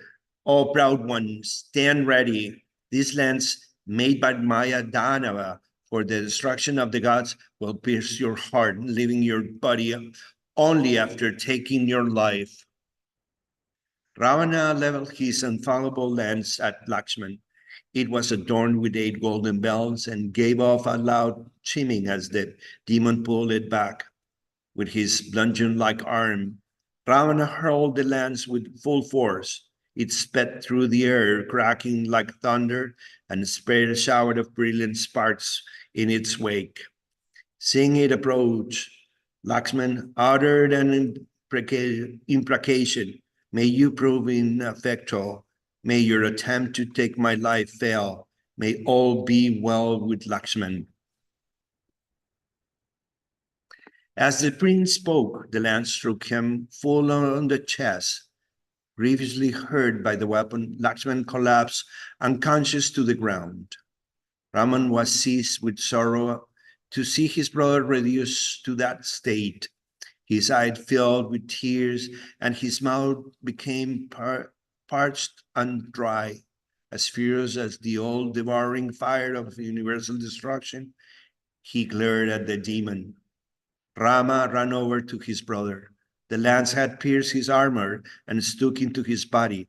Rama carefully distracted the lance and snapped into 2. He gently lifted Lakshman and embraced him. As he held the grievously wounded prince, Ravana shot serpent-like arrows at him. Without caring for the arrows, Rama called to Hanuman and Sugriva, "Guard the prince carefully. The time has come for me to manifest my strength. I shall make short work of this 10-headed monster.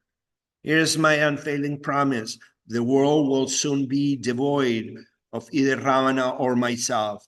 Let the three worlds witness my power today in battle. I shall achieve a feat which will be spoken of by all beings for so long as the world exists. Rama stood up and immediately released an endless stream of ferocious shafts at Ravana. Greatly harassed, the demon replied with a shower of flaming steel arrows and iron clubs.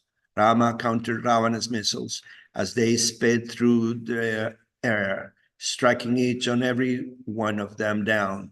He fought wildly, sending screaming arrows that struck Ravana on every part of his body.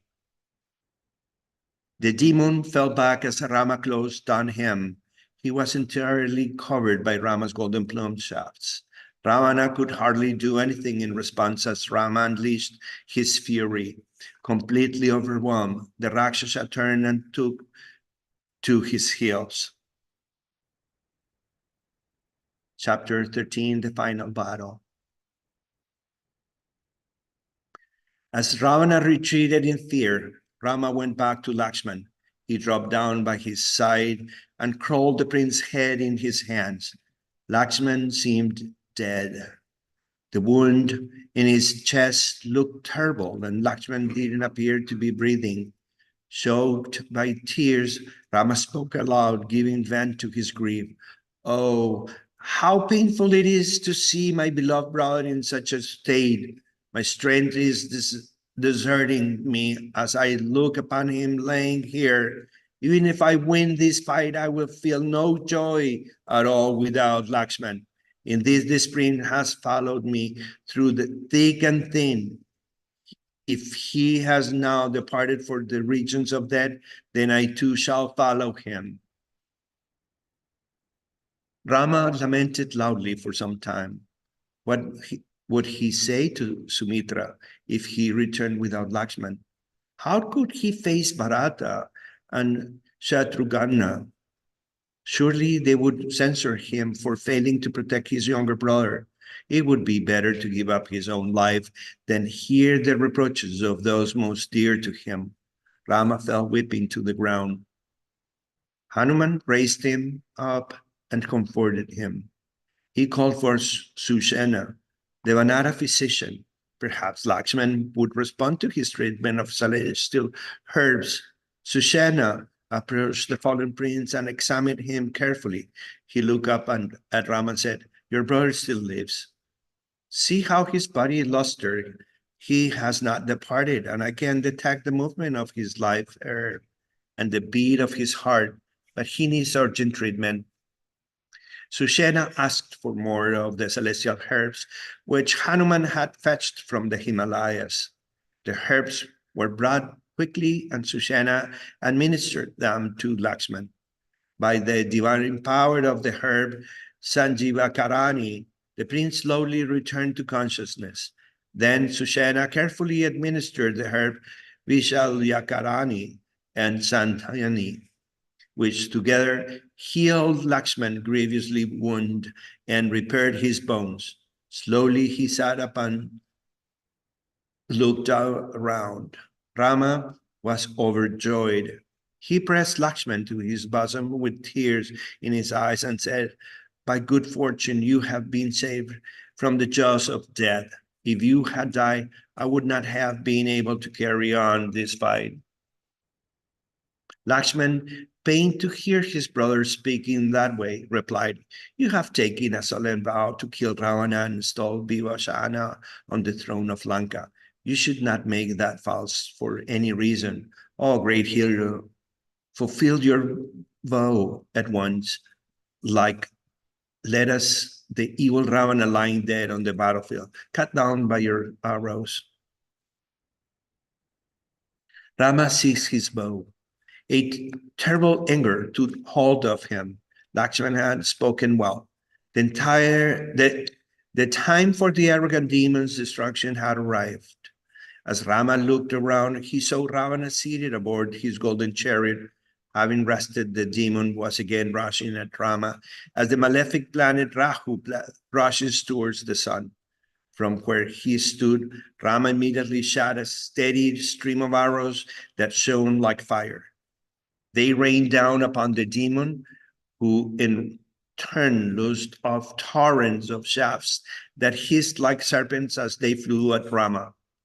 From the sky, the gods observed the combat. Seeing Rama standing upon the ground, Indra desired to assist him. He summoned Matali, his charioteer, and asked him to fetch his chariot.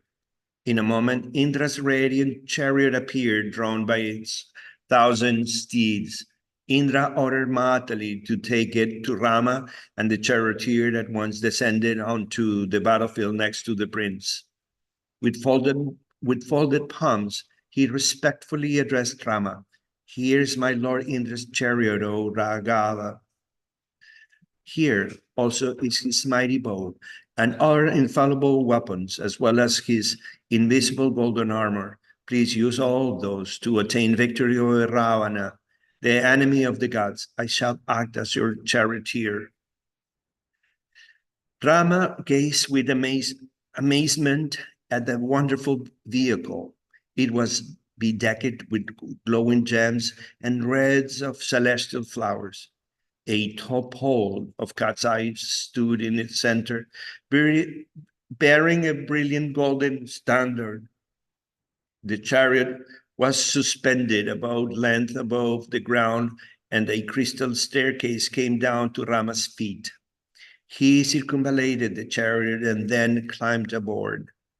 The prince quickly donned Indra's armor and took up his bow and celestial arrows.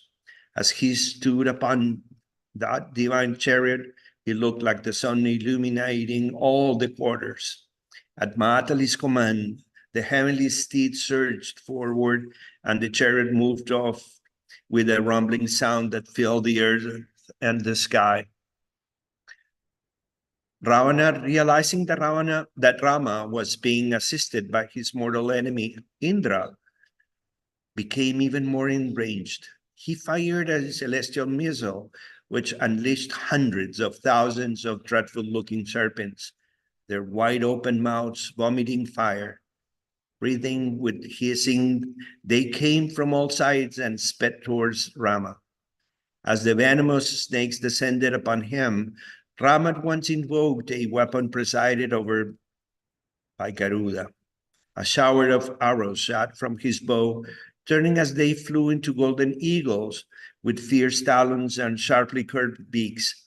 The mystical eagles intercepted and destroyed all the ravenous serpents.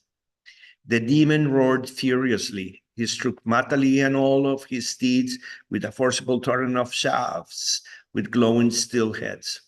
The Rakshasa then sent a crescent-headed arrow which tore down the chariot's golden standard. He followed this with countless other straight flying arrows that struck Rama on every part of his body. In seconds, Indra's great chariot was completely covered with Ravana's arrows, so that no part of it was visible. With his 10 heads and massive bow, Ravana stood on his chariot looking like the Mainaka mountain risen from the ocean. Observing the demon overwhelming Rama with his arrows, the gods and rishis felt despondent. The monkeys became fearful, and they observed grim-looking omens. The sun became dim, and the sea tossed with waves that seemed to rise up onto the sky. Jackals howled, and ghosts and wraiths darted about on the battlefield. So intense was Ravana's assault that Rama was unable to lift his bow and feed his arrows. Rama's eyes turned crimson with rage. He began to think of the destruction of the entire Rakshasa race. With great expertise, Matali drove the chariot upwards and away from the hail of Ravana's arrows. It burst forth like the sun emerging from the cloud. The gods showered blessings on Rama, while the Daityas and Danavas uttered benedictions upon Ravana. When the kings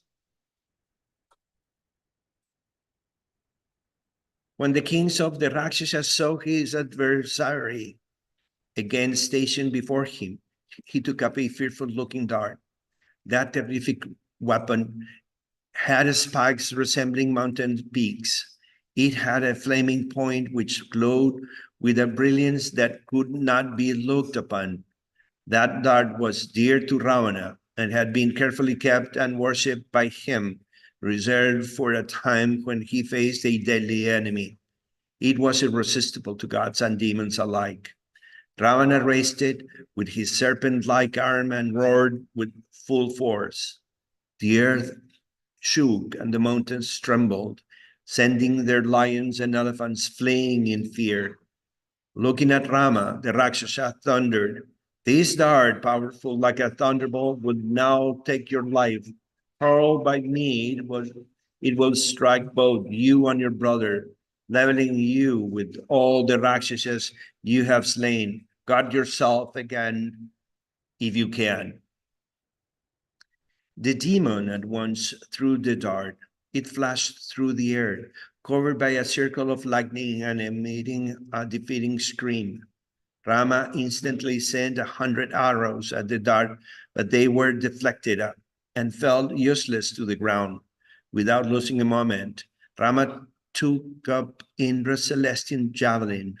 He forcefully hurled it and flew like a blazing meteor straight at the dart. Struck by the divine lance, Ravana's weapon was split apart and dropped to the earth. The javelin, giving off a delightful sound from the many bells tied around it, returned again to Indra's chariot. Rama immediately followed that astonishing feat by sending a fierce volley of arrows at the demon. They struck Ravana in all his limbs and pierced his 10 heads. The demon blazed with anger and replied with an equal number of his own arrows. Rama intercepted Ravana's arrows while simultaneously continuing to strike him. The Rakshasa then released an even greater number of shafts, which penetrated Rama's defense and pierced through his armor. With blood shining on his breast, Rama looked like a great Kinshuka tree in full blossom. Neither opponent could easily see the other. So great was the number of arrows filling the air, Rama pulled clear of Ravana's attack and laughed heartedly. He rebuked the demon. "You're proud of your strength, O Rakshasa, but it will not save you now. Indeed, since you stole away my concert while I was not present, you cannot be considered heroic. You are a shameless coward, given over to vanity alone, vaunting yourself as a hero. Had you tried taking Sita from my presence, you would not be alive today. By good fortune, I see you now on the battlefield, prepared to receive the results of your despicable and evil acts. Oh, vile one, carnivorous birds and beasts will soon feast upon your flesh and blood." With redoubled strength, Rama sent a wave upon wave of arrows straight at Ravana. The prince felt increased enthusiasm for the fight. He invoked all the celestial missiles, and they immediately appeared before him on the battlefield. In great joy, Rama fired the weapons at the demon one after another. He recited the incantations with full concentrations as he released his arrows. Charged with the mystic power of the divine astros, the arrows tore into Ravana and sent him reeling.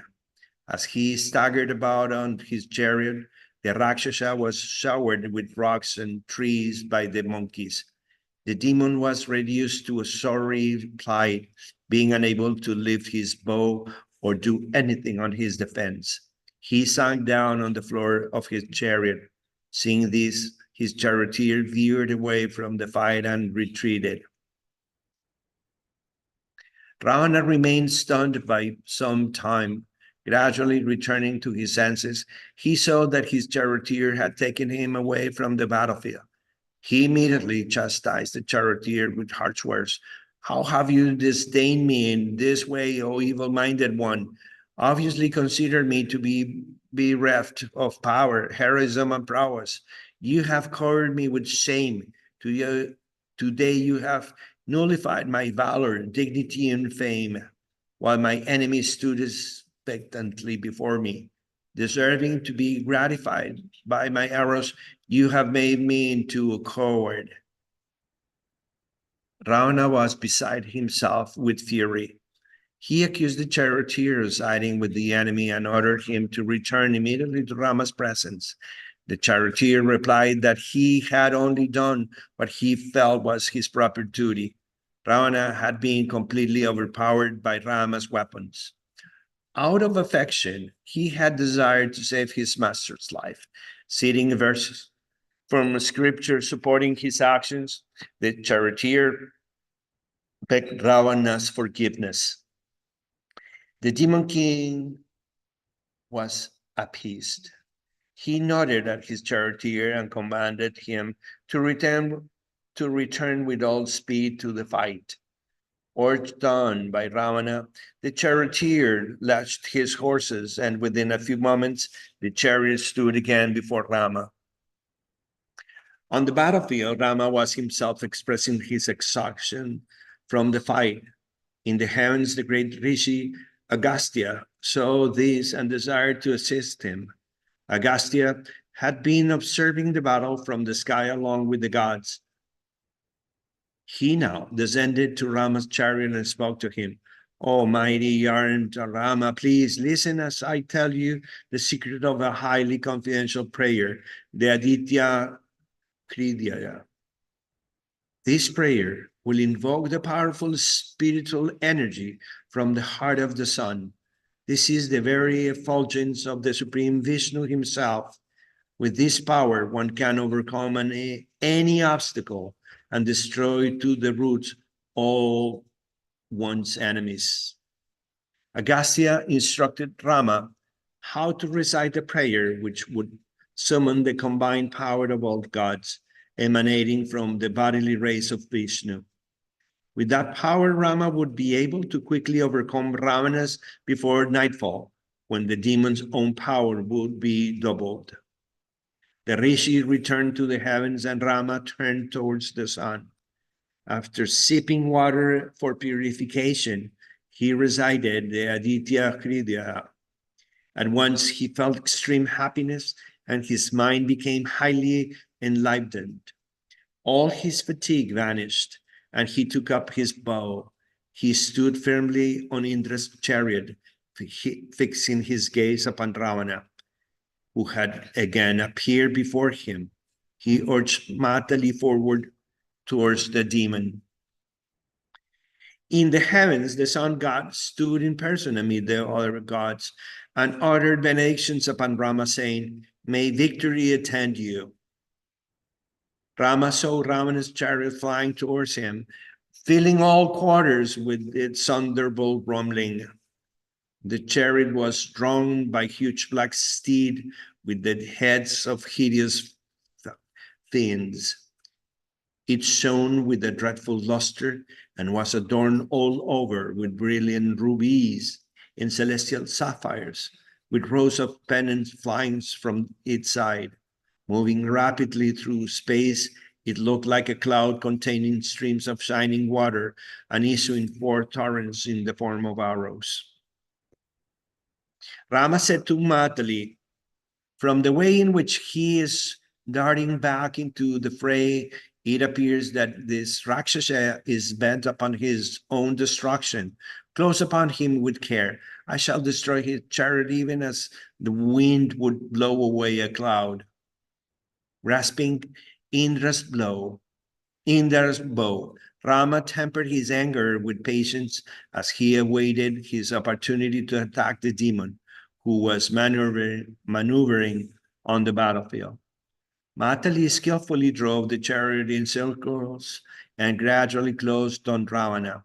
The two opponents, releasing streams of arrows and appearing like two proud lions, intent on killing each other.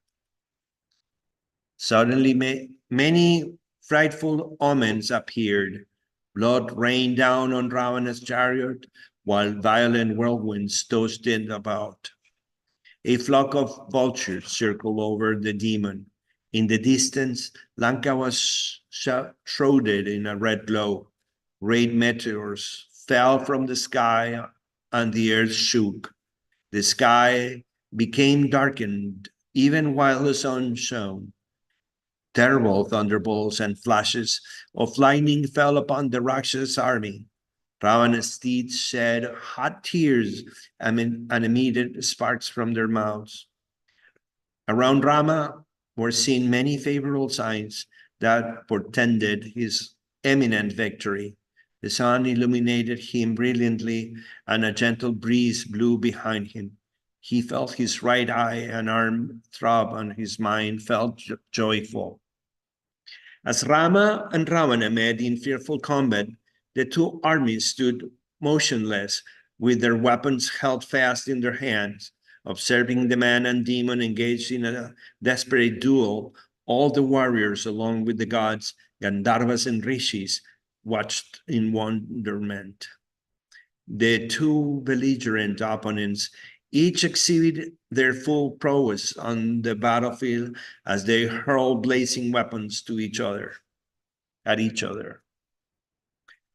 Rama fitted a highly sharpened shaft to his bow, as irresistible as a thunderbolt and shining with splendor. Drawing back his bow to a full circle, he released the arrow at Ravana's standard. It severed the tall pole, and the demon's ensign fluttered to the ground. Ravana burned with indignation. He sent a hail of flaming steel arrows at Rama's steed. Struck by the arrows, the celestial horses neither flinched nor shook, but continued to draw the great chariot. Describing various circles and movements and baffling Ravana's arrows, the demon fired a tremendous shower of maces, iron clubs, discuses, and mullets, as well as mountain peaks, trees, pikes, and double-headed axes. At the same time, he released tremendous volley of arrows which fell towards Rama's chariot like streaks of golden lightning. By Matali's expert handling, Indra's chariots constantly foiled Ravana's weapons. The Rakshasa became more and more infuriated, and he directed his mystic missiles upon the army of monkeys. Seeing this, Rama fitted celestial weapons to his bow, which sent innumerable arrows into the sky. Those arrows fell upon Ravana's weapons and smashed them to pieces. No arrow shot by Rama failed to find its mark. The sky was completely filled with his golden-plumed shafts. The missiles of the two fighters met together in hundreds and thousands. They created explosions of fire and billows of smoke across the whole battlefield. Rama and Ravana fought vehemently by hours without interruption, exchanging blow for blow. Neither felt worried nor inclined to give an inch to each other. Those observing the fight felt their hairs standing on end. No one could take their eyes off the furious fighters as they battled on, relentlessly seeking victory. Ravana sent 20, then 60, then 100, and then 1,000 arrows at Rama, aiming at his vital parts or seeking to kill the charioteer and his horses. Rama responded with twice that number, digging shafts into Ravana's steed and charioteers, while at the same time constantly covering the demon. Even after fighting for half a day, neither seemed to have the upper hand. Ravana then composed himself and once again invoked the Rakshasa Astra, imbuing it with all his mystic potency. Immediately, the air was filled with a thick shower of every kind of weapon. The entire globe seemed to shake, and the ocean became agitated. Serpents and devils appeared screaming in the sky and emitting fire from their mouths. The sun lost its brilliance, and the wind ceased to blow. In the heavens, the gods themselves became fearful and cried out, "May all be well with the worlds."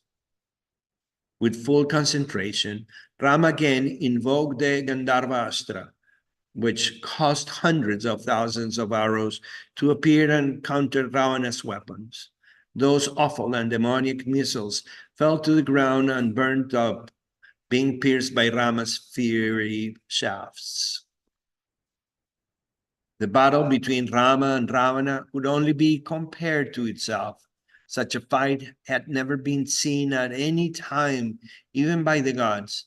They watched anxiously as Rama came under repeated ferocious attacks from the Lord of the Rakshasas. Rama remained calm. He took from his bow a great razor-headed arrow that resembled a venomous serpent. In an instant, he fitted and fired the arrows at Ravana. That arrow, imbued with mystic power, divided into 10 and tore off the demon's heads, but they immediately grew up again. Rama sent another weapon, which again severed the Rakshas's heads, and again they grew up again. Rama struck down 100 heads, but the demons remained standing without slowing his attack for even a moment. Rama contemplated this wonderful phenomenon. How was this demon to be killed? No weapon seems able to take his life. It looked like the fight might go on forever. Vivasana quickly approached Rama. He told him that the demon had a boon from Rama that his head and arms could never be destroyed. In Ravana's heart was a store of celestial nectar, which renewed the life in his body. The only way to kill him was to strike at his heart with a divine weapon that could dry up that nectar. As Rama considered his next move, all the while raining arrows upon Ravana, Matali turned to Rama and spoke, "Oh, Rama, the time for these one's dead has come. Recall now the prayer Agastya told you. Agastya also gave you an arrow when you were in the forest. Imbue the arrow with the force of the Brahmastra and kill the demon by piercing his heart." Accepting Matali's advice, Rama remembered the celestial arrow which Agastya had given him long ago in the forest. At once it appeared in his hand and he fitted it into his bow. Its shaft was made of either its weight consisted of the Mandara and Meru mountains. The wind god presided over its shaft, the fire god over its plumes, and the sun god was installed at its point. It looked like the rod of universal destruction wielded by the time spirit himself. Ram again chanted the Aditya Kridaya prayer and then invoked the infallible Brahmastra. As Rama drew back the arrow, he shone so brilliantly that no one could look at him. He released the weapons and it flew at Ravana, lighting up the hardened sky and roaring like a tumultuous ocean. It struck the demon on his chest, even as he stood firing his own weapons at Rama. Piercing right through his heart, the arrow emerged from Ravana's body, soaked in blood, and entered the earth. Ravana whirled around and let out a cry which seemed to shake the entire creation. His bow dropped from his hand and he fell from his chariot like a mountain struck down by Indra's thunderbolt. The Rakshasas fled panic-stricken in every direction. They shed tears of grief on seeing their lord slain. The monkeys leapt about, chasing the fleeing Rakshasas and shouting with joy. The sound of drums and other celestial instruments sounded from the sky. Delightful breezes blew on the battlefield, carrying heavenly odors. A dazzling shower of brilliant flowers fell from the sky and covered Rama's chariot. The gods and rishis praised Rama, who stood blazing with splendor. The battle was over. Rama climbed down from the chariot and was surrounded by Lakshman, Sugriva, Hanuman, Angada, Jambadan, and Bhivashana, who all praised and cheered him for his incredible feast. As he gazed upon his brother's dead body, Bhivashana then began to lament. Alas, O Ravana, how have you been killed? After displaying your power for a long time, you now lie motionless with your brilliant diadem thrown off. The very fate which I predicted has come to pass. Why did you not heed my counsel that was meant always for your own good? Overcome by lust, greed, and anger, you have met the sure result of harboring these three mortal enemies of the soul. Oh, my brother, now that you have been slain, everything seems void. The sun has fallen to earth. The moon has merged in darkness. Fire does not emit flames, and all energy has become bereft of effort. All of Lanka is lost. Although shown by Ravana, Bhivashana had loved his brother and had always desired his welfare. He fell by his side and continued to cry out. Rama approached him and placed an arm around him, consoling him with soft words. Your brother has died a hero's death. No hero has ever been known to be always victorious. Sooner or later, a warrior will die at the edge of weapons. This is the end sought by all great fighters. Oh, Vibhishana, there's no need to mourn for Ravana, for his death was glorious. Lakshman also consoled the grief-stricken Vibhishana by telling him spiritual truths. Although Ravana's body had fallen, his soul remained alive. Indeed, having been purified by Rama's weapons and by his death in battle, he would surely have attained an exalted destination. There was no gain in lamenting over a corpse once the soul has departed. Vibhishana should now perform at last rites for his brother and then assume the rulership of Lanka. As Lakshman finished speaking with Vibhishana, Ravana's wife suddenly appeared on the battlefield. Crying like female elephants, they fell upon their husband's body and bathed him with tears. Dozens of Rakshasas, their hair and garments in disarray, surrounded the falling Rakshasa. They rolled on the ground and wailed in agony. Ravana's principal wife, Mandodari, was at their head. She swooned upon seeing her husband dead on the battlefield. After regaining her senses, she gazed upon his face and lamented loudly, her voice choked with tears.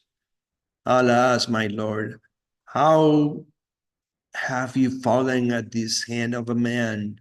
You who struck terror into the hearts of the gods, Gandharvas, Siddhas, and even great rishis, now like killed by a mere mortal who came walking from Ayodhya, a city of humans. I do not consider Rama to be an ordinary man. He must surely be Vishnu, the sustainer of all worlds, the unborn, inconceivable, an all-powerful supreme person. None other could have laid you low.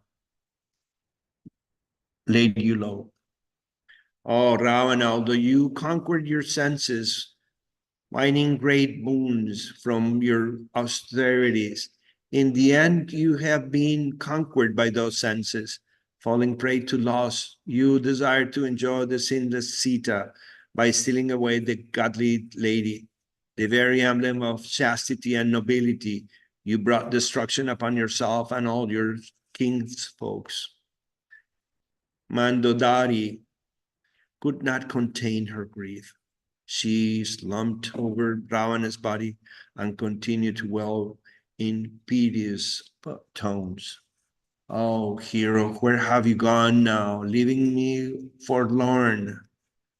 When I was always your devoted servant, why did you long for Sita? Alas, my life is useless, as I could not satisfy my lord. Although we roamed and sported together in every delightful region of heaven, I am now falling into a fearful ocean of grief. Woe me be to the fleeting fortune of kings. Mandodari looked up with tear-filled eyes and saw Ravana's brother Nirai. Here stands the pious Vivasana, she cried. Having ignored his wise advice, you now lay slain. Surely a sinner always reaps the results of sins in the end, just as the virtues also receive their results. Your brother will now enjoy royal fortune while you are sent to the next world. Mandodari cried over her husband's body for a long time. Are we done? This is the last chapter, I believe, right? Yeah, this is the last one. It's a lot. This is still a lot. Oh no. Much, yeah.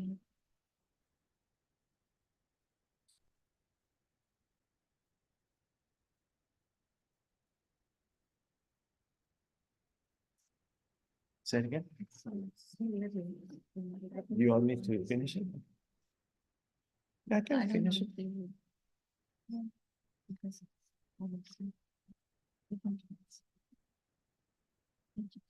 No, always a pleasure, Mataji.